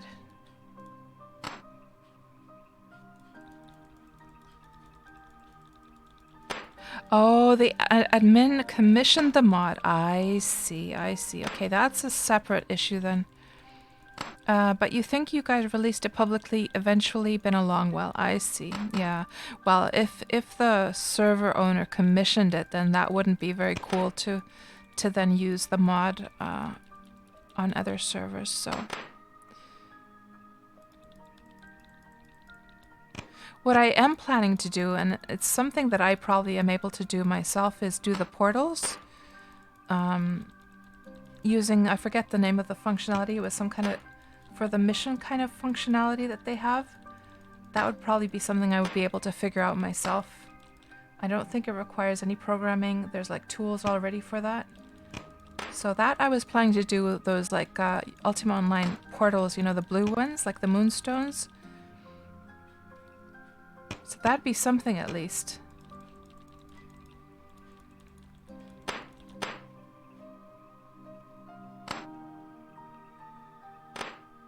Okay, I think that is nicely rounded out now. Yes. Now the last bit over here. 20? Yes, this is the last bit that needs a little bit of rounding out also.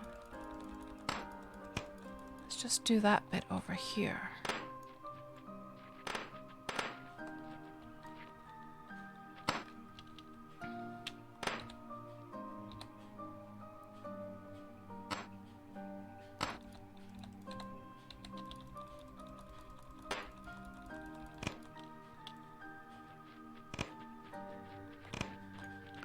And once we get this terraform, then we'll depart on our way to the hunt. Let's just get this one thing finished first.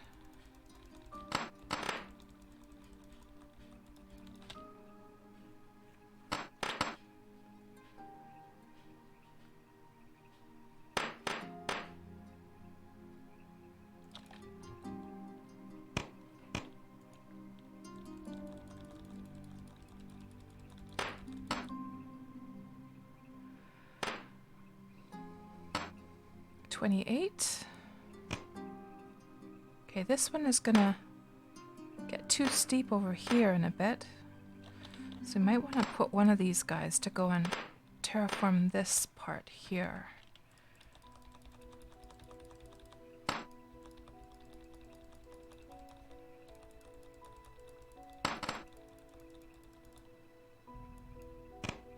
$25. That's now 24. So they're going to start sliding down. Yeah. Oh, actually, it's not too bad. They seem to be sticking here, probably due to this tile being more even. Okay, that's good. They're not going to slide down all the way to the bottom. 23. Perfect. Okay, 22. Good. Good, good, good. And then these guys need to go up here. We're almost done. And now get this down to 23. Put this guy back up here. And her over here.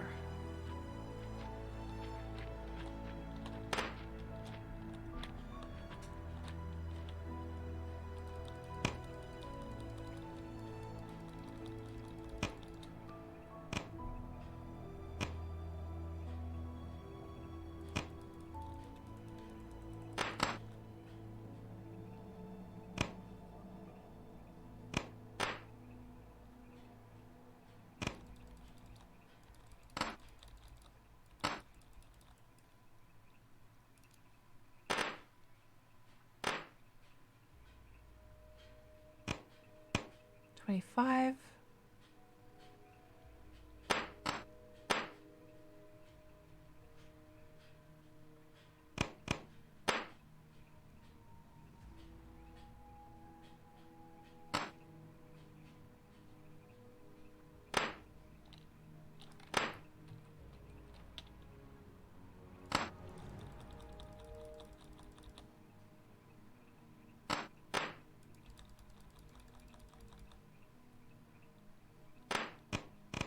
$24. And thankfully, because this one has been mining up here, this slope has stayed just enough so that they stay stuck to this area here. Just one more to go for this slope. Just get that down to 23 and I'll be happy.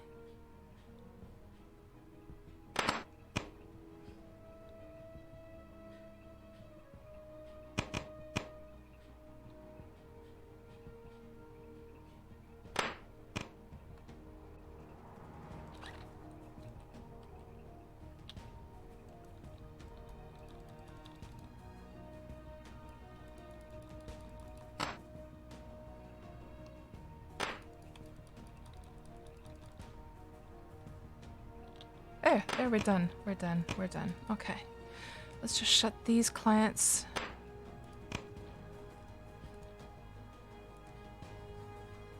And check out the results. So now we can traverse all of this without sliding down. And I should be able to take my, I mean, the problem there was that I couldn't go, I was wondering why I couldn't go on my cart a moment ago, and now I can go on my cart because it's not too steep anymore, so perfect. I might want to shave that little corner down later on. But for now, you know what we're going to do? We're going to go and go on our adventure to go check out this giant hunt. So what we'll do is we'll take one horse with us, unhitch, just lead that. Oh, we need to take all our stuff from our cart here. Let's see what we need. We might want to do some archaeology while we're at it. So we're going to take the trowel. We'll take the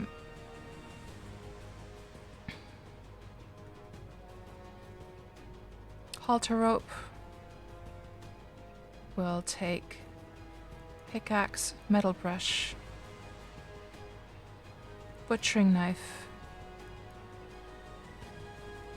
the barrel with some water, and should have some food in it as well. No, doesn't have any food. Okay, let's grab the food then.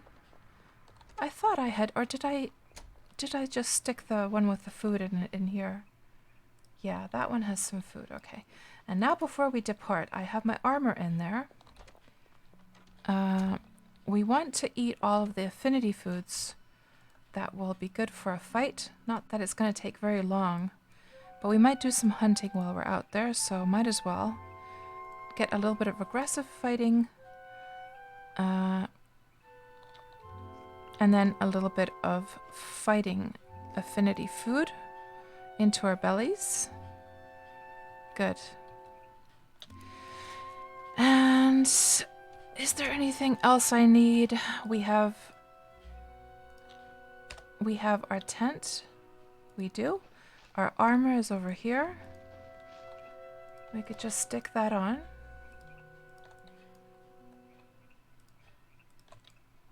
Equip. We have our weapons in hand. We have some cotton over here. We have some we have the barrel with some water and some food inside over here. Good, and actually let me just eat up from the kitchen quickly. So our bellies are actually full.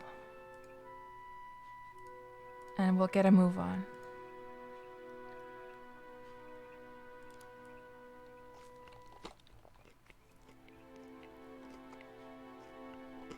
Okay.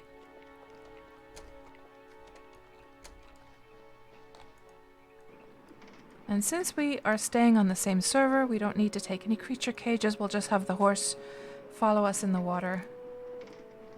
Easy peasy. And now the question is, guys, should we just sail on over through here, or should we sail all the way around and use the map?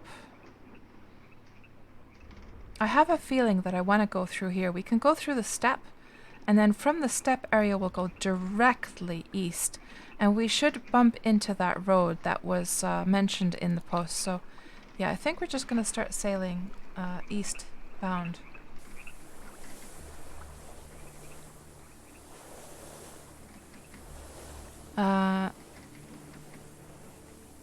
And Buzz asks, can characters transfer from server to server? Not only that, Buzz, but what is so cool about this game is that just by sailing, you can... I mean, this is honestly just one of the coolest things about Wurm. So, you see all these servers here. These are parts of the new cluster that were released after the Steam launch just recently, in recent months. And then if you look at the old servers that are just as much still a valid part of Wurm, of course, they're just a different cluster. So you see all these little dotted lines? That means you can just sail between the servers. And so basically, you know how in Ultima Online, once you reached, if this, let's say this was the UO map, once you reached the edge of the server map in UO, you would then simply come around and pop in from the other side, right? So it was sort of like a round globe in a way. But the way it works in Wurm is that instead of popping out from the other side of the same server, instead you can go and visit the other servers. You can move over there if you like, just pack up all of your belongings into your ship and just simply sail over, and voila, you've moved over. And what's also so cool is that all of these servers, you can see the server like lands, the shape of the land is all different, and the types of mountains and everything, they're all different on all the servers. This one has lots of sand, for instance. And then, of course, Xanadu, Independence, they have very high mountains. Some servers have more land mass. Other servers have lots and lots of like water mass inside. So it's really cool, the system. Really, really cool. And Vergent says, forgot to mention that the cliffside is covered in marsh.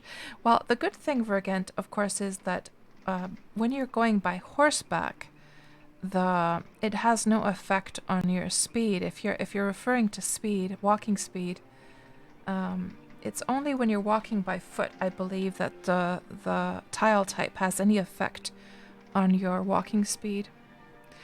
And Buzz asks, you can't have houses on multi-servers? You can actually, Buzz, you can.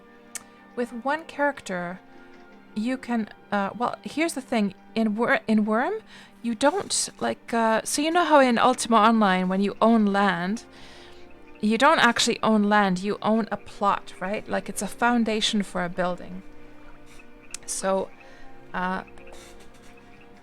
just so other people know what we're talking about, I'm going to show what a plot looks like in Ultima Online. So, Ultima Online plot.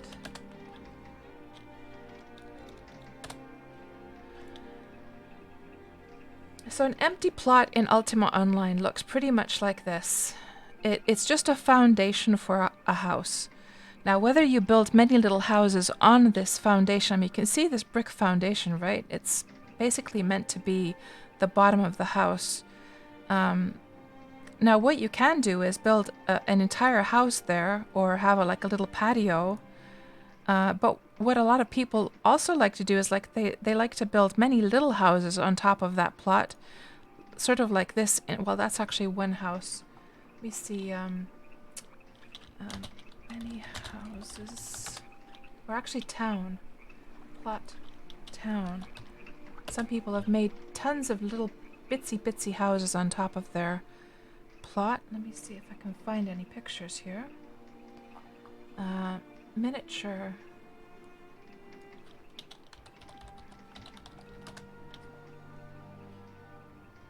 See if I can find.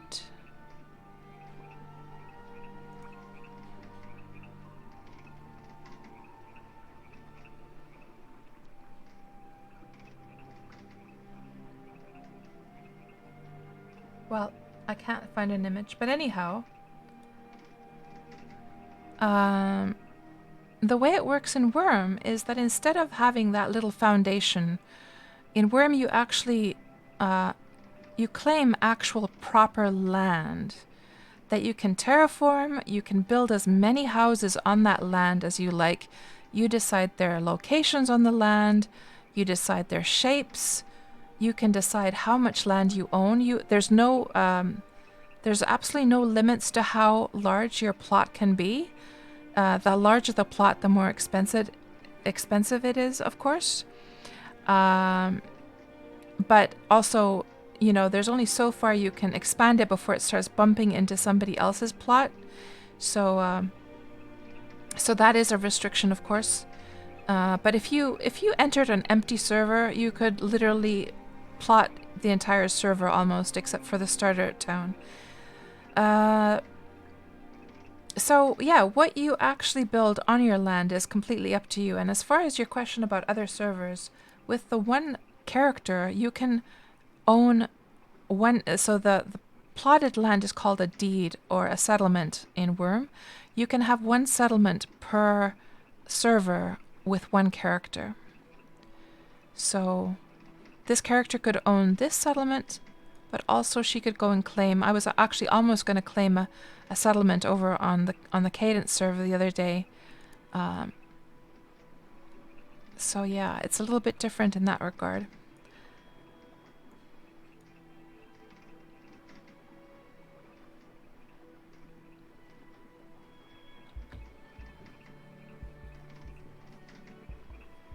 Donut kebab. Oh no, Ultima Online Pictures nostalgia intensifies.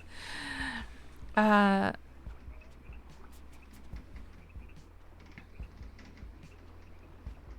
and Donut, you actually like the pre-built house deeds a little bit more in UO. Hello, Raybark, another old Ultima Online person. We've been talking about UO quite a bit, Raybark, tonight.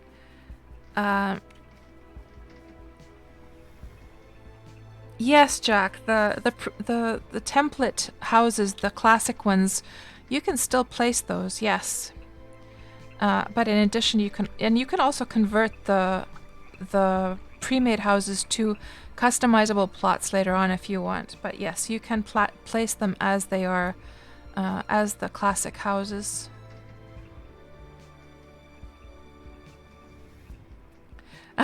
Jack, we always end up talking about UO.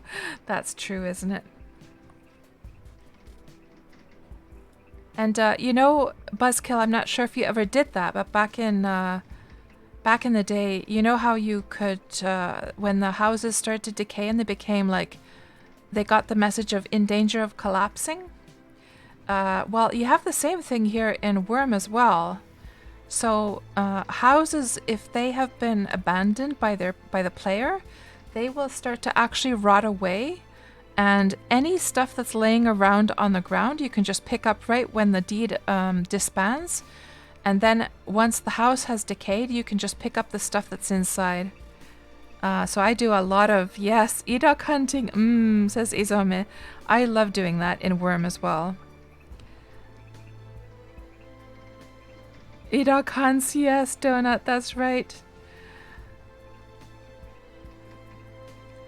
Yeah, Raybark, same here. Nostalgia keeps you as the best in your memories, yeah. Yeah.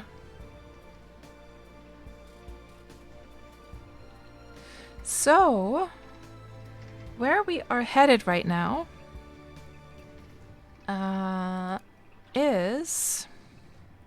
So we can see a mountain over there, which I am guessing must be this one. So we have to find this little spot, and then we're going to go into the steppe area. Let's just zoom in a bit. So right now we're sailing here, right here, and we're going to go through this little spot under a bridge and find this steppe area, which I've been to before. And from there, we're going to traverse directly east, trying to find the road that is mentioned in the post. How much time do we have left? 23. Oh, what the hell? No. 1 hour. We have just over 1 hour left. Okay. That's fine. I think we'll make it just fine. Hopefully, at least. Because this, of course, is a smaller server. So the server we were just on was Xanadu, which is the largest server. So we were just on this server. And the one that we're on right now is just... Was it like 1/8 or 1/4? Is it 1/4 or 1/8? Hold on. 32 times 32. And this one is... This one is 8 times 8. Okay, so it's...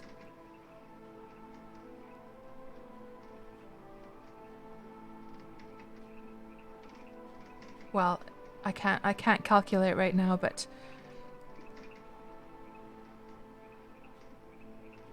So 4 times 8 is 32. 8. Oh man, my math skills suck. But anyhow, it's a fraction of the size of Xanadu. Anyhow, uh, it's quarters, says Jack. Okay, so are you saying that Melody is the size of 1/4 of Xanadu? So 1/4 like that is this whole server that we're on now. Okay. Yeah, so it's gonna be. It should be faster overall getting to our location on this server.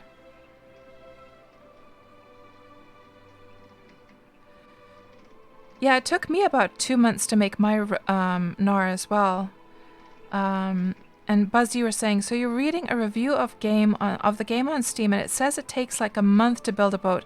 So Buzz, if you build the little rowboat, you can build a rowboat with a completely new character that has no skills. Right during the first days of your character's life, you can build a rowboat in a few days. That's what I did first thing with this character when, well, not with this character, but yeah, with this character, that's right. She did that the very first thing. She started building a little rowboat. Now, the Nar that I'm sailing right now, this takes a few months to build. It did take me a couple months with this character as well. The Caravel, the largest ship, I don't know how many months that would normally take, but I mean, it all depends on your skill and the quality of the materials. But over on Xanadu, that took me like a couple years to build, actually. But I was only doing it once, and I was only working on it like once in a while, to be fair. So, but I think it's cool that it takes a long time because having a boat is the equivalent of having like a flying mount in World of Warcraft, for instance. This is a big achievement. So it should take a long time. It should be a lot of work to do. It should, feel like a true achievement once you get it done.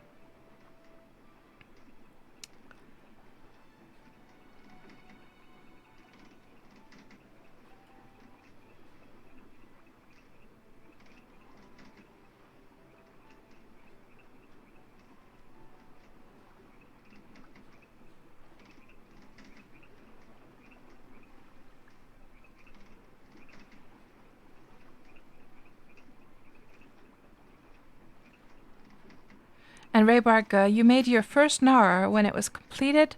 First imp action turned it rare. Oh, very nice. Joe says a rowing boat is like 7 hours. And it of course depends also, like when with your newbie character, if you manage to find tar, because you're going to need some tar for that rowing boat. So, if you also include like the time that it takes to actually search for the materials and so forth, I would say that it's a couple days work to, gather the materials and find the materials and so forth. So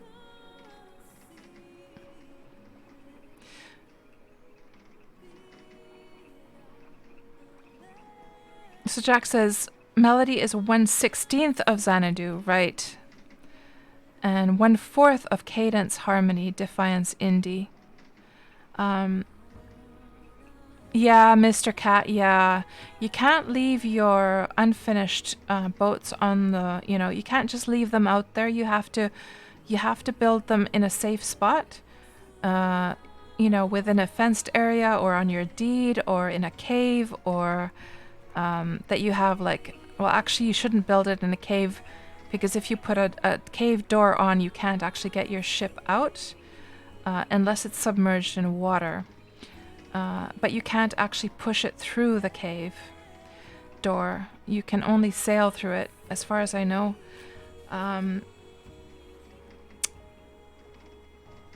What was I gonna say? But yeah, you can't just leave them lying around because somebody can steal your ship if they come and finish it off. That's true. The last person to apply the last item is the one who owns it. Yes, the bane of all unfinished items.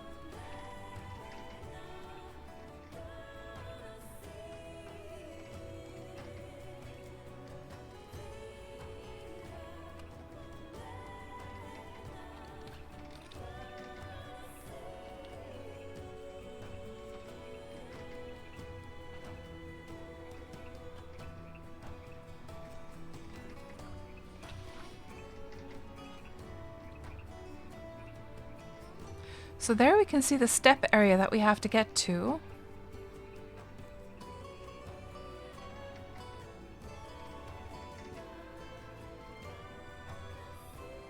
And let me just check the map here. No, that's not the one yet. That's not it yet.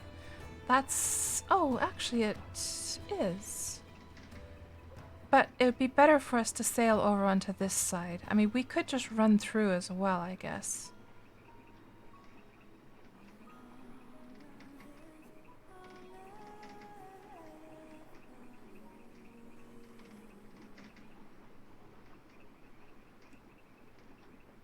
I mean, at this speed that we're sailing now, it almost feels like we should just go park over there and just run on my horse.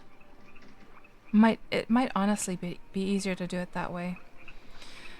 And actually, this mountain, I wonder if that's this one.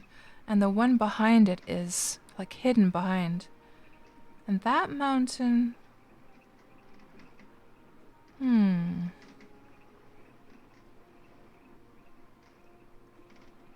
I mean, surely it's not that one. Could it be this one then? I'm not sure.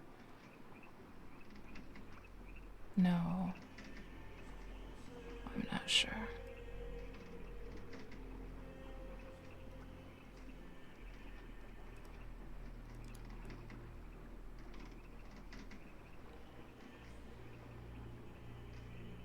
Oh, by the way, guys, I could show you like an idea I presented to the Wurm team about the map.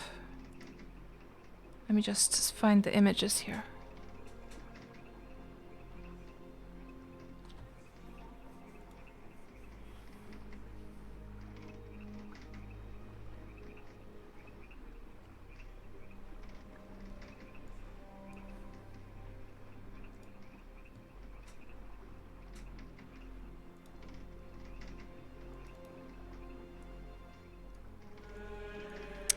So, remember when I was venting about how I wish that the map would be scalable, right? So, this draggable thing, I wish we had the draggy thing in the corner for the map, because that would allow us to then scale the map to have like a mini map kind of thing on our screen. We could just scale it and position it, and you know, we could zoom into it just like we do. It would be, you could interact with it just like you do now. You just have the little draggy thing. That's the only difference. And that was an additional idea of maybe having the coordinates so that the map actually scrolls from behind the coordinates and that these would stay in place. But it doesn't look as pretty that way. But I just wish that we could actually scale. I mean, it frustrates me sometimes that, you know, I open this map here, and since it's missing the draggy thing, like especially when I go to like zoom in, and I'm like, okay, coordinates, J15. Then I'm trying to look at, okay, J, and then I'm scrolling this way, but okay, I lose track of where I am. And 15, oh, you know, it's easy to lose track of where you are. And I just wish I could scale this. And I had an example of also what it looks like. Yeah, so this is what it would look like zoomed in on my monitor. I have 2560 width. So if we could zoom, this is what it would look like if it was fully zoomed in and then scaled out. Like I have it zoomed in here and on my monitor. Now, so it would fit just nicely on a 2560 times 1440 monitor, fully scaled in. But yeah, it frustrates me that we can't scale this. So I presented the idea to them, and they said that there's some technical issues with getting the map to be scalable. But at least the idea has been presented, so maybe we'll see something like that one of these days. Celebration crash, says Jack. Oh no. Oh, Tuxie, I wish we had give direction for our boats like with animals. Yeah, I wish that so much. I can't count how many times I've lost my boat. Yeah.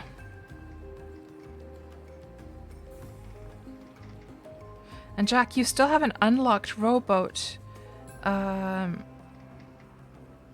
Somewhere. Someone stole it and never since and it's been lost ever since. It's still on your managed ships dialogue. Oh my gosh, Jack. So that's how the whole discussion about finding your ship came up. Oh my goodness. That's pretty hilarious that it still exists. Somewhere out there, Jack, somebody has your stolen boat and has it hidden away on their deed somewhere. That's hilarious, actually. I mean, Jack, you could always. I guess that's one of those things that you don't really want to bother a GM with because it hasn't been breaking any of the game mechanics. It's kind of your own fault that you didn't put a lock on it and all that good stuff. So.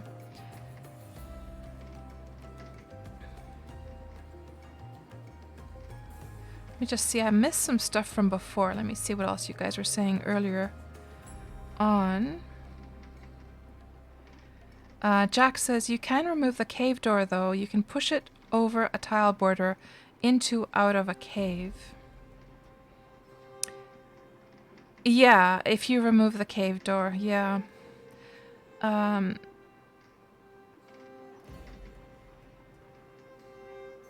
Impression says, meanwhile on PvP servers, things are a little different. Last person to pick Locket owns it. Yarhar.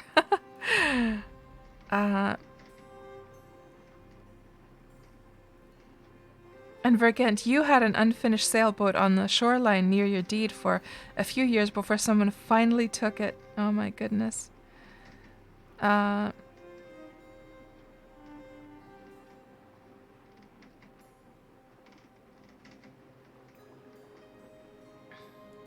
Okay, I think we're gonna park over here.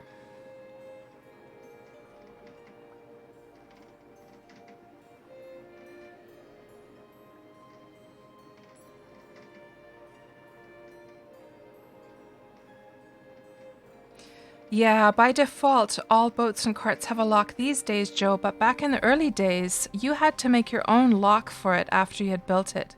Back when I first started Wurm, you had to actually make a lock yourself. And guys, I could swear that Kats has not been freezing at all during this stream, so it seems that using the 30 FPS really did help. Have you guys noticed that she would have frozen up? I mean, other than the only thing that happens, of course, is that she does this when I take my glasses, when I have my glasses on, she does that. But before, she was really lagging out, and she was all going slow motion and stuff. The frame rate was really bad. So I think using the 30 FPS has really helped, actually. I haven't noticed her doing that freezing at all. Oh, you once named the boat. Please message Elvira if you find this boat. No dice though, says Jack. Oh.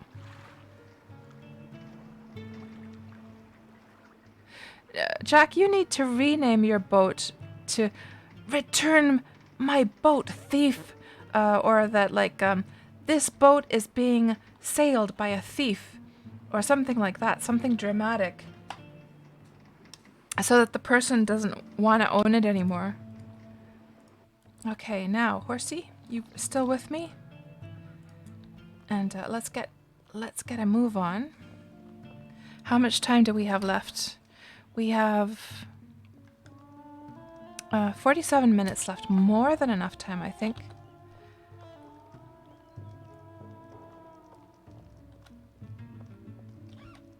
And did I take my, hold your horses, Cats. Let's take we gotta take the barrel with us.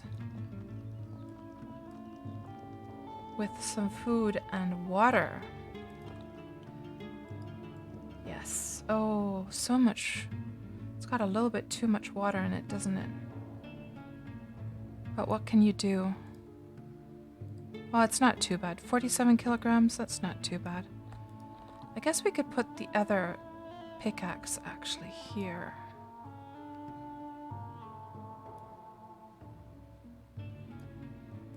Keep the rest of the stuff. And I guess we could leave. Yeah, that's fine. Let's get going.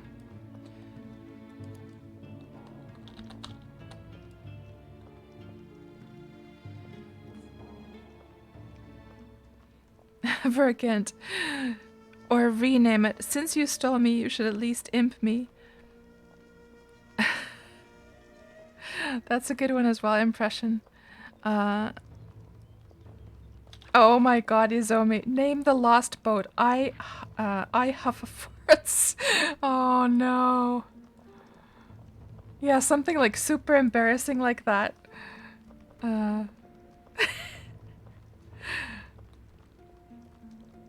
Oh no, Jack. You could name it. You could name it, I don't know who you are, I don't know what you want, but I have a very particular set of skills and I will find this boat, I will find you, and I will tie a mooring anchor around your neck if you don't return. Boat name too long. Yeah, I wonder what the maximum character amount is for a boat name.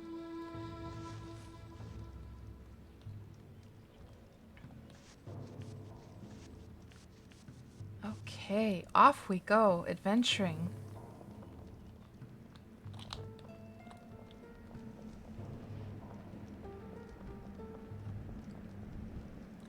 And let me just get that compass back into view.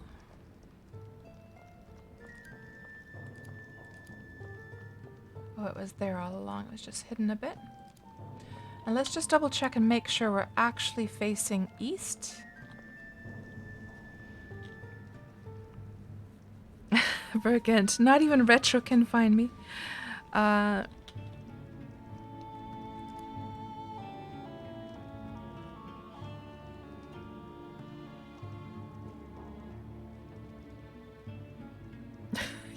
guys. Hello, Rickamer. Welcome to the stream. We're off to kill a unique Rickamer. So we're off to do something that I've never actually done in Wurm before. Oh, I forgot to check. Oh my goodness. I was checking the chat there in between. So what we're off to do, for those who've just joined the stream in recent times, we're off to slay. There's this giant slaying that's going to happen in just under an hour. And we're off to try and find this spot. So we have to find this spot here. And where we are right now, yes, east, good. Where we are right now is we've just arrived to this spot here. So we have to go over there. Now, probably the easiest course of action is to find this little bit of step and go east from that spot and try to find the road that leads north. Okay.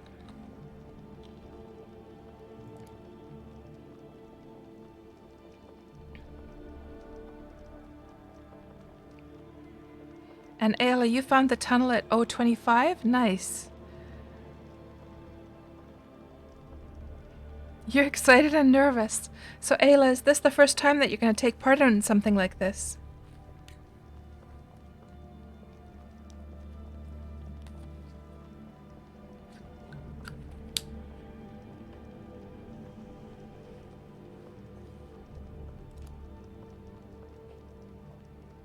It is. Oh, cool.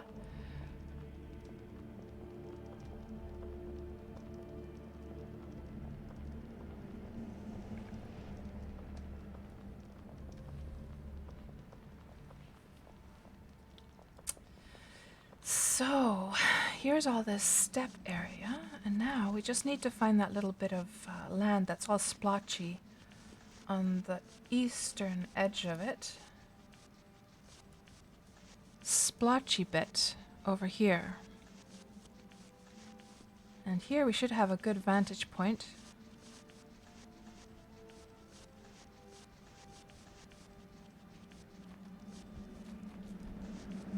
Now, I'm imagining that this peak is that one, and this peak is probably this one. So basically, if we look at this peak here and compare where the giant is versus the peak of this mountain, it's pretty much that we should go in this direction here. Just straight in this direction.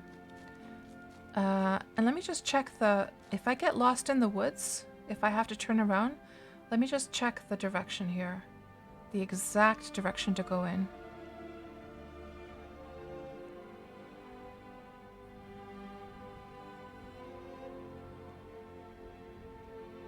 East. So if we look at the compass, let me just get the larger one. If we look at this compass, so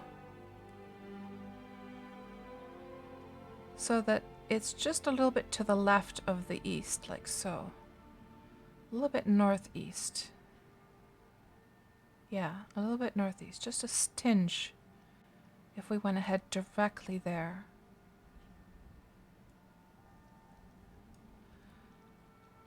Let me actually take a screenshot of that just so I don't forget.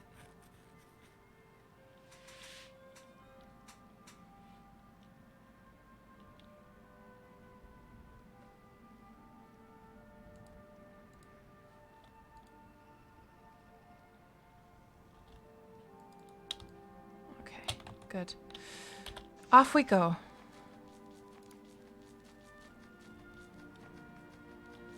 And did I mark the correct location? I did, yes. So just above that lighter area there.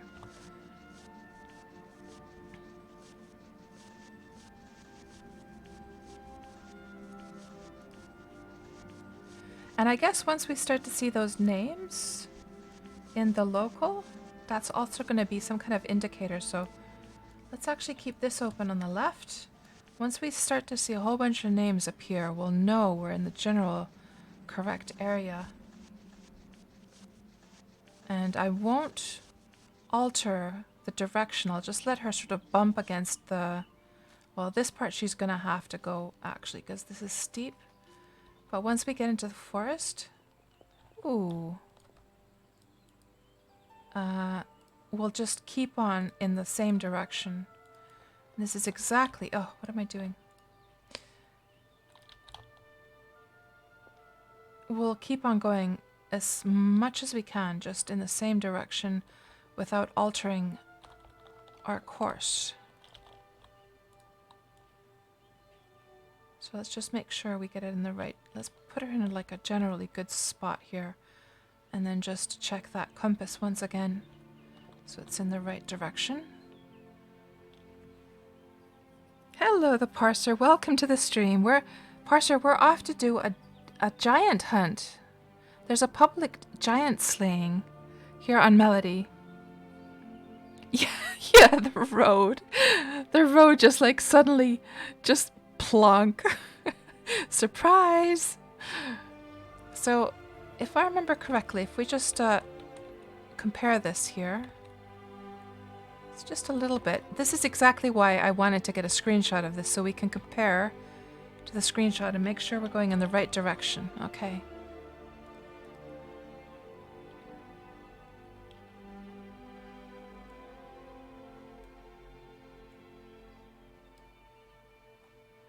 Because of course now once we start to go into the forest, we're going to lose sight of those mountains that are sort of our guiding light. And if we're just going in the right general direction, we should find our way to the correct spot eventually. Oh, it's too steep. Damn it.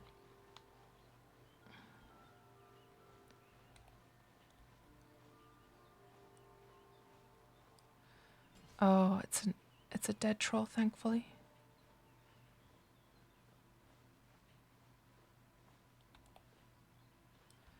And how come she's going so slowly? I wonder if that, I wonder if the barrel... No, the barrel does not fit there. It's all that water that she has in the barrel, I think. Okay, now that we're on this even bit of land, let's check the direction once again. I wish I had a better compass, though.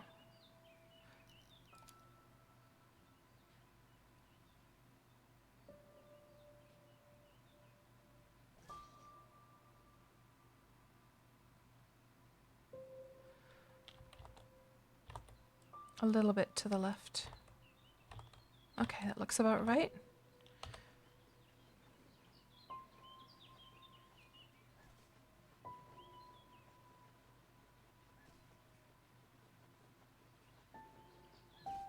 But did I actually change? Oh, there's a mountain. Okay. This works, I mean, this tactic works obviously the best when you're on very nice, even land, but... and actually, I'm wondering now. Hold on, hold on. Hey, we're seeing a lot of names here. Hold on. Hold on. How come we already came to a mountain? Does that mean we've come too far? Surely not. I mean, sure, no, we haven't reached that spot yet, have we? Surely not. But we saw lots of names sort of appear in the local there. And we haven't bumped into any roads yet. Yeah, oh, we're seeing more names now again. What we're trying to find is a road, basically. Look at the names, are starting to appear now. Or is that just like a village nearby?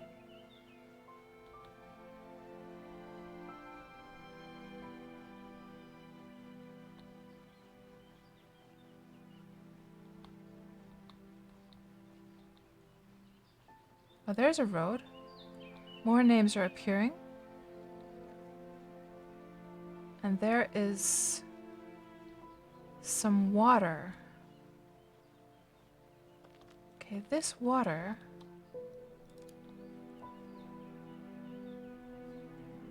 We're way too south then. Unless this lake is...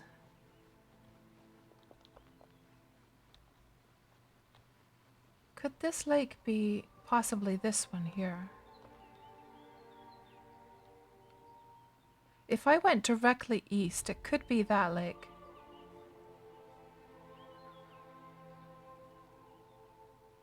Just look at those screenshots again.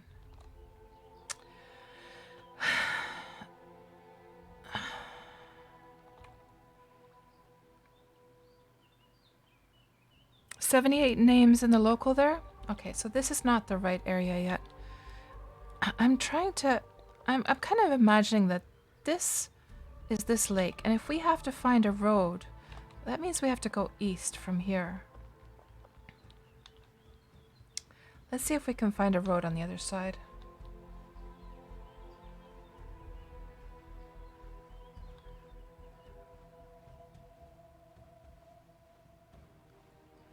That goes north, that is. Oh, that's somebody's house.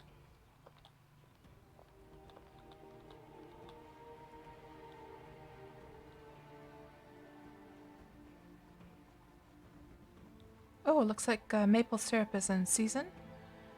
It's drizzling down the sides of the trees.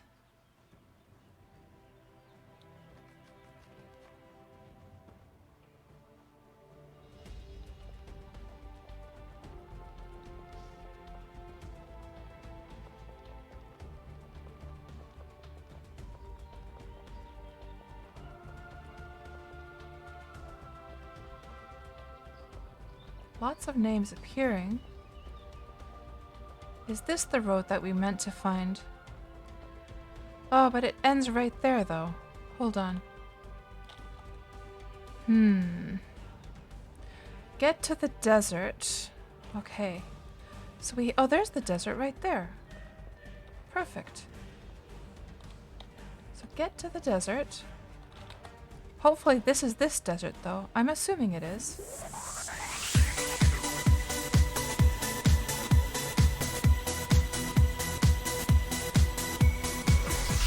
Oh, thank you so much, Alproxy, for that sub. I'm glad you're enjoying the stream, and that's very much appreciated. So, Alproxy, are you a Wurm player as well? I'm trying to remember if we've chatted very much before. And there's the mountain. Hold on. Let's see. Yeah, there's the mountain that has step on the other side, over there. And we're now in the desert. Okay, we're on the right track. We're seeing more and more people appear in the local here. So it says find the desert. Okay. Then you need to find this little part with the olive trees. I see some olive trees over there. Okay. I think that's where we need to go to, right? There's, yeah. Oh, hold on. There. There it is. The 3 olive trees with some maples on the left. We've got maple trees over there. Good. We found the location, guys. Or we're on the way to the right spot, at least. Excellent, excellent.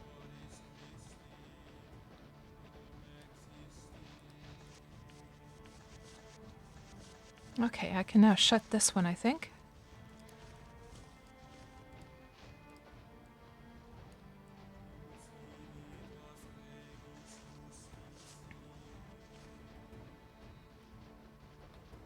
And here's the little sign.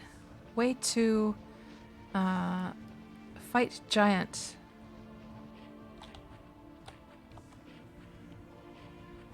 Follow. And then just go up here. Really good, like, instructions. Which is awesome.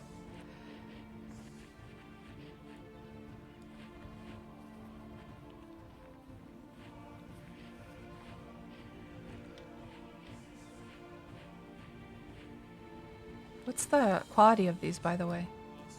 Oh, they're decaying and they're very low quality anyhow.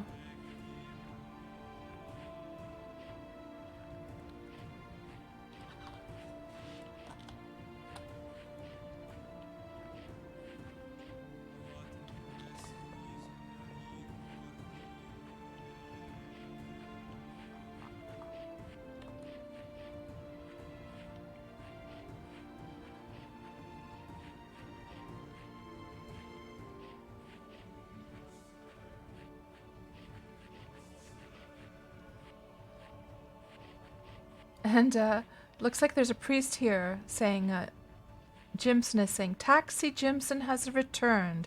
Who needs a ride? So maybe that person is offering the teleports or summoning services. Okay, now we found...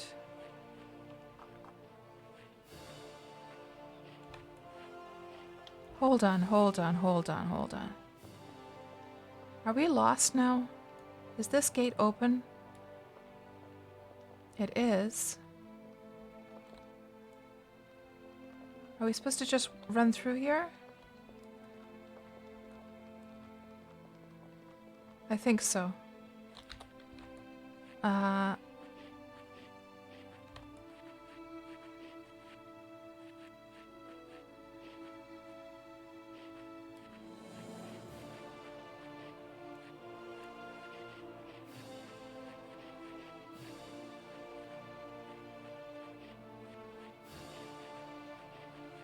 Okay, sounds like I'm on the right track. Good. Thank you, Schmo.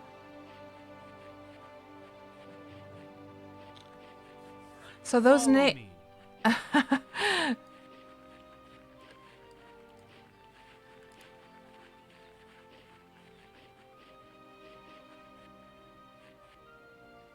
So it looks like, what was I gonna say? Man, that guy is going fast.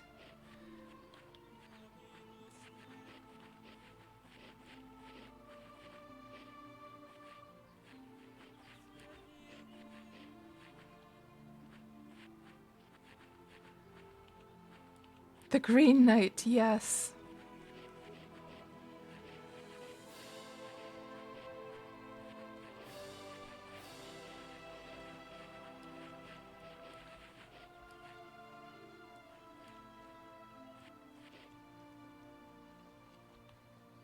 I'm interested to see if that's a 5-speed or do they just have a very fast, like, saddle.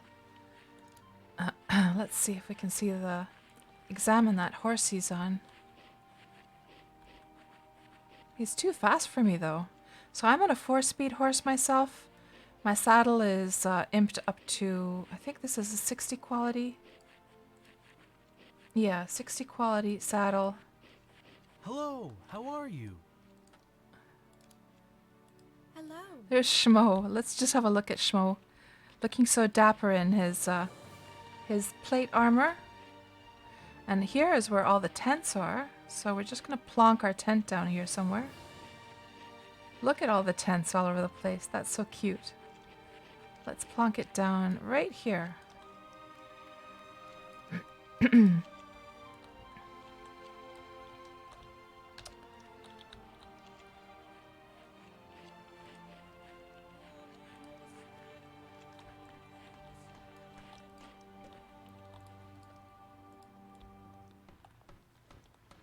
It really feels like a camping site or something. Oh, here we go. Here's where we're starting to see all the names. Look at that, guys. This is what I'm talking about. And here everyone's getting ready. There's another like fenced in area over here. Let's do a little greet for everyone. Friendly greetings. Fierce.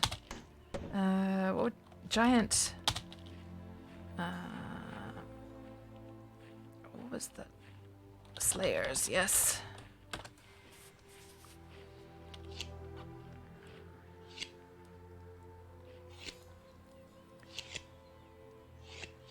Community assistant Torkel. So not quite as many people as we saw at the dragon slaying, but this is still a lot. A little Woodstock, says Joe.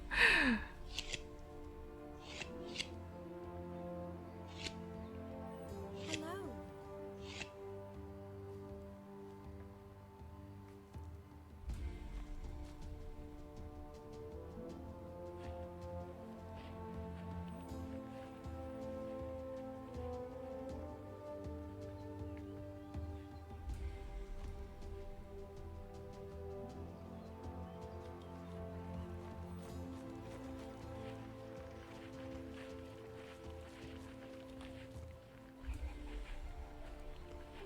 Let's see what people are saying here.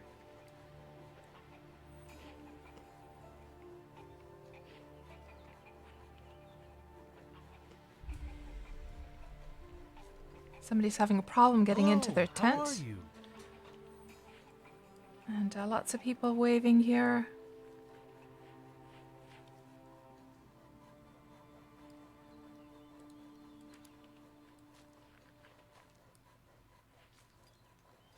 And let's just have a little like visual tour actually of what we can see here.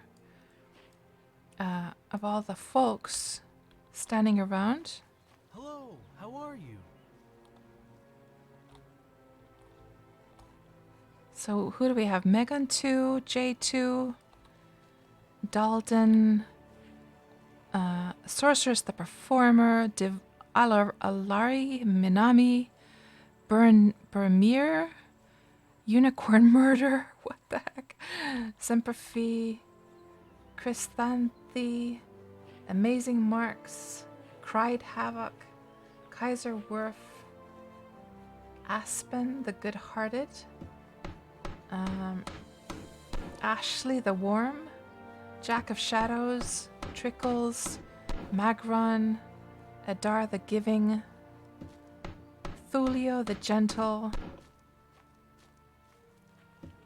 Blue the Thought Eater. The Thought Eater, what the heck? Volrath, Patrick Henry, Mzair. So many people here. And I'm actually kind of curious. You know what I'm going to do? I'm going to have a sneaky peek at the speed qualities on people's horses here.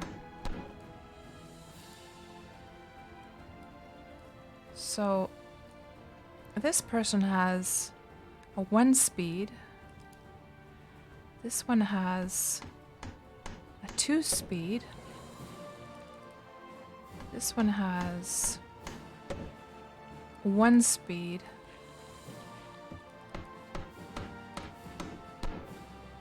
2 speed. 1 speed.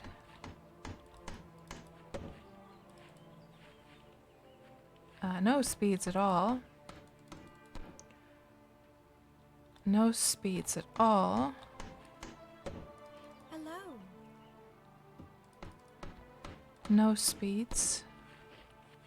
Kind of curious, like the reason I'm interested in like seeing the horses here is because it gives me some kind of idea of how far like I've sort of gotten with the horse breeding program. So I have like 3 speeds and 4 speeds and 1 5-speed at home.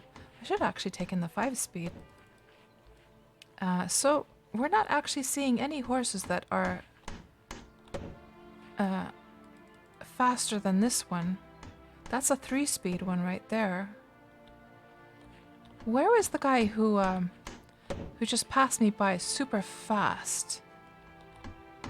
I forget who it was.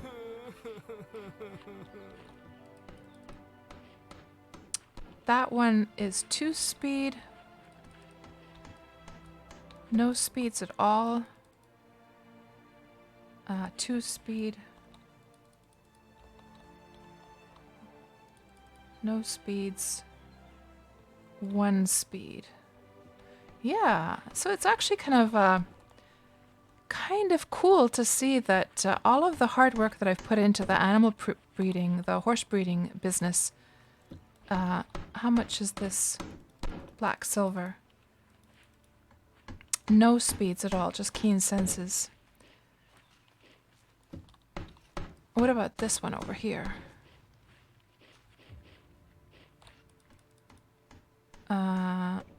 3-speed. 1-speed. No speeds. 1-speed. Huh, interesting. So my 4-speed is literally the fastest horse here right now.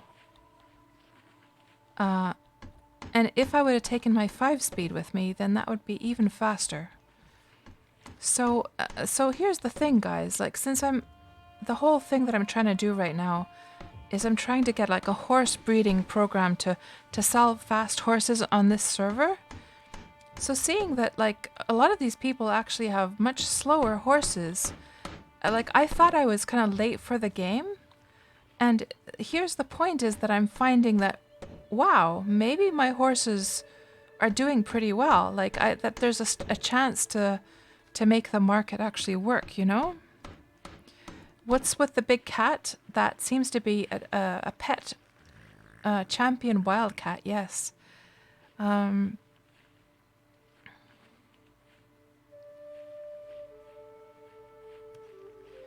Seren says, but most people don't bring their best horses to such a sleigh. So Seren, is there a reason, like, is there a way that they can lose their horses in something like this, though? Like on a PvP server, I could understand. But is there a way for them to get their horses killed? I don't understand. So how can they die, Seren? From the area damage, do you mean?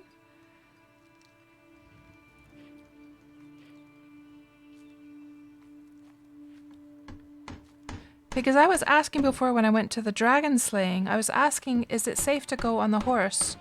Can the horse take damage? And people were saying they don't. So from AoE attacks, says Jack.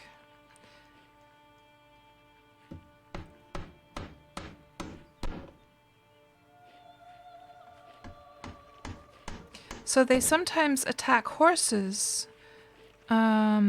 At least at rifts. Oh, I see. Okay. So maybe that's a good idea to then keep the horse like parked off to the side then. I mean, people could come with their good horses and just keep their good horses parked off to the side. So maybe we'll go and so here's the guy who came really fast. So his horse has actually 3 speeds, but I guess the saddle must be a good one. Let me just check the gear here. The quality of the saddle is okay. It's only 33. I'm not sure how he was able to. Oh, the horseshoes are 50.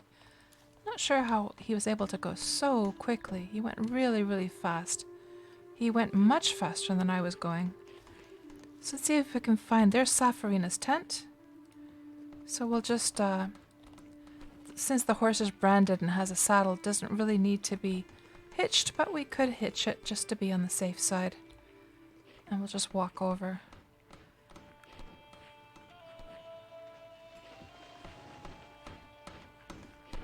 So Jack says, the giant randomly grabs people even off their horses and throws them several tiles away. Oh my goodness. Hello there, Zeo Firelight. Welcome to the stream.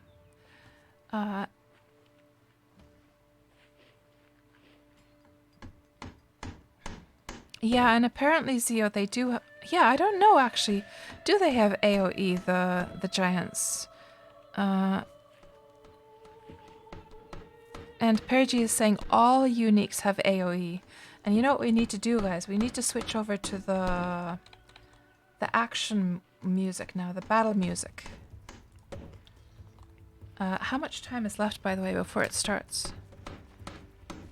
15 more minutes. Okay, so we came kind of early, but it's better to come early than miss the whole thing, right? And I'd be kind of curious to snoop and see what kind of like gear people have on these new servers. So let's just have a little snoop around and see, check out people's gear. So studded armor 30 quality. I think my own studded armor is Farron from the factional fight. He improved my studded armor to 60 and 70 quality. How about this guy? Just kind of interesting to see the quality. So this guy has 50 quality roughly.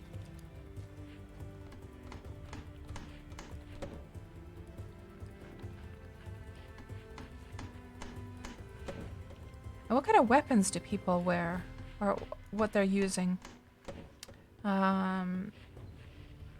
This one has a bow and arrow. Tuning fork of metal detection. What the heck is a tuning fork of metal detection, guys?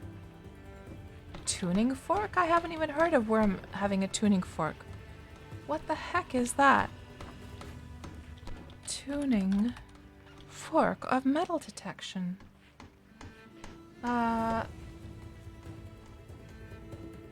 Is a one-use item which can tell the user the exact quality and the number of mining operations left for a single ore vein tile. It's a no-drop item, can be bought from the trader for 1 silver coin. Huh, okay. So it's a trader item. 90 quality studded leather. Man, this guy is really, or this gal has really gotten really high quality leather items here. And tool belt is 90 quality. Holy smokes. That's really, really high.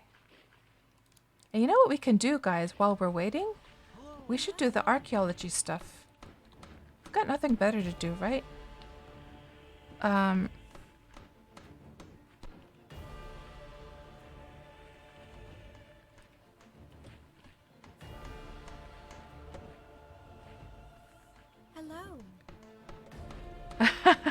Parser. Cats will be fine. I'm sure she's used to fending off grabby men. Hello, Agent Magwas. I'm doing great, thanks. How are you doing today? How's your weekend been so far? And Ayla, you were next to me. Oh, were you?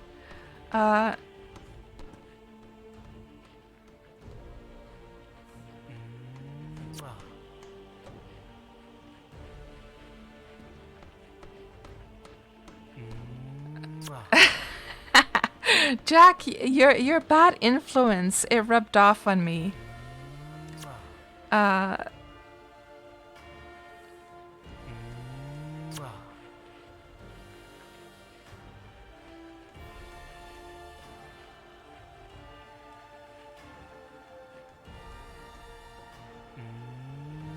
Somebody's doing a lot of kissing here.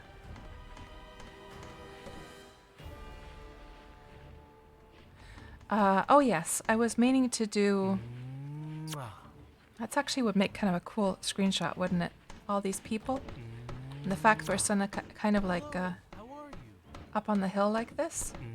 Let's just take a screenshot.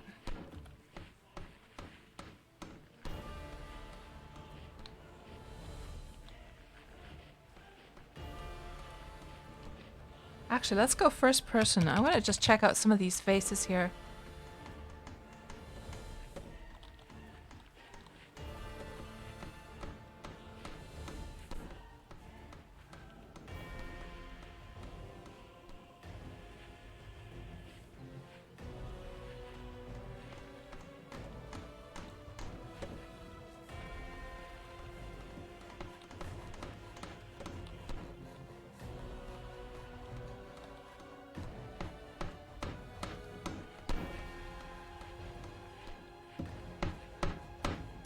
Man, there's lots of people here already. But yeah, while we're waiting, we might as well do the archaeology stuff a little bit. So this character hasn't done it yet. And I can't remember quite how to do it, but we'll figure it out. So, let me see here. Was it with a trowel? And investigate. Or were you supposed to use a shovel for that? Let's see.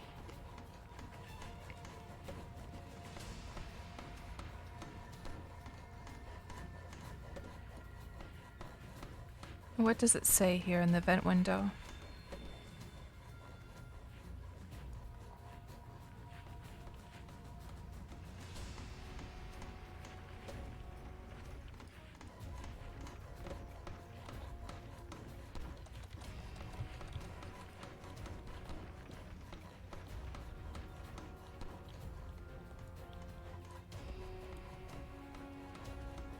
Let me just check the... I can't remember anymore. Let's see. Archaeology.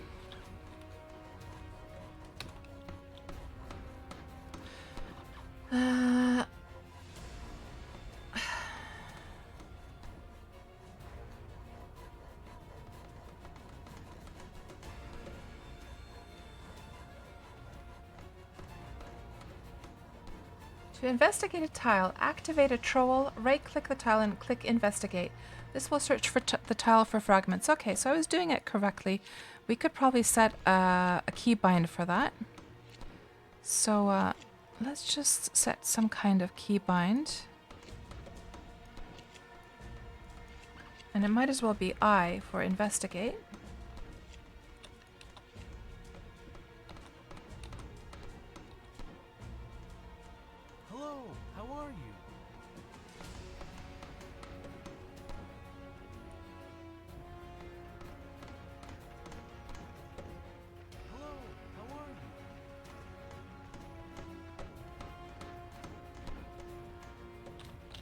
So that was the first dragon hunt yesterday, Perry G. Really?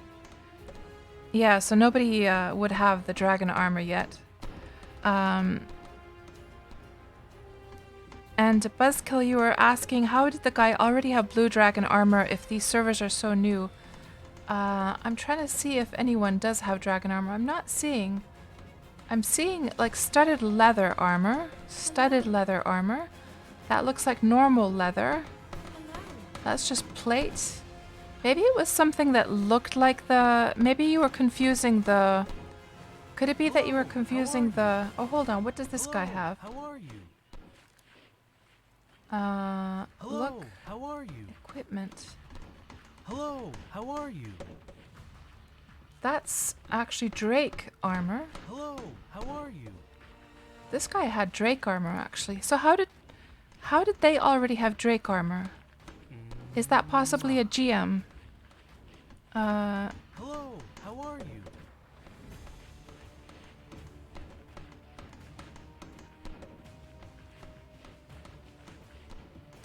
Buzz, no, you can't transfer the characters through the different between the old and the new servers. No. You can't do that yet. And they haven't promised whether that will ever be a reality. They don't know if they're ever going to connect them. But how is it possible that the one guy had Drake armor, guys?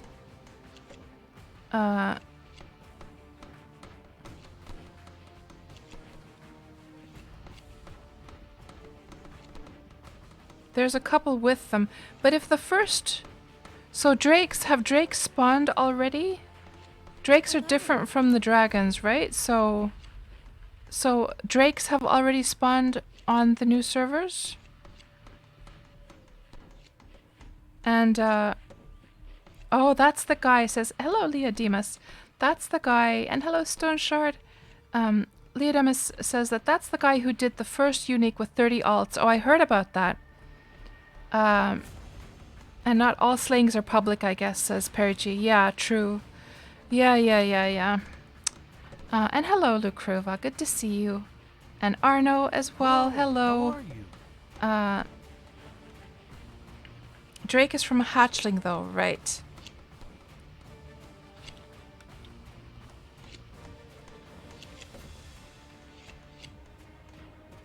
So for those of you just arriving to the stream, earlier on during the stream, we were at the first time that I've ever been to a public dragon slaying. We were over on Xanadu, and this is the first time I'm ever going to a giant slaying. So 2 firsts during this stream.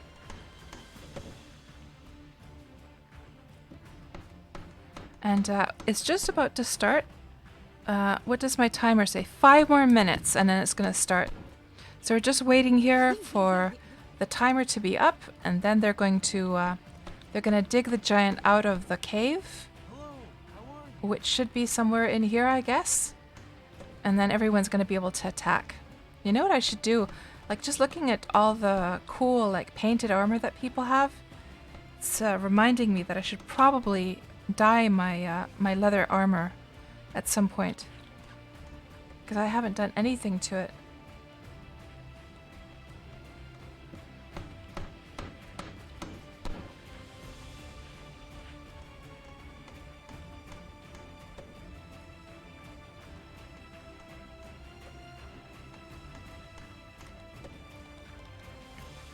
And man, if anyone has been waving to me or greeting me here in the game, I've totally missed it.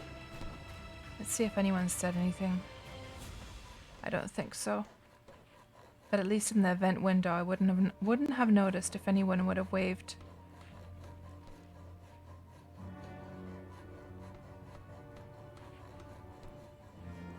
Oh, they're talking about the stream here. Hold on.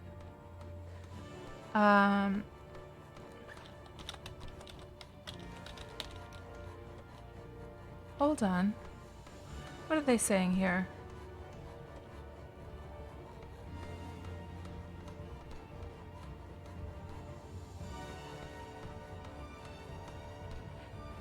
And I guess I could tell these guys.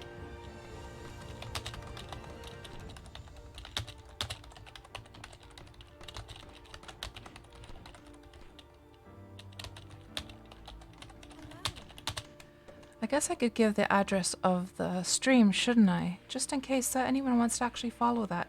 Although there's not that much to follow, really, to be honest. I mean, it's over in such a short time, but I might as well let them know.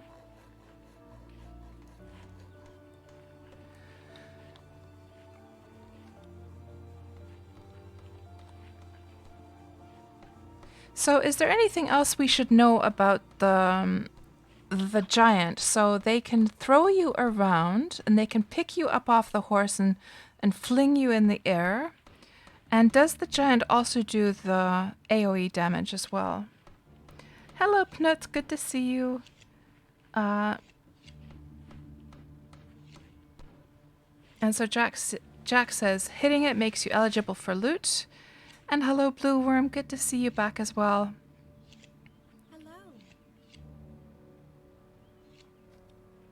Let me just scroll back and see what you guys were saying here.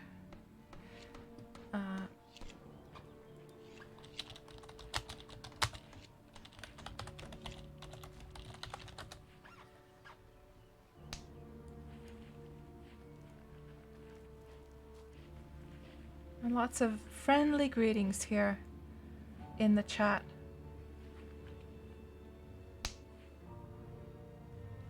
Hello, how are you?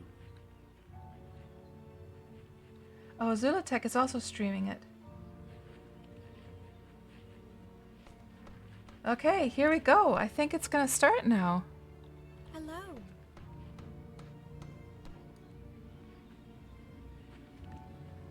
Somebody was just waving to me, but I lost track of them. Oh, there. Oh, it's so hard to see these. See everyone. Oh, a little bit of lag here. I wanted to wave back, but I lost the person already. Cat something it was. Everyone's getting prepared.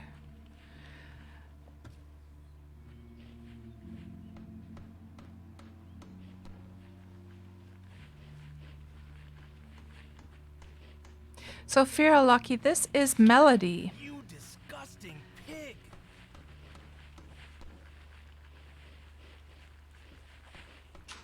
And now the gates have opened. Everyone's getting closer. Now they're starting to dig out the giant. So I guess they have to mine. Is this like a? Is that like a? You know, from last experience, I already learned that I should probably get up here so we can get a nice view. You disgusting pig! Oh, look at all those people. Let's get a screenshot.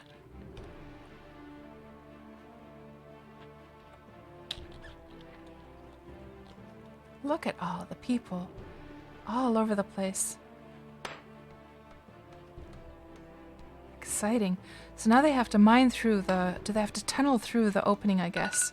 Oh, there goes my timer.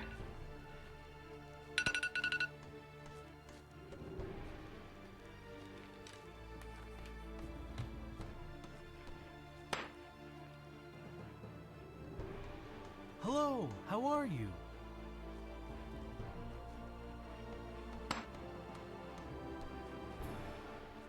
"137 people in local," says Leah Dimas. Who will fly first is the question, says Donut. Otherwise, it could have just bashed its way out of any construction, right? So they have to mine it out, literally. Well done. Hello, how are you? Let's see what they're saying here in the local chat. Well done. Well done. Well done.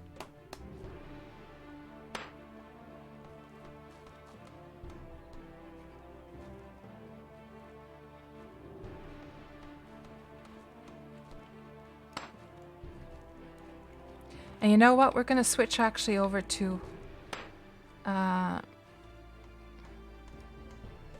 Well done.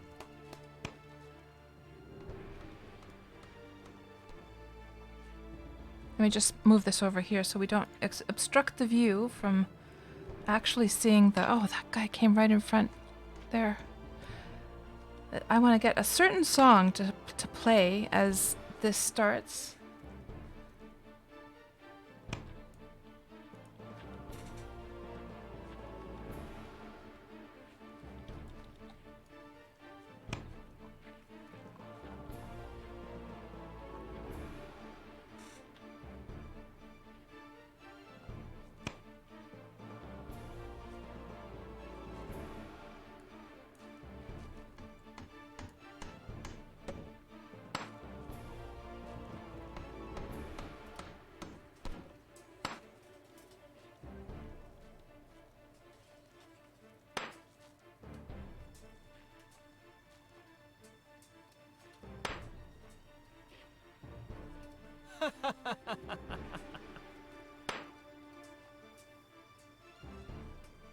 Is that the best you could do? Okay, I think I found the song. I'll start playing it just as when the giant appears, once they get through.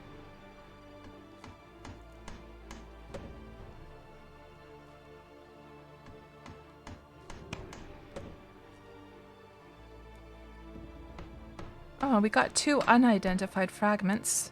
So while we're waiting, I guess we can... I wonder, was it a chisel I need for this? But I can do it also with a metal brush, can't I? Identify, yes.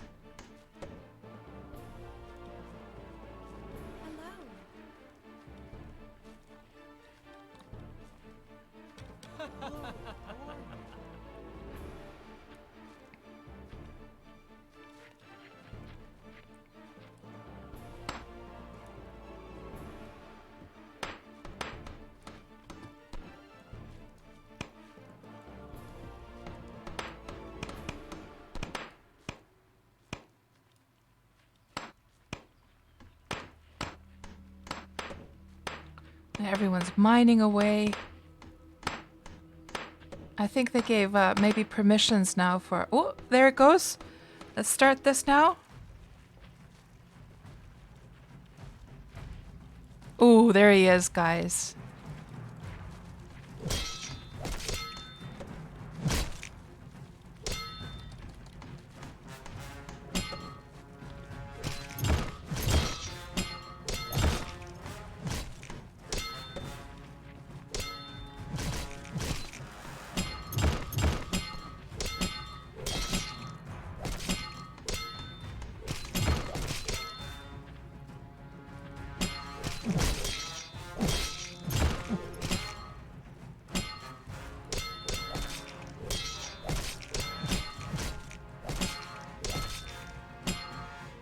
So this was so that we had to back away to give others...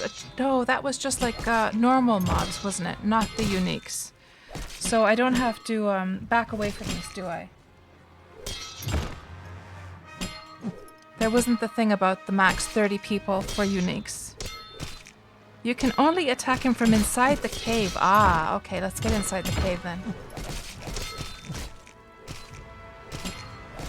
Ooh, can't see a bloody thing. All I can see is a whole bunch of butt.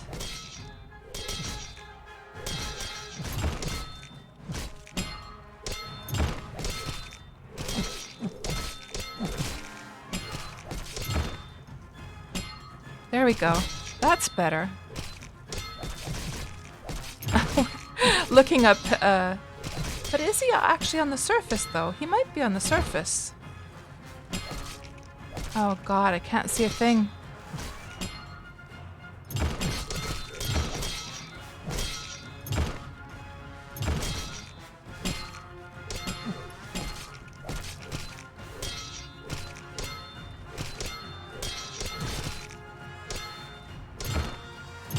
I guess from the combat log I can see whether I'm... Oh, I can't make out anything.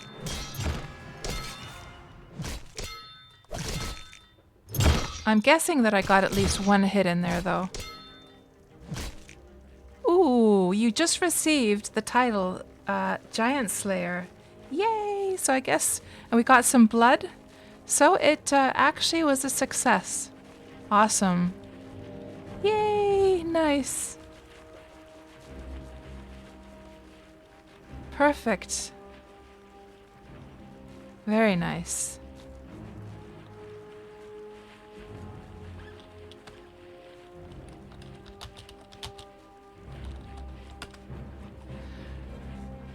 Excellent. Hello there, Empress Wana-chan. Welcome to the stream. And Soda Bubbly's good to see you. Oh, it moved out onto the surface, right? Joe, okay, it's a girl. Yeah, Ayla, it was really hard to tell if, I mean, I guess the combat log was one way, but it was scrolling past so quickly. So yes, we took part in this thing. Nice. So here's a question, like a noob question. What do you actually do with the blood, though? And so I guess somebody might have gotten, people were talking about this potion, the crafting potion, right? So, is that a potion that you get right from the get-go? Or is it something you have to craft from the blood? Or how does that work? Now, let's just unhitch this old girl. I think it's a boy, actually. And grab our tent. And see if we can find our way out of here.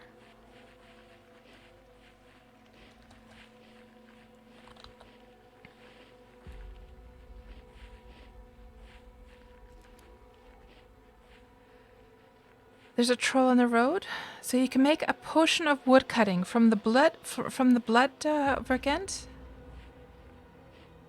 You use the blood to imbue a hatchet. Ah.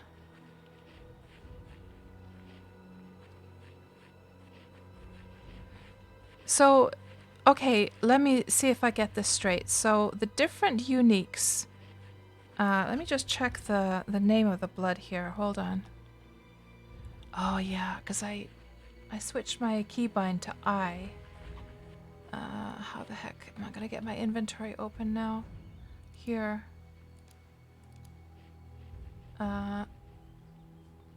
So, but it says just blood here. It doesn't say blood of the giant, right? And you know, guys, I can. Oh, it's a hardened troll. I'm not sure if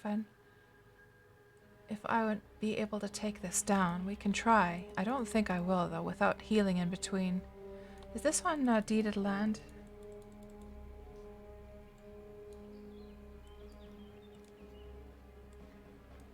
Within the village of 5 horses, okay.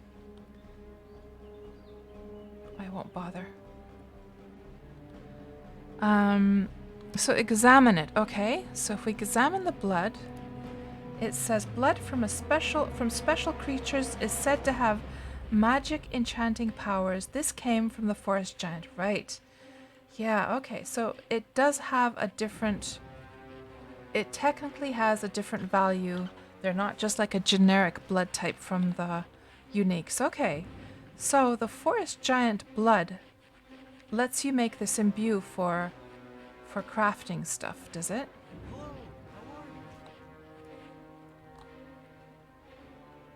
And let's just say goodbye to Schmo.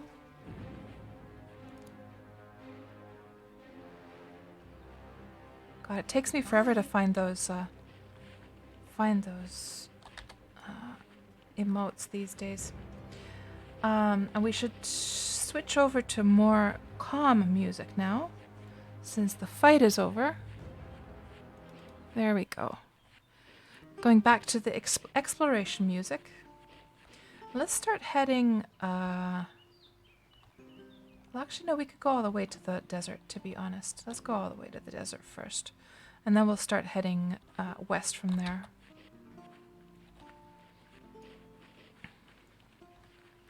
You're off to bed, Tuxie. Okay, thanks so much for hanging out tonight, you and Drogos. You have a good sleep.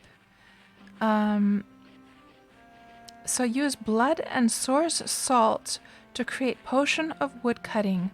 Potion of woodcutting used to imbue tools. Very nice. Yeah, I've never done any of those potion things, Vergent, because I haven't taken part in these unique slayings at all. Really. I mean, the dragon slaying was the first public one, and now this one, of course, was the second one. And the only other slayings I ever did was when I very briefly went to visit the PvP servers, and then a private group took me into to try slaying a dragon over there. So this was pretty much like a first experience of this kind of thing. And so I'm guessing, Vergent, would it be like alchemy skill that you need to be able to make that potion? Or natural substances. Okay. Well, you know, the good thing is that I've been working on my natural substances skill to do the transmutation stuff. So my natural substances isn't too bad. Let me just check. Skills.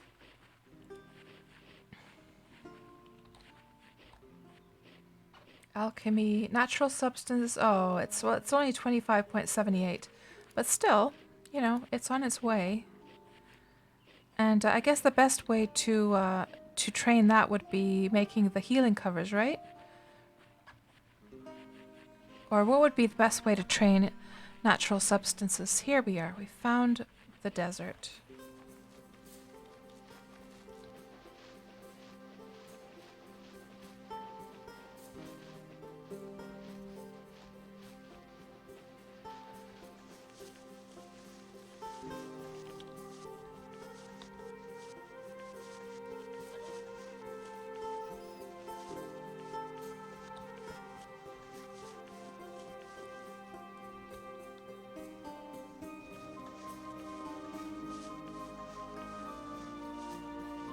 So, I'm thinking to myself, since we're over here,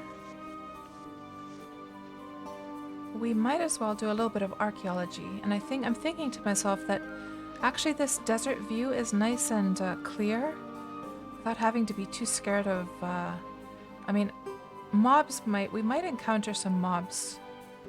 Oh, there's a cave bug over there and also a troll. What age is that troll? I wonder if I could take it down.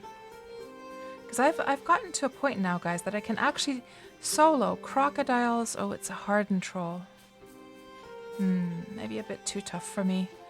I've gotten to a point where I can now with this character take on like smaller trolls, crocodiles, lava spiders,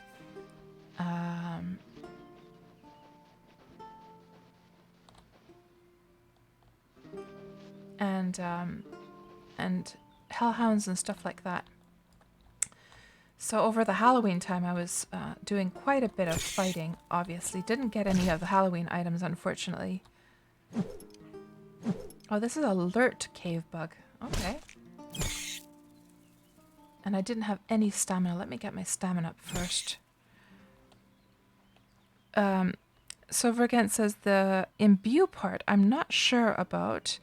I think that each potion gives a small amount of imbue to the tool, requiring many potions to reach 100 imbue, which means 100 imbue tools are spendy. Oh my goodness.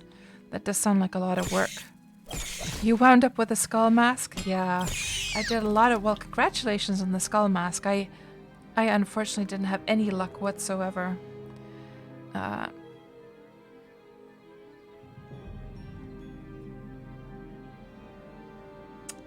Yeah, so what we'll do, actually, is maybe instead we shall... Can you just drag stuff to the saddlebags? Unfortunately not. Just stick it in there. Maybe we'll actually, instead of staying here in the desert, we might go over to the steppe area instead. Although there is something very somehow calming about being here on the sand. Maybe just the fact that the visibility is so good. And we can do this archaeology stuff a little bit. And just gather a whole bunch of all those people going home from the fight. Yeah, let's do some archaeology right here.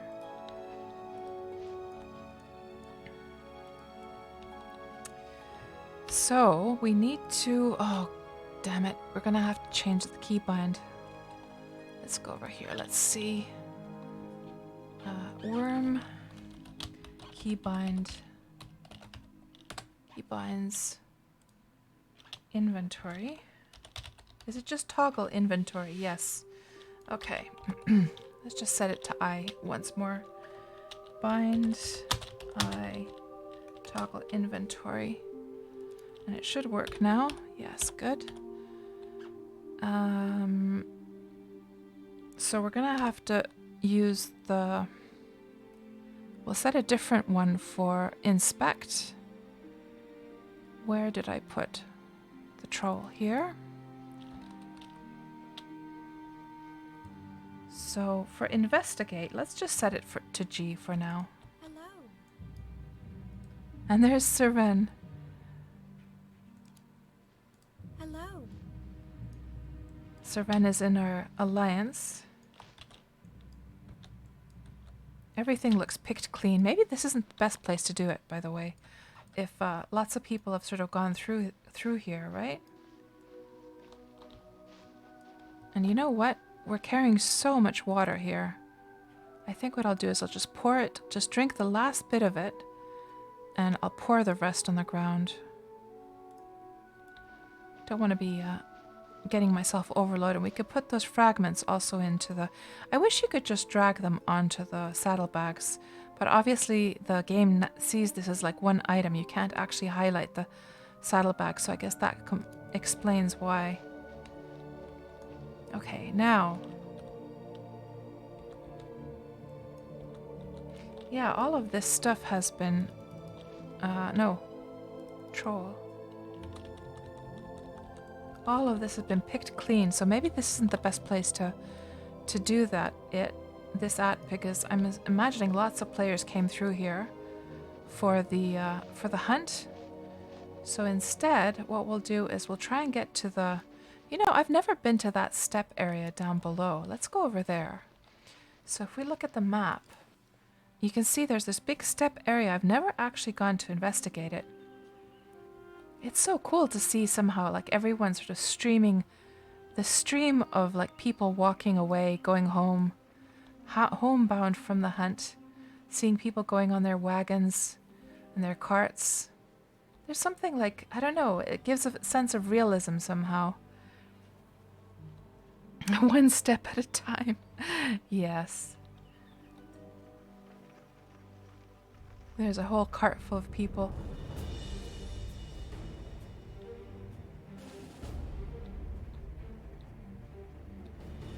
Let's see if I can get through here.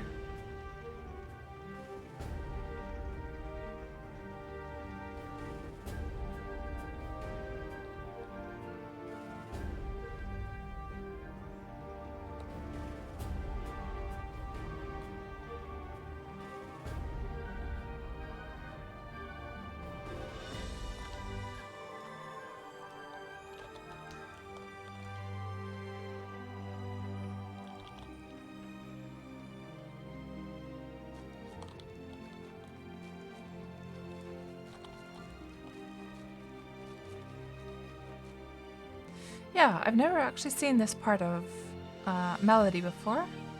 I've mostly been exploring the western part.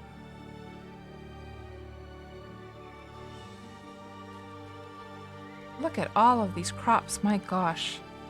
That is a lot of crops to take care of. So here's this big step area over here. Not only can we do some hunting, we do have our affinity for aggressive fighting and fighting still turned on for about 1 more hour. So we could go and do some hunting while we're doing the investigation of the tiles. So where are they heading, Buzz? Well, they were actually all heading home from the hunt, from the slaying of the giant. So they're all streaming, they're streaming out towards their own deeds and all going home. So here's the step area now. Step tiles, for those who don't know very much about Wurm, they tend to spawn the mobs more than other tiles. We can see, oh, those are all, oh, there's an aged crocodile. I killed so many crocodiles during the Halloween event, though, that I can't be bothered with crocs right now. Let's try and get to this area and then we'll do some investigation.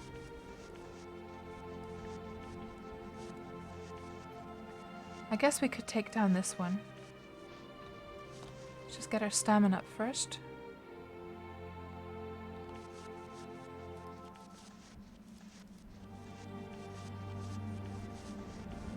And Vergant says, that group seemed better behaved than the one by your deed. Took you a week to find and fix all their I'm bored pits. Oh, right.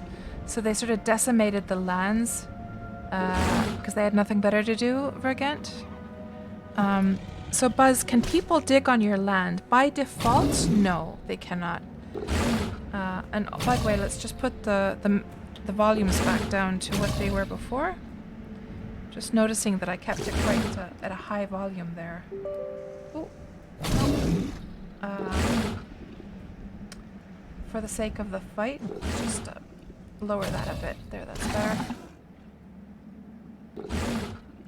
So by default, no, they cannot dig on your land, Buzz. However, you have the ability to set permissions if you want to allow somebody to dig on your land.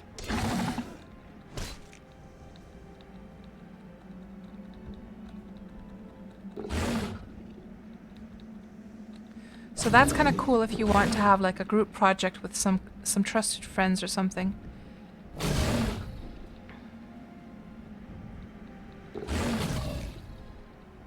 Maybe they were rioting Vergant's land because he hadn't finished his gnar. Yeah, maybe.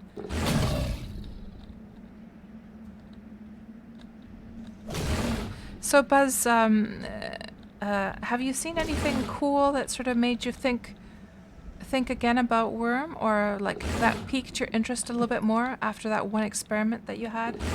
I mean, how long ago was that, Buzz, when you tried Wurm? Just for that 1 hour? I mean, was it years ago? Because, of course, the graphics look much nicer now than they did, say, even a year ago. They had a new, like, lighting system come in the spring. Volumetric lighting was introduced into the game in the spring. And I did take some cotton with me, didn't I? I didn't take the cotton with me, guys. I kept it in my ship. Damn. I put it in the ship, but then I forgot to take it with me, so I do have some healing covers, though, in my backpack, so maybe we'll just heal up with some healing covers. Oh, what a nuisance, though, because this means that I don't really want to do any fighting here. So let's just treat these with healing covers instead.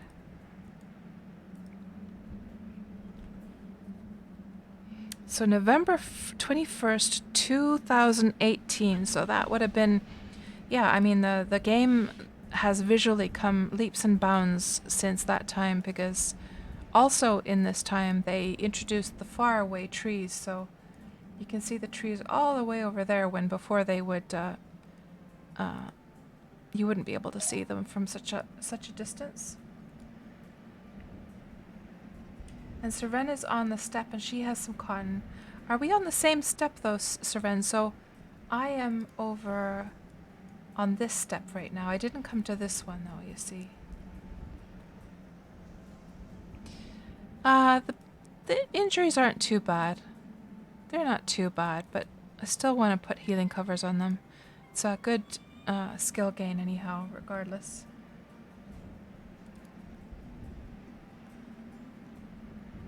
Yeah, yeah. But you still get the skill gain, you know, the first aid skill gain. So...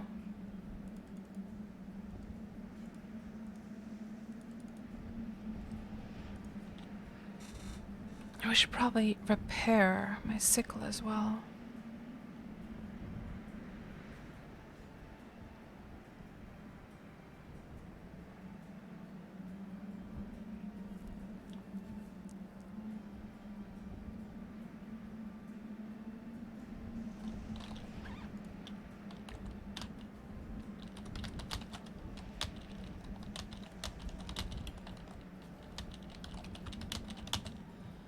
Not sure if Seren is still following the stream or not, but I'm roughly at R21. Oh, we're in the same locals, says Seren. Okay. I guess you're still watching the stream then. Because otherwise you probably wouldn't even know that I'm here in, at the step in general. But yeah, if you have a little bit of cotton you can share, that would be awesome. Let's just look at the local here and see if we can... Not seeing Seren here in the local, though.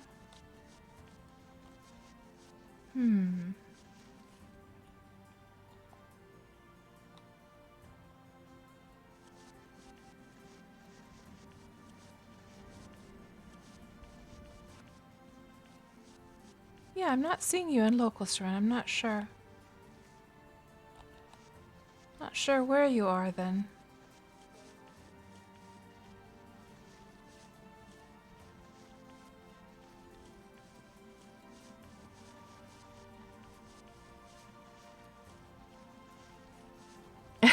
Perichi.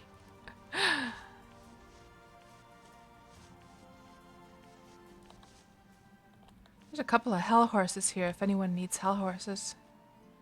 They're quite rare to find these days, I find, on this server. Is that a kitty cat? Aged, hardened kitty cat. Oh, there is also a crocodile. That's too much to handle. Oh, we're getting out of here. I'm sorry, kitty. Another time. There's lots of hell horses around here. That's already 5 hell horses. Yeah, I know some people have been really looking for the hell horses, so... Oh, maybe that's Seren over there. Could that be Seren over there? Let's go over there and see.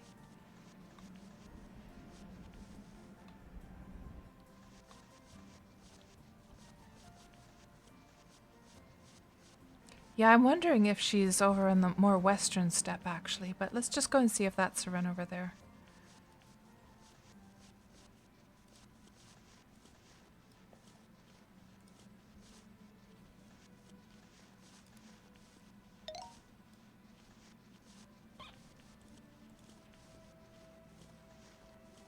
Ah, you're at the western one, yeah. I thought you might be, Seren, yeah.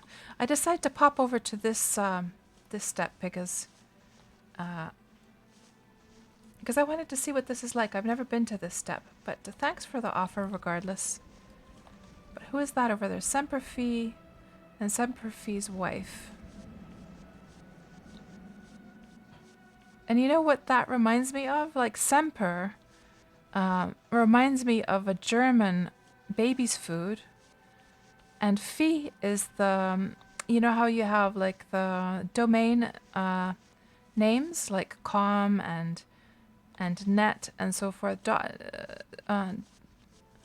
.com, .net. So the one for, then you have like for American government would be .gov.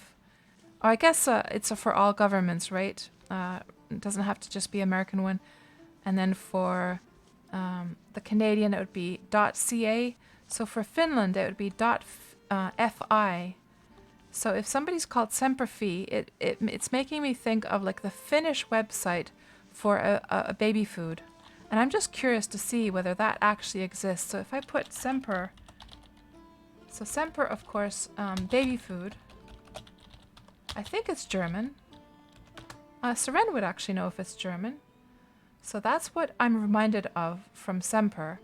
Now, Semper might have a local website for Finland, so Semperfi, and indeed it does, semper.fi.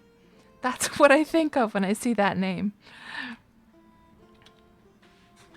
And Zio says, Semperfi Marine Corp. Oh. Oh, it's not German, Sister Ren. Oh, I always thought it was like a German brand. Let's actually check what country it's from. Semper baby food. Wikipedia. Hero Group.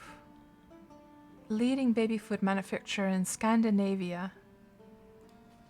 Oh, Switzerland. Okay. So it was in the area. Not too far off. Well, actually, Austria would have been more close. I'm confusing Switzerland with Austria, aren't I? But in the general area, I guess. Hello there, Knight. Welcome to the stream. So Perry G says it's Latin. Okay. Yeah, I didn't mean that the language of Semper would be German. I meant that the company would be German. I remembered it somehow being from somewhere around there. So it means forever, I see. And Knight, it was cool to see that giant slaying. Didn't make it to that one yourself. Dragon slaying was good fun though. Oh, you were at the dragon slaying as well, were you? At least you didn't confuse it with Sweden, says Soda Bubblies. Vergent, it's Latin for we hitch a ride every time we need to go somewhere. Forever loyal, says Leah Demas. Okay, so let's do a little bit of archaeology then.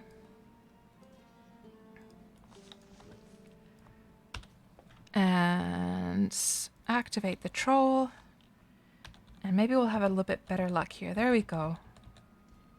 So it looks like archaeology works kind of like foraging and botanizing, that a tile either has... Oh, let's just turn off the Wurm forum pages there so we have to listen to that little plunk sound. So it's kind of like foraging and botanizing. So you can do tile by tile. And it either has a value of having something or it won't. So, does anyone know how many days it takes for a tile to reset for archaeology, and would that be the same amount as for botanizing and foraging? So for botanizing and foraging, isn't it like a few days for it to sort of respawn the ability to find something?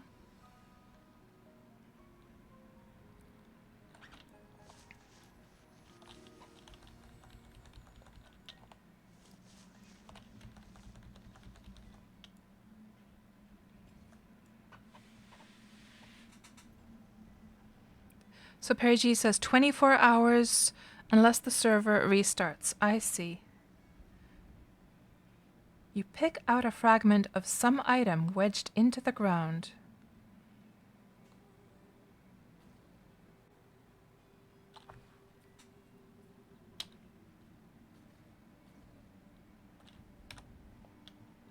We're getting some fragments here.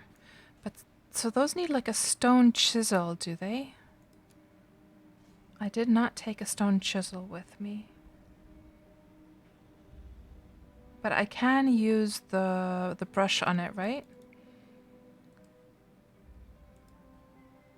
If we just identify these, let's see what happens. Was it so that if you use the wrong tool, so you can either use the brush or the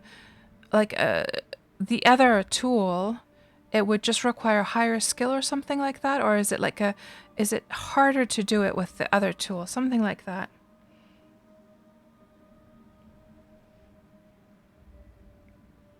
Because I am able to do it with the brush. It's just, I guess, harder, right? It just affects skill gain. Now, does it affect it in a positive way? Sort of like when you're trying to cook something with a forge versus using an oven. So you know how like stuff is easier to cook in an oven, right? But then it's a little bit harder to do it in a forge. So I'm just thinking if this is like an equivalent thing, that it's easier to do it. Like you get better skill gain from cooking with a forge, right? Because it's harder.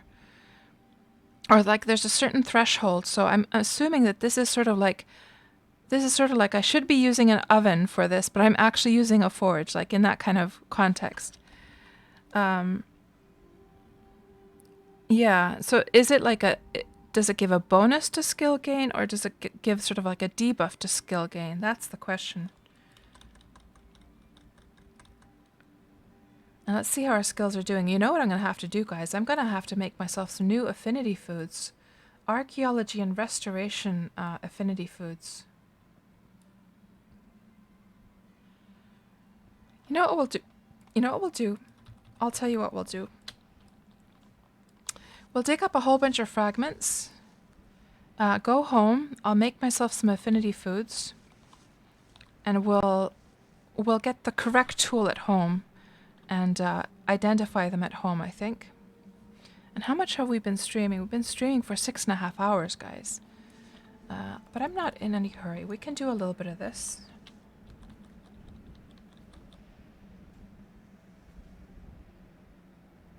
Oh, Vergent says that using the wrong tool will reduce the skill gain and progress. Okay.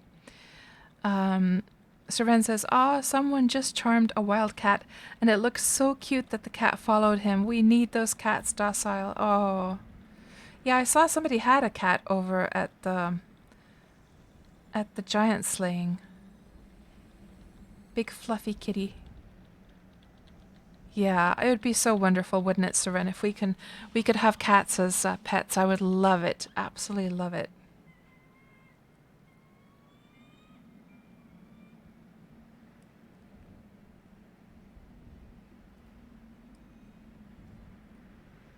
Just actually move these ones over here so we can have a better view of the character. You know what we'll do? I'll tell you what we'll do. Let's investigate all the way over to our boat. We'll start heading towards our boat. So the boat is over here. We'll start walking along this way to get over there. And I guess that would be in this direction, wouldn't it? Let me just try and figure out now. That's west. So that mountain over there is this one. That body of water is this one. So we have to get around. We have to go in this direction. Yeah. Yeah, let's start. We can just investigate on the way. And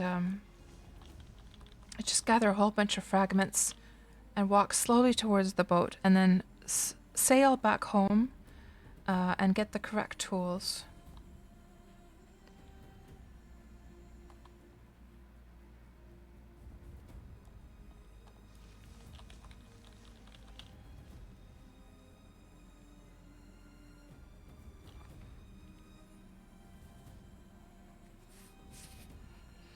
So Perigi says that you can tame them, but they're useless. They just sit in one place all day and starve if you don't feed them. You used to make a business selling champ animals. Cats were among the most unwanted ones, really. So, Perigi, what were the most wanted champion animals? Like, which ones are useful ones, and in which way are they useful? That's an interesting topic to hear about. I don't have any experience myself with taming, other than taming the horses once in a while just to get the saddles on and so forth. And actually, let's just keep the saddlebags open here on the side.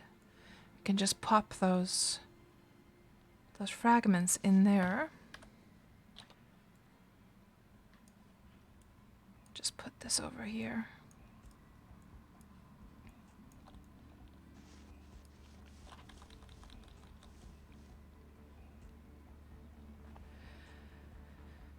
So someone was breeding them. Brown bears and crocs were the most wanted, mostly because they can swim. Ah, yes, that's right. So if you tame a bear, you can lead it into the water. Gotcha. Hello, Elorm. I'm up late. Yeah, it's almost 2 o'clock over here. At nighttime. It is getting a bit late, but my sleeping schedule's started to get messed up again. I did get it fixed there for a moment, but it's getting bad again.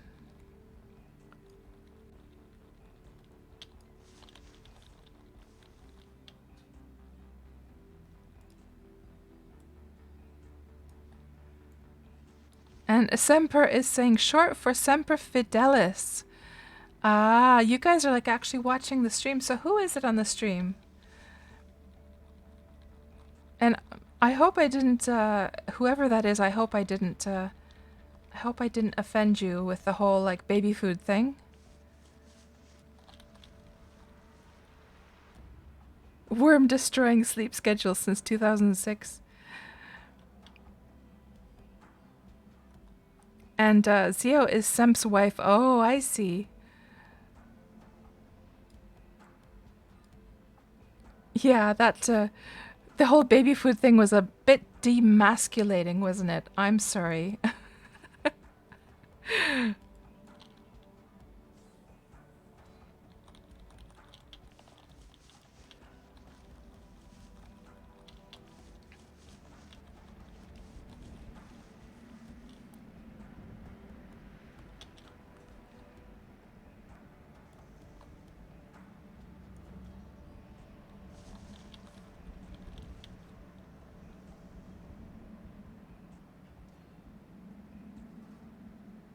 So, Ilarm, how are you doing tonight? What have you been up to this Saturday?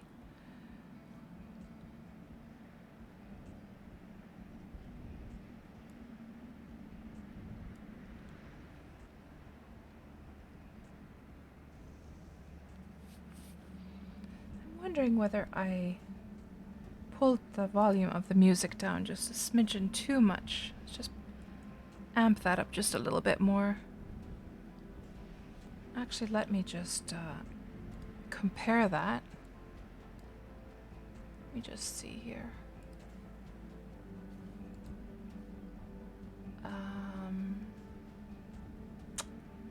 Twitch, Spotify, Spotify levels. Let me just take a screenshot of Spotify. Oh, let's put it over here. Just compare, because I've saved a screenshot of my optimal volume levels for Spotify, and it's still a little bit too quiet, so let's just get it up a bit and take a screenshot. A little bit more.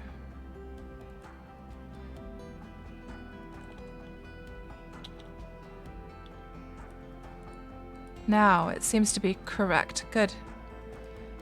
Now the music level should be pretty good for the stream. I'm glad I checked because it seemed like it was really, really quiet there for a moment.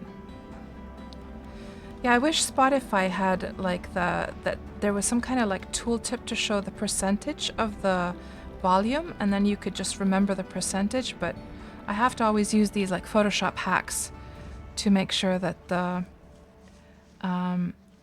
volumes are good. And you're gonna go off to bed, Leah Demas. Okay, thanks so much for stopping by. You have a good night. Let's see you guys at the next sling, says Leah Demas. So you've been working on a canal, Elorm. Nice. How's that progressing for you?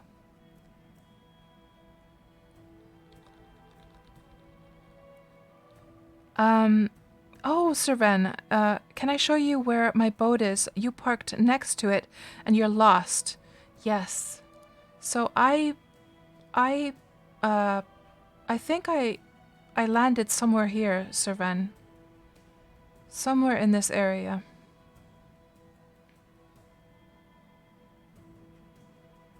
So you're about 10 tiles in so far, Ilorm. Have you calculated how many tiles you're going to have to go in? How much is like left? Are we talking about tens of tiles or hundreds of tiles?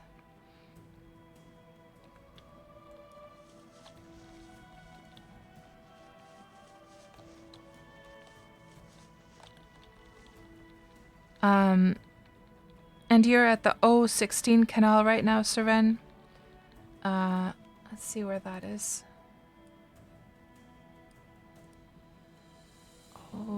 O16 canal.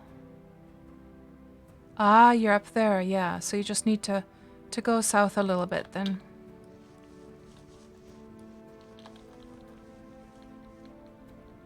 Okay, good to hear, Seren. Good to hear. And I guess since you made your gnar from what was it, Blueberry? Your gnar is probably quite easy to spot from a far distance as well. I'm imagining it looks like a different color than the other gnars from a distance as well. That's so true, Elorm. Isn't it so true? I mean, doing stuff in general in Wurm, none of it is a waste because you're always getting skill gain. That's so true.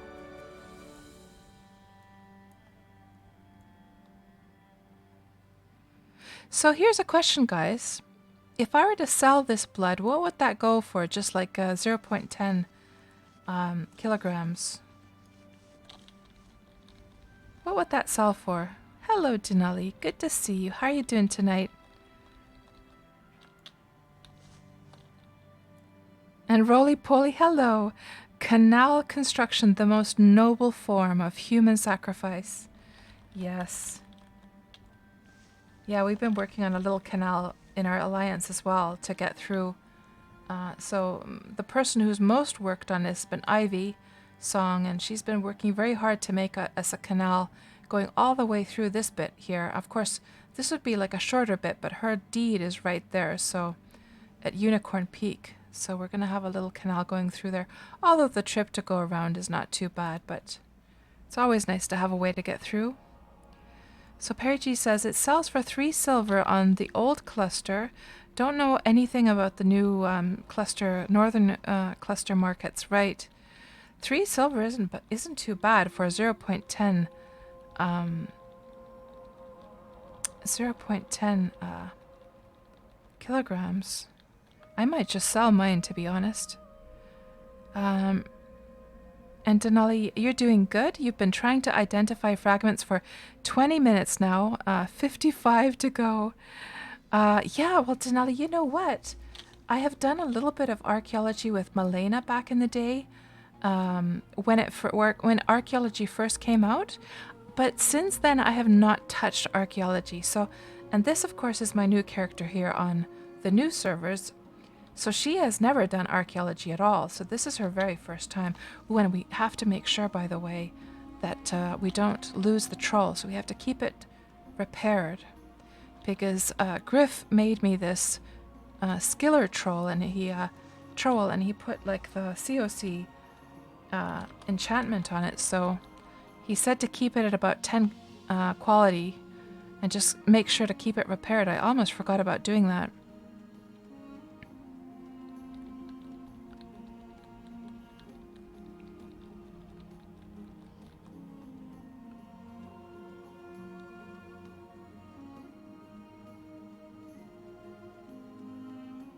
Perry G, you're suggesting to try and sell it for 45?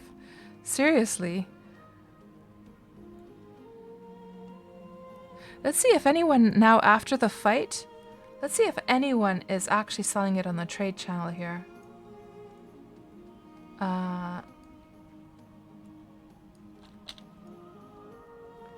Oh, we can do, no, let me see.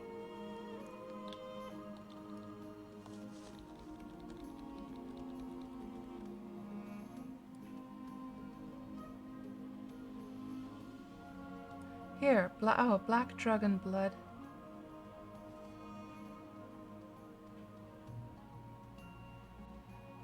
Want to sell corpse of forest giant butchered. PC on forest giant blood. Huh. Yeah, so Smokes was asking what the price.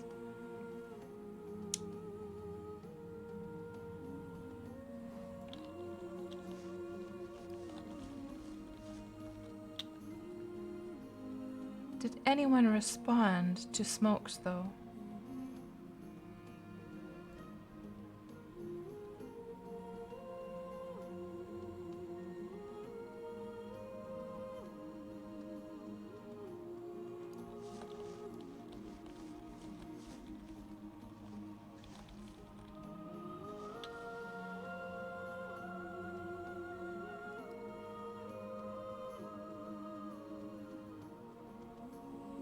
I don't think anyone responded to that question.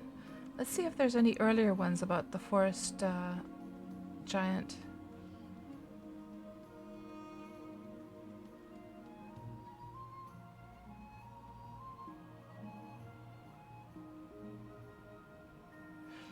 Oh, hold on. Hold on.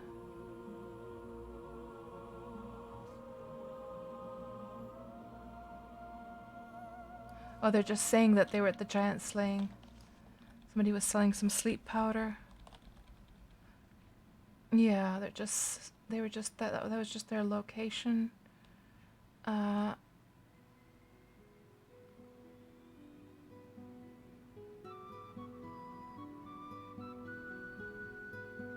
Yeah. I guess I could contact this guy and just ask, did they get like a price for the...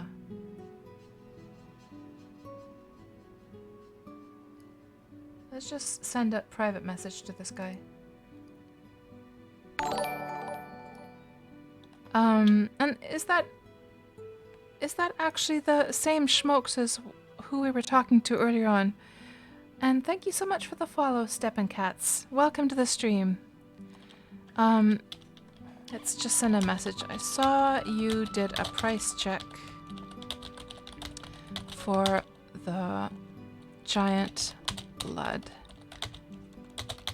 Did you ever get a response or idea of what it's worth?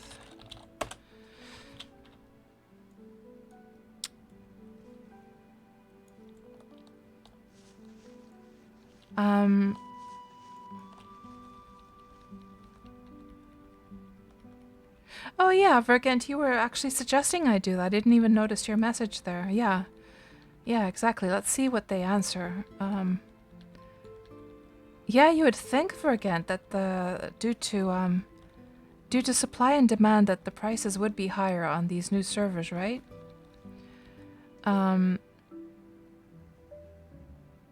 Denali, Denali, you were saying that, and regards to using a brush instead of the chisel for identifying fragments, you can do that, but it's best to use the item it suggests.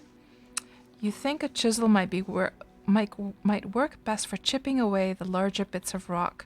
You carefully start brushing away bits of dirt and rock from the identified fragment. Yes. So Smokes had bought a few at 3 silver. And now they have a total of 5.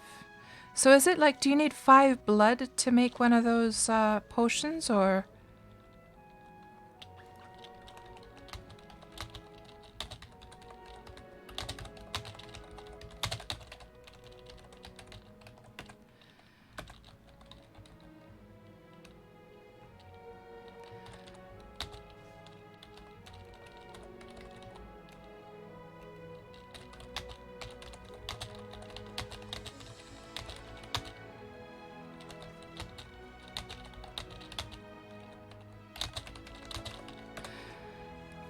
So they were being sold at 3 silver each.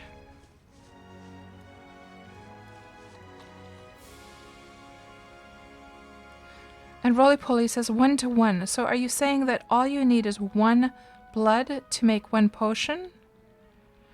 I see.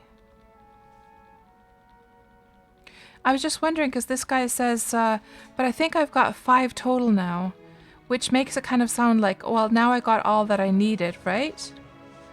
That's the sort of feeling I get from that comment. But maybe they just got enough of them. And Vergent, yeah, this was it you or somebody else was saying earlier on that each potion only requires 1 blood, but each potion only imbues a little bit, and you didn't need a bunch of potions to get your imbue to 100, right? So I wonder why this guy is saying, but I think I've got 5 total now. Because it sort of sounds like, I get the feeling from that comment that, well, I bought enough, I bought, like, the amount that I wanted, or, like, that the quota is full, kind of. That's the sort of feeling I get from that. It was you that was saying that earlier, right? So this guy, if they only got 5, that means that they still basically need 95 more, right? So it's interesting that he wouldn't be interested in buying more.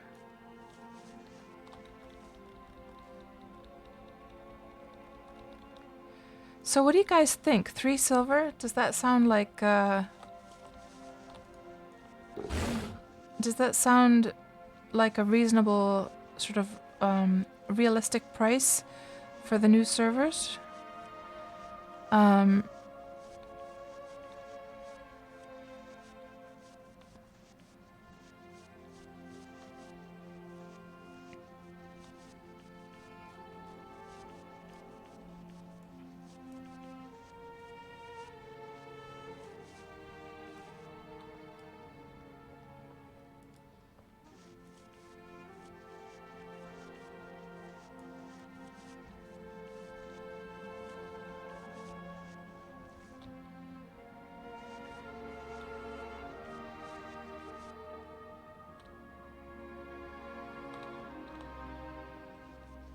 So,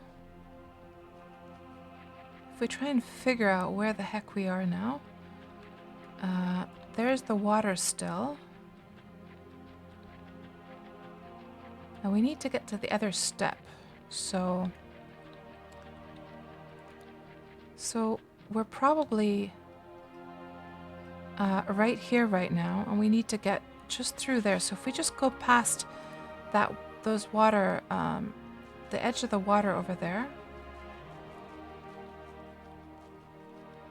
and then go through the forest, we should reach the steppe over on the other side.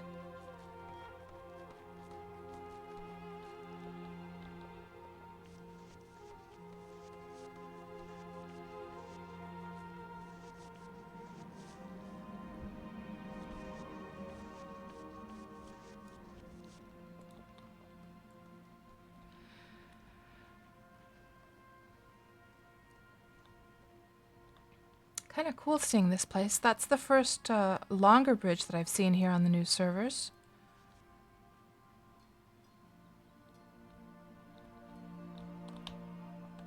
And this guy, these people have put rope bridges in between their houses, which looks pretty cool. You don't see that used very often.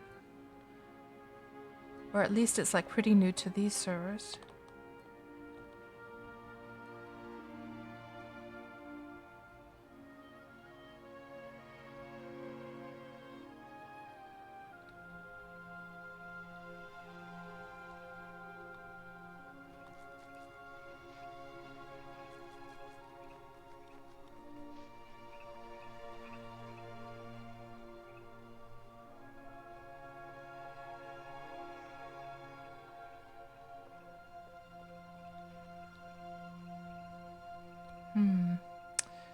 How in the heck are we going to get around here?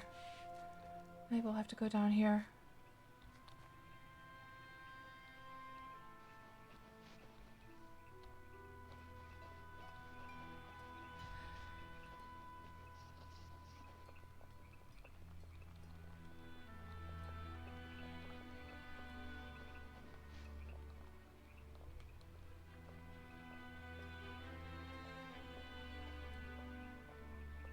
Oh, I like that idea. That looks pretty cool.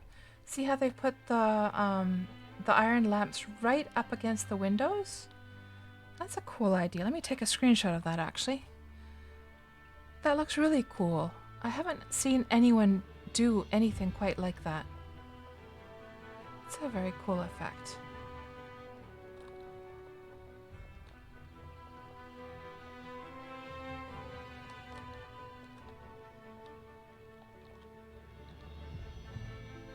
And it's kind of cool how the light literally shines right through as well.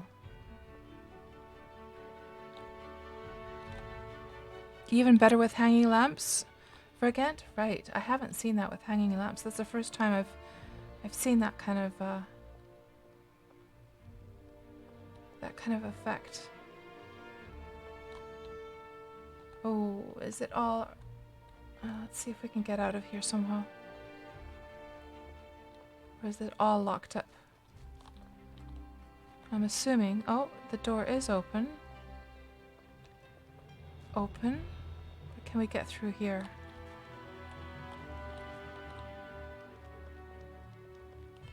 Thankfully, all the gates are open. Now, please let me get through here as well. You know, over on Cadence the other day, when I went north from Sonata, so let me just show on the map, just so you guys don't get trapped like I did. So I was on Cadence the other day, after the Wurm Roulette stream, actually. Yeah, that was the situation. So we were up here, looking at the beautiful view, and then I died, and I had to resurrect at Sonata, and I was trying to get up here, and there was these gigantic deeds, like absolutely gigantic deeds, and they were all fenced. I mean, literally, probably this entire big area was just one huge, I'm not sure if it was like an alliance of some sort, but everything was this big, gigantic fenced areas, and that's fine, because then at least you can then just go along the fenced area to find the edge and then go around it, right? However, the fence from this side was open to one of the spots. So in I go, trying to get through, assuming I can pop out the other side, but all the other fences were locked, and I actually got lost in this area, and I was like trapped in there, and I actually had to ask somebody to come and let me out of there. So what can I say is that if you want to put giant fenced areas, at least have, you know, a way to get out, have all the gates unlocked, or else have them all locked. Because it was, and I got the feeling that it was not the first time that somebody had gotten trapped in there. But it was highly frustrating, especially because, you know, I had just died, so I didn't have any of my gear. I didn't have a horse. I was all going on by foot, so it was super, super slow.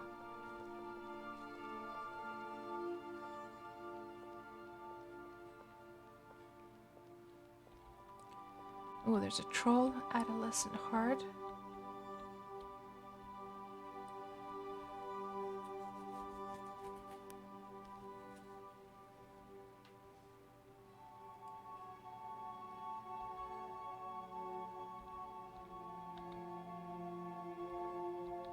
It's funny how last Saturday when we did the Kingdom Update stream, originally the goal was to make the tree nursery, and we ended up actually doing missions.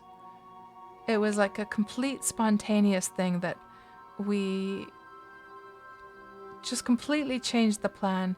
And then in this stream, we were supposed to again get around to planting the trees. I had even put it off just so that we'd have something to do during the stream. So I deliberately put it off all week, saving it for Saturday. And then instead we ended up going to a dragon and a giant slaying. Oh, is this the... No, that's a different, like... Is this the same road that we just plonked ourselves down? I'm not sure. I don't think it's the same one. Oh, what the heck? What the heck was that? But I'm guessing that you guys enjoyed seeing the dragon slaying and giant slaying much more than you would have wanted to just watch me like planting trees for many hours, right? It's a little bit more exciting, a little bit more interesting. And actually, you know what, I think we're entering the step here. So let's start doing the investigating again.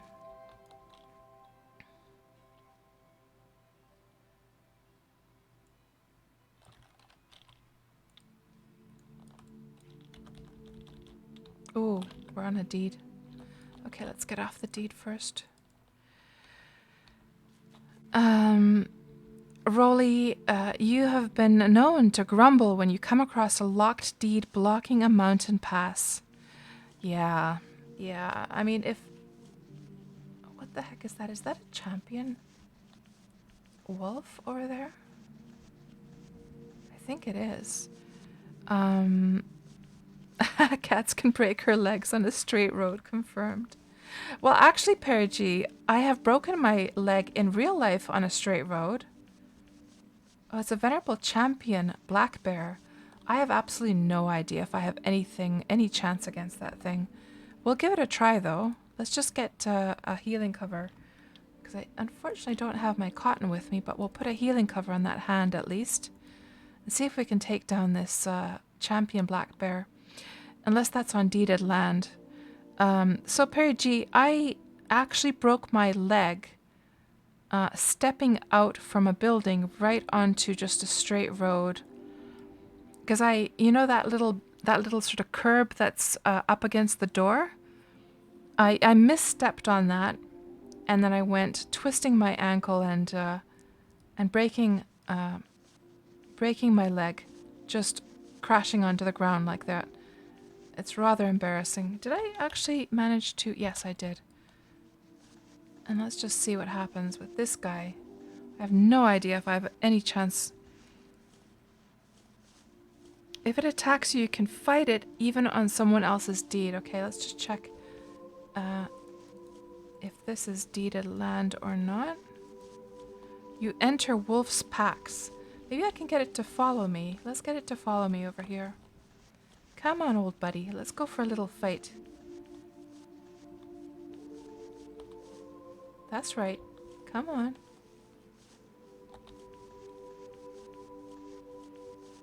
How I would love to be able to tame one of these and have it as a fighting pet that would be actually useful.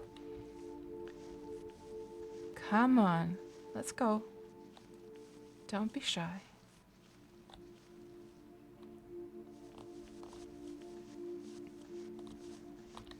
Okay, is this part of the lands of Wurm? Okay, here we go. I have no idea how we're gonna do against this guy.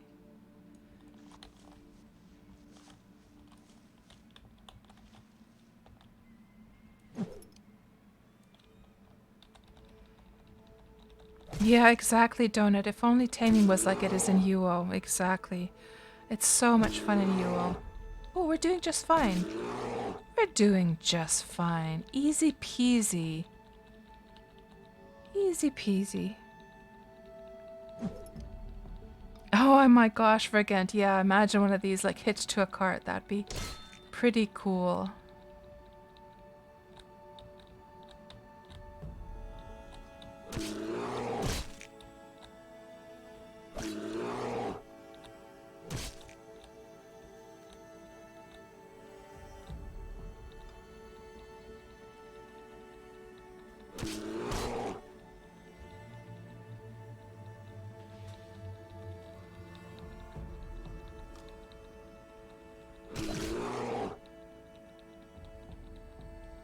No problemo. Perfect. Let's just butcher this guy. So Vergant says, from what you could find on the northern forums, you found unique blood offered for sale at 5 silver and offers to buy at 2 silver. Right. So in that regard, the 3 silver sort of sounds like a good middle ground between the two. What this guy was saying. And Buzzkill asks, how do you enable third person? So with minus and plus, so plus to go in, minus to go out, there's 2, 3, 4. So there's 4 different levels. 2, 3, 4. No, hold on. 1, 2, 3. No, 3 levels, zoom levels. And this is a recent thing, Buzz. So this was not around. Let me just check my bruises and everything to make sure I don't have a serious one. Yeah, they're all good. So this was not a feature of the game. Did I bury it? It was not a feature of the game. I think I did. Back when you played. I think this came in the spring this year. So it's pretty new.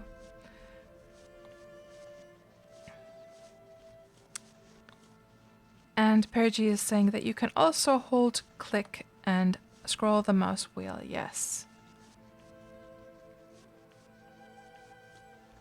I find that really hard to do though, Perigi, like left clicking and then scrolling the wheel with your middle finger. I just find the plus and the minus somehow much more usable. Maybe it's just the shape of my mouse though.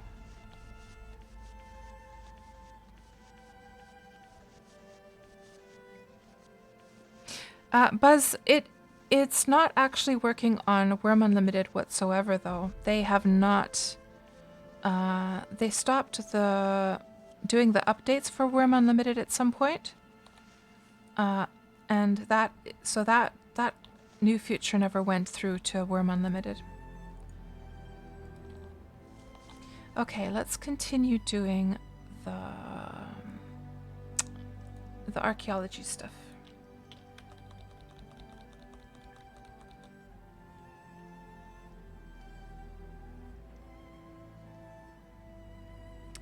Vergant asks, you mentioned you didn't get any of the Halloween toys. Do I want the skull mask? Thank you so much, Vergant, for that gracious offer, but no thanks. I'm not really a fan of the...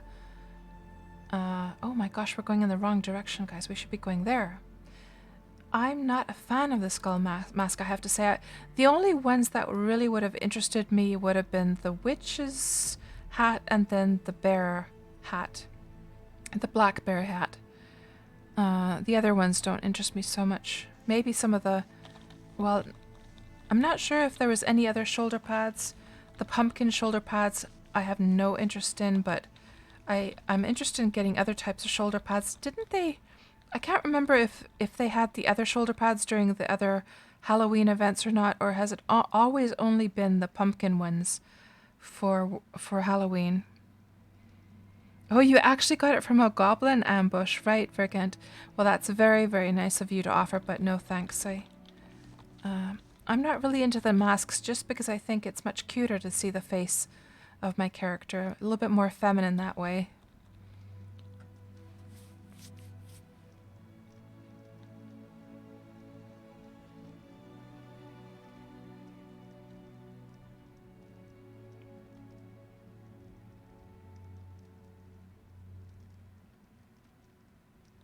Buzz asks, oh darn, is there any type of zoom at all on Unlimited? Even just a little so you can see a sword. So, Buzz, I think that in the first person perspective though, you can see like your hands, right? So when you're fighting, for instance, the sword, you would be able to see that during a fight, I would imagine. But I don't know, unless somebody has made a mod. I mean, people make mods for Wurm Unlimited all the time, so I'm not sure if anyone has made a mod for first person. Let's just Google that very quickly. So Wurm Unlimited third person mod. Let's see what it says here. Oh, look at that. There you go. There does seem to be a mod for that. So if you like playing Wurm Unlimited, you can try that one out. I'm not sure if it's kept updated or not. And Vergent, you went to take out a troll and a lava fiend, wound up fighting a spider, a wolf, a scorpion, and about 6 to 8 goblins, got down to 6% but 1. My goodness, that sounds like quite a fight indeed, Vergent.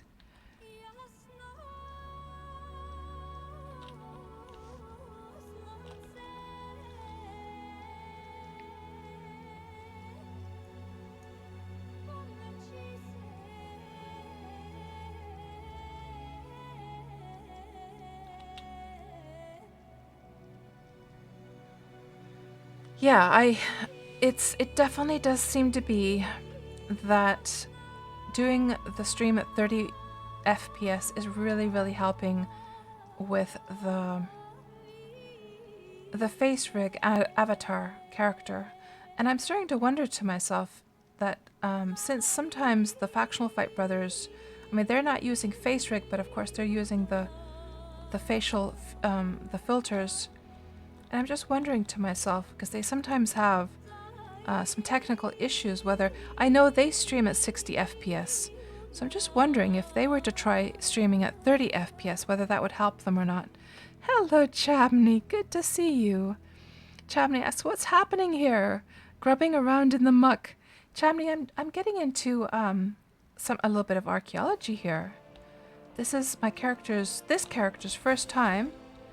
I'm doing a lot of firsts today.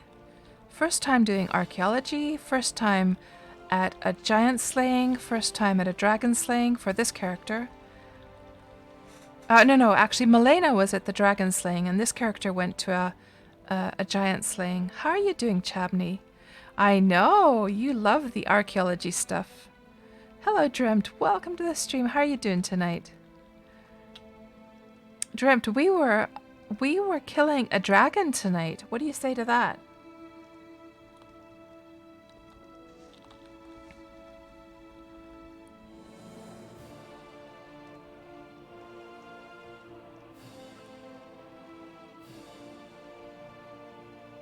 Hello there, Legion D. Welcome to the stream. So, what have you been up to, Dreamt?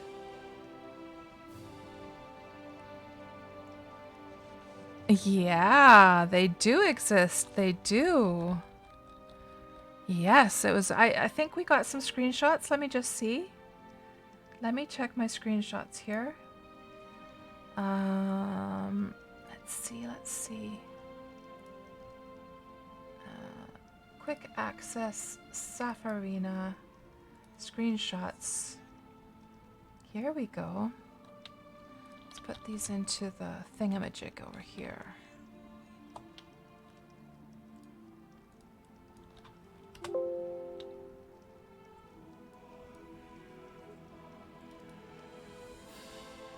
Let's see.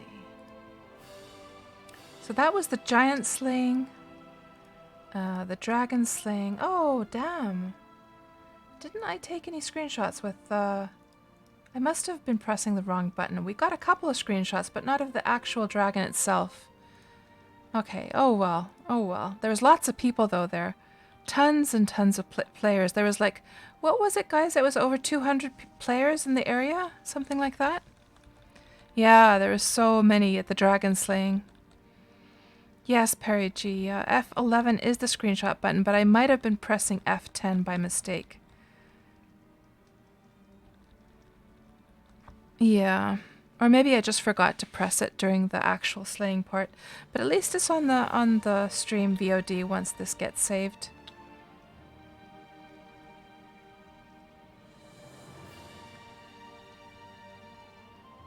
Seren says it was a dragon in a giant costume. 213 people were in the area, Dreamt. What do you think of that? Yeah, I think it was something like that, Buzz. It was a huge amount. It was over 200. I do remember that. Crazy amount. Also 5 FPS.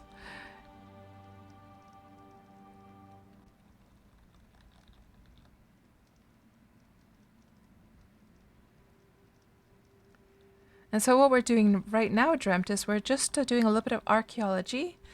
And what you get from archaeology, I'm not sure if you ever got into doing that in Wurm, but basically you get these unidentified fragments. And if we examine one of these, it says a fragment of another item. You think you can see how multiples of these fragments may fit together in a way that restores the original item. A chisel would be useful to clear away some dirt and rock from it.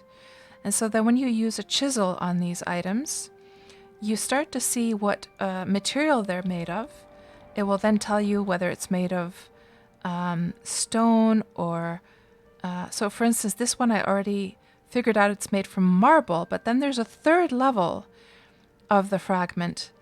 So I still have to investigate this further to see, I think I do at least, to see whether it is a marble statue or a marble shard or a marble, you know, some other marble item. That's just one example. And through archaeology, you're able to actually discover enchanted and very valuable weapons and tools as well, which is super cool. And Vergent says, for your information, you can fit 96 fragments in a bucket and can fit 100 fragments in a satchel, says Perry G. So basically, if you had a horse, or even you could be leading, say, 4 horses with saddlebags, right? And just put a whole bunch of satchels inside and then put the fragments inside those, then you would be able to carry a crap load of fragments. And they're quite light as well, aren't they? Yeah, they only weigh... Well, they're maybe not that light. 1 kilogram each is kind of heavy, actually. And Dreamt, you never got into the archaeology, but you stumbled upon some fragments once in a while. Got the suggestion to try it, but never got that far. I see, I see. Yeah, I only tried archaeology back when it was first released, many, many years ago.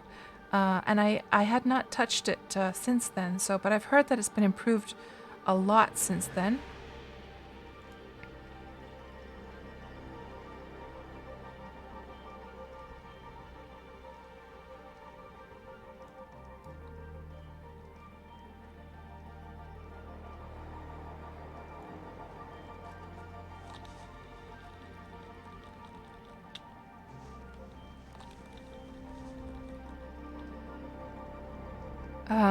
And Vergent, you got a lot of fragments from piles you found when traveling.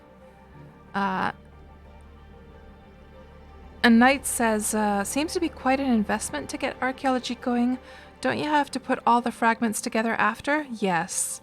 But of course, you're gaining skill all the while, and I guess Vergent, you'd be the best person. You or Chabney would be the best people to ask.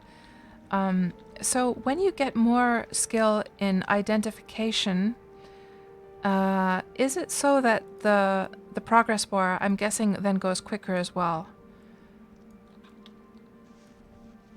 Was it the skill called identification? Let me just check here. I think it was, wasn't it? Archaeology? Restoration is the skill I'm thinking of. So if you have high restoration skill, I'm assuming that the progress bar goes really, really fast if you get it really high, right? Chabney says, and so you've never attempted it yourself, Knight? Chabney says, this very day achieved an archaeology milestone. 900 deed tokens uncovered. My gosh, Chabney. And by the way, Chabney, in his house on Xanadu, he has the most beautiful, gorgeous room, like, which is a showcase for all of the treasures he's found through archaeology. We have a stream, VOD of that actually somewhere. It is absolutely mind-boggling, Chabney's place and all of his treasures, and just how beautifully he's laid them out all in his beautiful house. And higher quality tools help as well, which reminds me I should repair this skiller trowel. Vergent says, now you only need 25 more marble shard fragments to put that shard back together. So Vergent, is this now like a shard, this marble one? Is it like already been identified? Because I'm not seeing it mentioned to be like a marble shard. Has this been revealed now to be its final like item? I guess it has, hasn't it? Oh, it says there, right. Oh, you're blind, cats. Shards, fragment, marble. Silly cats. It is a shard. Yes, yes, I didn't see the shards word there. Blind as a pat.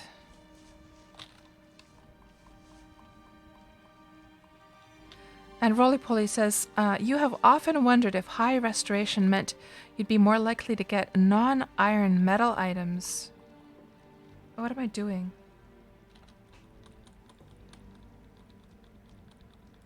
I was pressing the wrong button there. Aged diseased lava spider over there. Actually, let's sick the guard on it.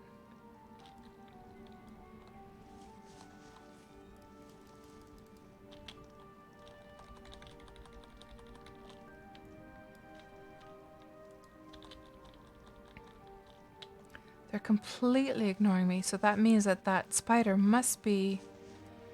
oh, the guard tower's way over there. What's this guard doing all the way over here? Oh, there's a second one over there. So, I wonder why they're not noticing the lava spider.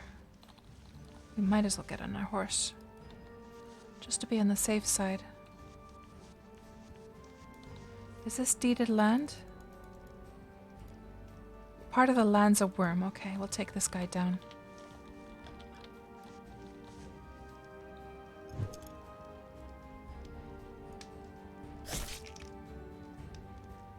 Chabney. Yeah, it's good that they don't take up too much space. Yeah.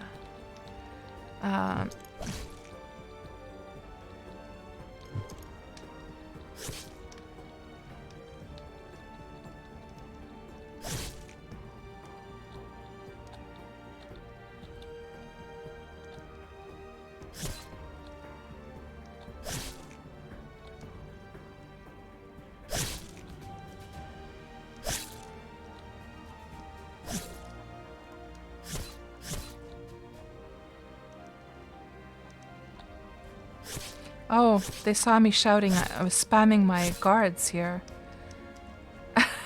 These guys are like, oh wow.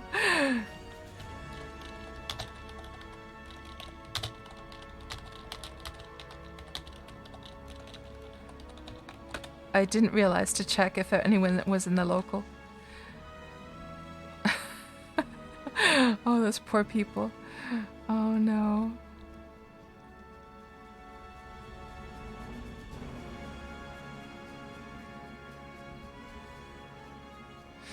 Oh, that's embarrassing. I should have checked whether anyone was in local.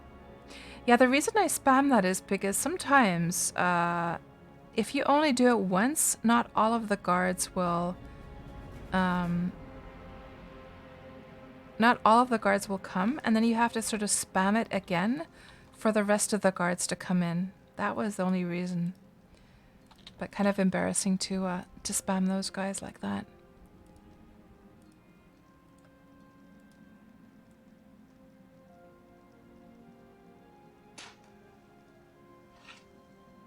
So you get 2 per call, right? And the maximum amount of guards was how many? 5? 6 if it's a rare tower, right? So it's enough to basically spam it twice. 2 or 3 times at maximum. Now my boat. Oh, we're in the wrong area, guys. We need to go over there, actually. Because right now we are... I think we're over...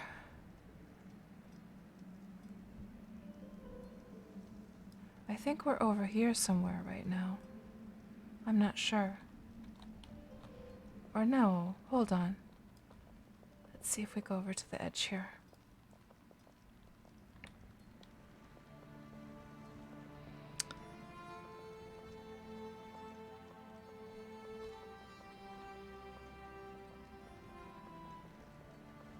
So 5 is the maximum, 6 if it's a rare.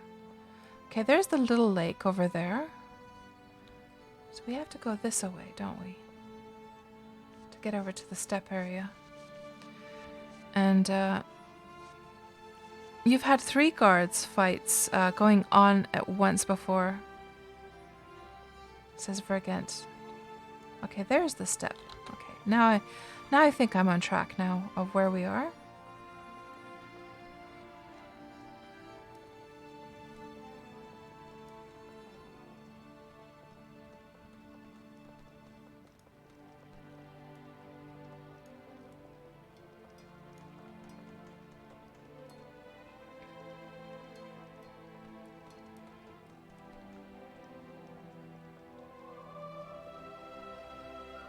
And hello, Scardavalken. I'm not sure if I said hello to you yet, but welcome on into the stream. I think you sort of slipped in at a later time, didn't you? I don't think you were here in the beginning, were you? So my ship, I think, should be, once we get to the top of the... You haven't been here long, right? I think we need to get to the top of the step here. So you know what we were doing today, Scard? We went to a dragon hunt, or like a dragon slaying, and then after that, we went to, so we were at the dragon slaying on Xanadu with Malena, and then we went to a forest giant slaying with this character here on Melody. So it has been quite an eventful night to be, for sure.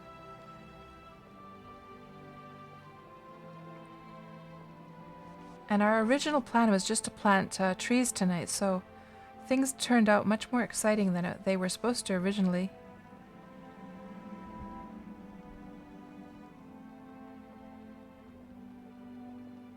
So I think what we're going to do, guys, since I've now been streaming for 7 hours, I think we're going to start to wrap up the stream. After all, I don't think I can really handle sailing all the way back and then doing the archaeology stuff at home on stream. So where did the steppe go? The steppe just suddenly vanished from me. Hold on now, I'm a little bit lost. Just see where the heck I am. I might have actually... I'm so confused as where I am right now.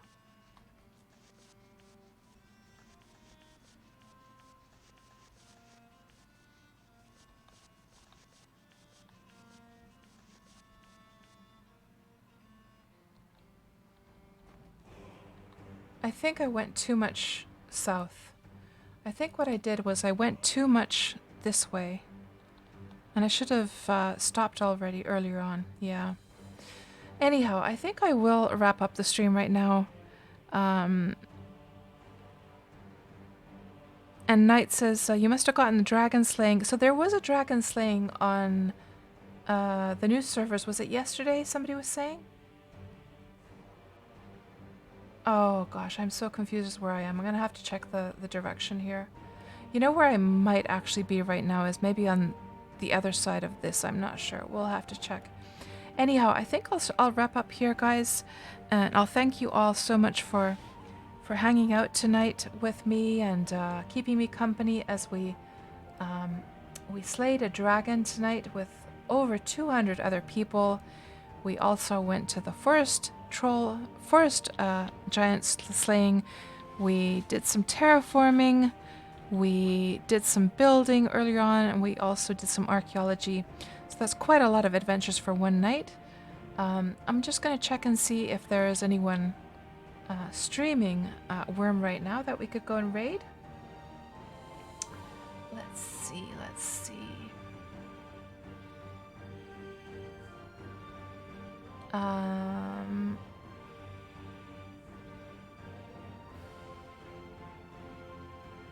We could go and raid Zehtran, I think. So he's doing some priest stuff, it looks like. So yeah, I hope you all have a fantastic evening and a great rest of your weekend. It says this channel is intended for mature audiences. So you have been warned, guys. You've been warned. And I shall be back again on Tuesday as we go for another Wurm Roulette adventure on Tuesday and explore another unexplored area for me. So talk to you all later, guys. Good night.